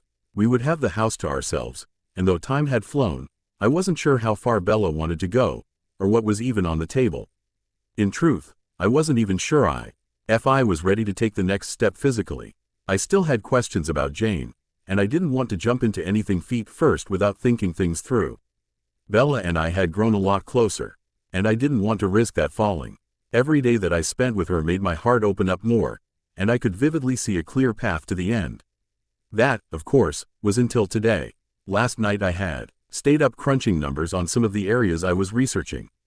I had chosen cities across the country as possible places to settle down in, one as close as Seattle, and one as far as Florida. I had compared cost of livings, doctor-to-patient ratios, school districts, housing, and everything in between. I knew Bella could technically work from anywhere, but I knew she needed the quiet. Cities like New York, Chicago, Detroit, Dallas, and the like were immediately taken off the list. I also didn't know how far she'd feel comfortable moving away from Charlie, or if she'd feel comfortable at all. In fact, I had stayed up later doing my research so that I could be ready to broach the topic with her tonight. I wanted my research to be solid so she would got into it knowing all of the facts. Jeff had sent me several different blueprint copies, and I had it narrowed down to 2, but the final decision would depend largely on Bella and if she wanted to move. If she didn't, my backup was to open a practice in Port Angeles. Forks was not an option, but there were still enough people in Port Angeles to sustain one. It wasn't what I wanted, but having Bella happy was worth the compromise. Though, I still prayed that she'd agree to move. Bella and I dropped Nathan off together, and despite Bella's laundry list of do's and don'ts, I was excited to be out of there in under 10 minutes. His was the first time Nathan had been left overnight since Rosalie and Emmett had Joshua, and it was still as nerve-wracking as the first time. A week after our first date, Bella announced to me that she had finally decided to call a therapist and set up a meeting. After her first session, she came home and cried in my arms for an hour. She never told me what happened, but she didn't need to. All that mattered was that I was there to comfort her, and though I hated seeing her in pain, I felt like I was on top of the world knowing she chose to come to me. After about a week's worth of sessions, she called Charlie, and it had been a slow process of getting them back on the right track. I knew Charlie apologized profusely, and I knew Bella accepted that, but their relationship hadn't just bounced back. However, I think Bella really saw the effort Charlie was putting forth when he pulled me aside and apologized.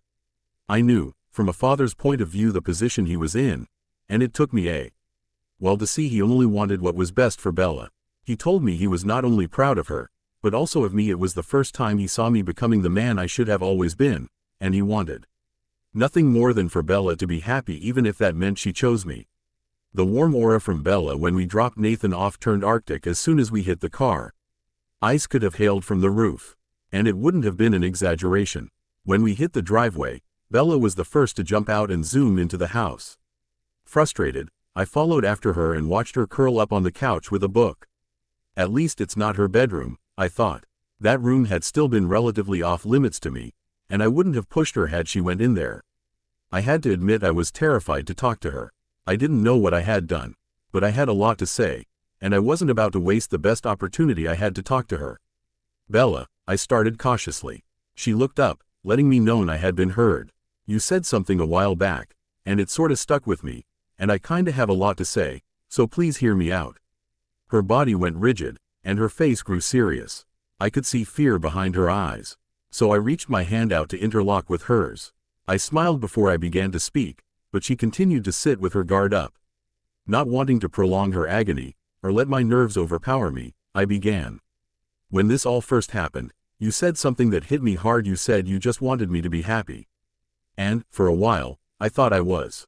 I thought I had everything I had ever wanted. I had a wife I thought I loved and who I thought loved me in return. I had a son who I thought I was putting before all else. I had a loving family, and Lord knows that didn't turn out to be true. I had a close friend who I didn't realize I missed until I noticed her gone. I brought myself to my knees so I was sitting on the floor before her and then placed both of her hands within my own. I looked deep into her eyes as I continued on. In all of this, I realized that I was focusing too much on what I thought I had and not what I really had, which was nothing. I know you have fears, Abu. Opening yourself up too much because you're scared I'll hurt you. I need you to know that I'm not blind. I need you to trust me when I say that I see where my life is, and where it is heading, and I beg that you will understand when I tell you that this isn't the same. I took a deep breath and paused as I collected the rest of my thoughts. I need you to know that when I look at you, I see the most gorgeous woman I have ever laid eyes on. I want you to know that every morning when I wake up, I look forward to seeing you smile. I hope you know that every night on the couch, whether we're reading together or talking, that I live for those moments. There is not a day that goes by where I've stopped striving to be the man I had once set out to be. A man who was worthy of having a wife who loved him unconditionally, and who returned her love freely, as well. The man who would place his children above all else because they deserve nothing less. And I know I'm nowhere near where I think I'm good enough for you. But I'm too selfish to ignore how I feel. You said you wanted to see me happy, but, in turn, all I've ever wanted was the same for you. I want to be the person who makes you smile and brings you happiness. I really thought you were happy these past few months. I took another deep breath before moving back onto the couch so I was sitting side by side with her. I won't try and predict the future, but I want you to know that I want to be more to you than just Nathan's dad. I want to be there for you when you need a friend to laugh with you on your good days and hold you during the bad. I need you to know that I am falling for you, and that thought terrifies me because I don't know where you stand. I don't need a declaration or a promise of marriage tomorrow, but I need your honesty. I want you to feel safe and trust me enough to know that you can talk to me truthfully. I want you to know that I think you are the most amazing woman in the world, and I want a life with you, but I need you to let me in. I took a final breath and closed my mouth. My eyes fixed back on hers, and I saw the tears forming on the prim as well as the tears that had already flowed in plenty down her face. And even after I wiped them away with my fingers, she didn't move to speak. I knew I had unloaded a lot on her, and, as hard as it was, I needed to be patient. If she could sit through my ramblings, I would wait for her to digest it all. Several minutes passed, and though her eyes had dried, her mouth hadn't opened. The nauseous feeling I had when I first decided to bare my soul was creeping back in. But I did my best to squash those thoughts. I had to believe I was more than just a fling to Bella, that our time together meant more to her, and that she wanted to go in the same direction I did. I believed there was a reason she had suddenly turned cold to me, and I needed to fix it. I wanted to fix it. I just wanted her. I saw your plans, she whispered so low I almost missed it. I tilted my head to the side and began racking my brain for what that meant. What plans? You had a list, and I didn't mean to snoop, but I was getting something off your desk, and I saw them. You had it all organized by town, and none of them were forks. I know you're moving. She choked before the tears started to pour again. My eyebrows knit together as I put the pieces together. On my desk was a spreadsheet with the cost of living in several areas, along with areas to start a practice and, oh fuck. All of this, I waved my hand between us. You thought I was leaving? That is why you stopped talking to me? I asked, shocked. I figured if I started to prepare now it wouldn't hurt so much once you were gone. I just don't know how you plan to tell Nathan, but you're on your own. I can't sit there through that. Her words trailed off, and I felt like I had been punched in the gut. I knew Bella had trust issues, and most of them stemmed from her mom, but I never imagined how little she still trusted in me.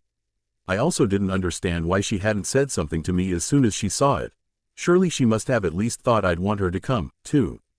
Bella, yes, I do want to move, but I'm not moving without you, I replied coolly, still on guard from my newest revelation. What do you mean, go with you? She asked carefully. What you saw were plans to start my own practice. I was putting together a list of different areas that were plausible, and then I wanted to sit down with you and talk about it, I answered without a second thought. So, instead of talking to me about possibly moving immediately, you hid it from me? She asked with her guard back in place. Well, no, I just didn't want you to have to stress about something that may not have even been an option, I clarified. Edward, you can't preach to me about honesty and not do the same.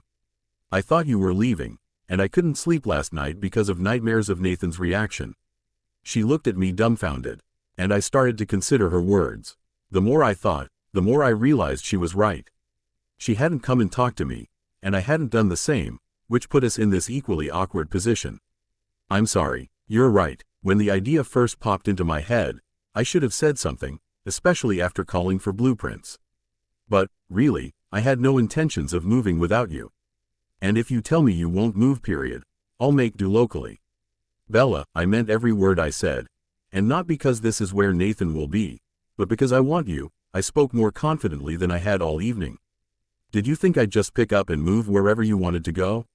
She questioned, and I could tell she was nervous by the way she was biting her lip. No, never. You're way too smart for that. And I respect you way too much to expect you not to challenge me. I really just wanted some set of options available to give you, and then I wanted to sit down and talk to you. Bella, I'm not in this alone anymore, I reiterated, and she nodded. I'm sorry for assuming. She sighed, and for the first time all day, she smiled. I moved closer to her and engulfed her body with my arms. My chin rested on the top of her head, and her head laid across my chest. My nerves calmed down as I held Bella close to me, not reveling in the fact that we still had a long way to go with our communication skills. You really meant what you said? I heard her voice filter up into my ears. Every word, I solemnly replied. When do we tell Nathan? She pipped up after a few minutes of silence. I think he already has a clue, but I think we should officially announce it to him soon. Is that something you wanted to do? I braced myself for her answer. We had only been dating for a little while, but living together not only made our relationship more obvious but also harder to hide. Yeah, I think it's time. She nodded her head and tilted her neck back so our eyes could meet. She appeared more relaxed than earlier, but she was still cautious. Misunderstandings like this were a huge part of why we had to take things slow and not get ahead of ourselves. I wanted Bella, and I wanted to go about this the right way. Put your head forward, I instructed, and she complied.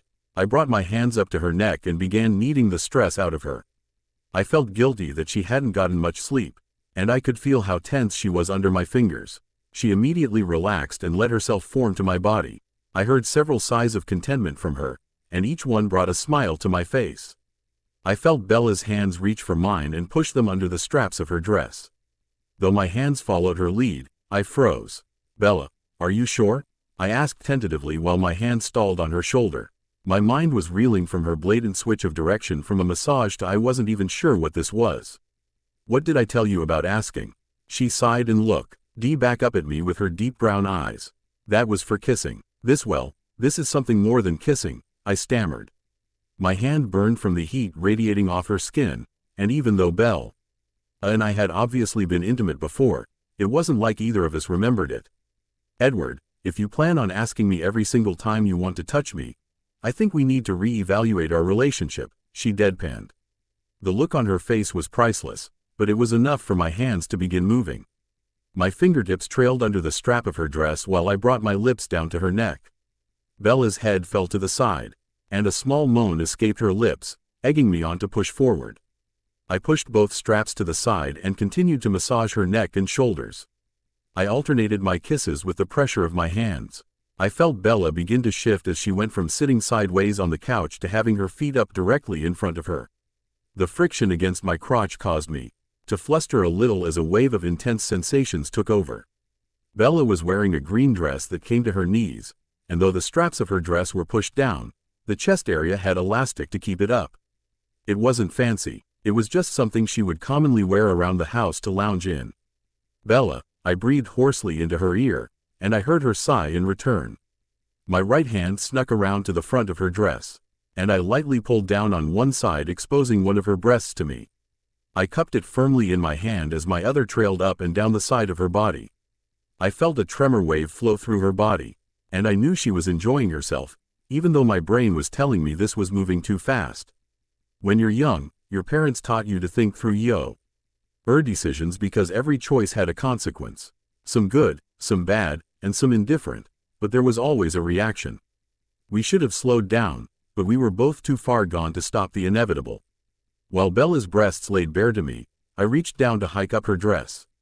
I continued to rub her nipple between my fingers as the dress bunched at her waist. From my position, I could only see her body, and the view was breathtaking. As much as I wanted to see her face, I loved the intimacy this position gave us. With her back pressed to me, and her dress now up, I lightly ran my fingers under the waistband of her panties, a simple pair of black cotton. They were innocently erotic, and with the help of her hands, we both worked to take them off of her. While one hand remained on her breast, the other trailed down to her pussy.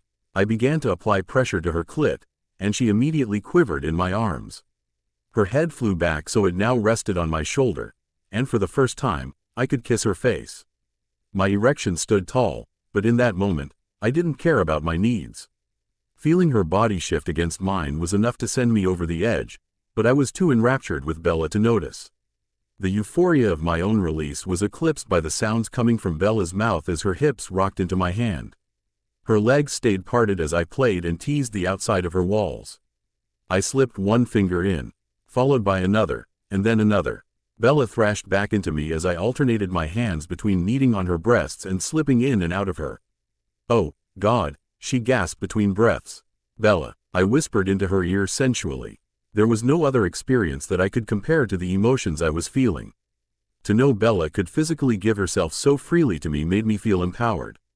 And I wanted to recreate this moment as many times as I could. Right there, I heard her whimper as my fingers came into contact with her G-spot. I kept my fingers moving in a circular motion as Bella's pussy pumped against my hand. Her breath turned shallow and ragged, and her words were intelligible. I squeezed lightly on her nipples, as I felt a new wave of moisture coat my fingers and then my hand. As she began to come down from her high, I continued to move my hand until we both stilled. I kissed her forehead and let her dress fall down from her waist. And she lifted the elastic back over her chest. It took me a few minutes to realize that Bella had gone virtually quiet and was now blushing. "Please don't close yourself off," I begged into her hair. She turned scarlet, and I realized it wasn't a protective guard as much as it was embarrassment. "Can I, help you?" She motioned to my lap, and I felt like a teenager as I explained that I already had. "Oh, okay, well I'm gonna go take a shower. Do you want to take one together?" I asked forwardly, because I was in dire need of one, too. I don't think I'm ready for that yet, but Ma. YBE, we can meet back up in my room after?" She blushed and looked down, so I squeezed her hand, kissed her forehead, and left. In the privacy of my own shower, I was able to relive the last hour over and over in my head. I thought I had experienced intense sexual feelings before, but nothing compared to this. And nothing compared to how sexy Bella was as she came. It was difficult to keep another erection at bay, but I wanted to go to curl up in bed with Bella more. I knocked on her door, but it squeaked open under the weight of my knuckle. "I'm ready," Bella announced. She crawled into bed first with me a few seconds behind. I immediately moved to the center and wrapped my arms around her. "Thank you," she whispered, and I chuckled. Of course she'd thank me. Anytime. Was that okay? I asked nervously as memories of her explanation of Jane filled my head. "That was amazing," she reassured me, and I kissed her forehead. "Why are you so nervous? You have more experience than me." "I'm not sure how I rate against the other person you've been with," I answered cautiously. "Edward, Jane and I were friends who slept together. And, even then, it wasn't incredibly often and always involved a liberal amount of alcohol. What you just did, well, I've never felt anything like that before. I care about you, not only more than I did Jane, but in a different way, and that is something you'll never have to compete against." She reassured me. "You mean you never thought you and Jane would become more?" I asked out of morbid curiosity by that point, and I thought I heard her snort. "Never, really, it was just sex. And I know that sounds bad, but she was better than having to do it myself. She was a great friend, and at times, I do miss talking to her, but I was more than happy to walk away when she met her wife." Bella's declaration calmed my nerves even further. "Bella?" I whispered. She replied seconds later. I don't want you to ever walk away from me, I stated seriously because, at the end of the day, she had to know how much she meant to me. I don't want to walk away either, she chuckled before cuddling into my side. We fell asleep in each other's arm, and it was the best night of sleep I'd had in years. Blank. Waking up next to Bella was a surreal experience. First, because it took me a few minutes to realize why one side of my body was so warm. But also because I didn't recognize where I was. I blinked my eyes a few times as the room came into focus, and memories of the night before flooded back. It felt like a dream, but, with Bella's body curled tightly into my side, I knew it wasn't, and no amount of willpower would stop the smile that crept onto my face. I peered down at her face, and the soft rays coming through the window made it look like she was glowing. Bella was not only positively gorgeous, but she looked so at peace. I wanted to take a picture of this moment and frame it forever. I sighed and continued to lay there for a few minutes as I thought about the night before. Now that Bella was in on my idea of moving, we needed to sit down and talk about the where, when, and if. I still wasn't sure where her mind was, and this had to be a joint decision. I also wasn't sure how I felt about our sexual encounter the night before. On one hand, I felt like I experienced something with Bella that brought me closer to her. And hearing her differentiate between Jane and I was incredibly reassuring. However, part of me worried that we'd rushed things we still hadn't said the love word and already had moved into sex. Our emotions were already high because of the plans Bella had seen, and I only hoped that when she woke up, she wouldn't regret it. Bella began to stir before she opened her eyes and smiled up at me. "So, that wasn't a dream?" she whispered after a few minutes. I shook my head back and forth. I felt her arms squeeze around my torso as her lips kissed my chest. "Bella, I hope last night," I tried to say before I felt a hand come up, and a finger covered my mouth. "Don't," she ordered. "Last night was perfect." I took her words at face value and attempted not to think about it again. We realized we had about an hour before Alice showed up with Nathan and party preparations would commence. We parted at her door and went our separate ways to get ready for the busy day ahead. I realized, while taking my shower, how amazing waking up with Bella had been, and that was something I wanted to do every day. It stood to further resolve my desire to make her mine forever. "No, Dad, over here." Nathan stressed his words as he pointed to the far table where most of the food was being set up on. I was currently holding a meat and cheese ray Belle had thrown at me and instructed to find a place to put it. I could tell she was overstressed, and I was helping out as much as I could. Once Hurricane Alice and Tornado Nathan walked through the door, the house had been utter chaos. Thankfully, Emmett and Jasper had come the weekend prior to set up the pool, and we simply kept a thermal cover on it to keep it warm. Alice rented several party tables and chairs, which they brought with them, along with half the food and most of the decorations. Emmett was currently helping to set up the slip and slide while Rosalie sat in the kitchen and watched Bella prepare the drinks. As many times as Rose offered to help, Bella shooed her away and told her to sit with Joshua. Alice and Jasper were putting up colorful streamers, blowing up balloons, and decorating the tables, while Nathan worked to fill the 50 or so Super Soaker water guns Alice had picked up. I wasn't sure why she ordered 50, but apparently they planned on using them like a paintball game. I was in charge of funneling the food outside, while Charlie stood off to the side and ensured nothing on the grill got burnt. By the time everything was ready, we had only 2 minutes of breathing time before the doorbell started to ring and piles of people showed up. We had Nathan's entire class, most of the staff, all of Alice's friends, and a few of Bella's friends. I opted out of inviting anyone from the hospital, simply to ensure the party stayed focused on Nathan. Time seemed to zoom by, but I loved just sitting back towards the side and watching Nathan play with his friends. Bella would walk up behind me and place her hand on my back to get my attention. I'd look at her, and then look at our son who was laughing, smiling, and for once, truly getting to act like the 8-year-old boy that he was. We'd both smile at each other, and I knew this was where I was meant to be. This was where I had always meant to be. "Dad, come on," Nathan screamed while pulling me towards the water area. I had changed into some swim trunks about an hour ago but had remained dry until now. I turned around to see Bella laughing at me while using her hand to shoo me away. Nathan's grip on my hand hadn't loosened as he brought me before the slip and slide. I look over at him incredulously. It had been years since I'd been on one. and through the egging of him and a few of his friends. I took a few steps back and went for it. My body hit the water and slid off the end. I could hear laughing and screams as the grass stung against my chest, but I couldn't bring myself to care. Before I could get up, Nathan ran over and jumped down on me. I flipped him around and began to tickle him. He squealed. I looked up to see Bella smiling before us while Alice whispered into her ear. She looked over and blushed before looking back at us. I smirked, but she walked away to refill the punch bowl. Time became our enemy as the sun began to fade along with Nathan's energy. It was no short order to get him changed, showered, and in bed, while everyone said their goodbyes.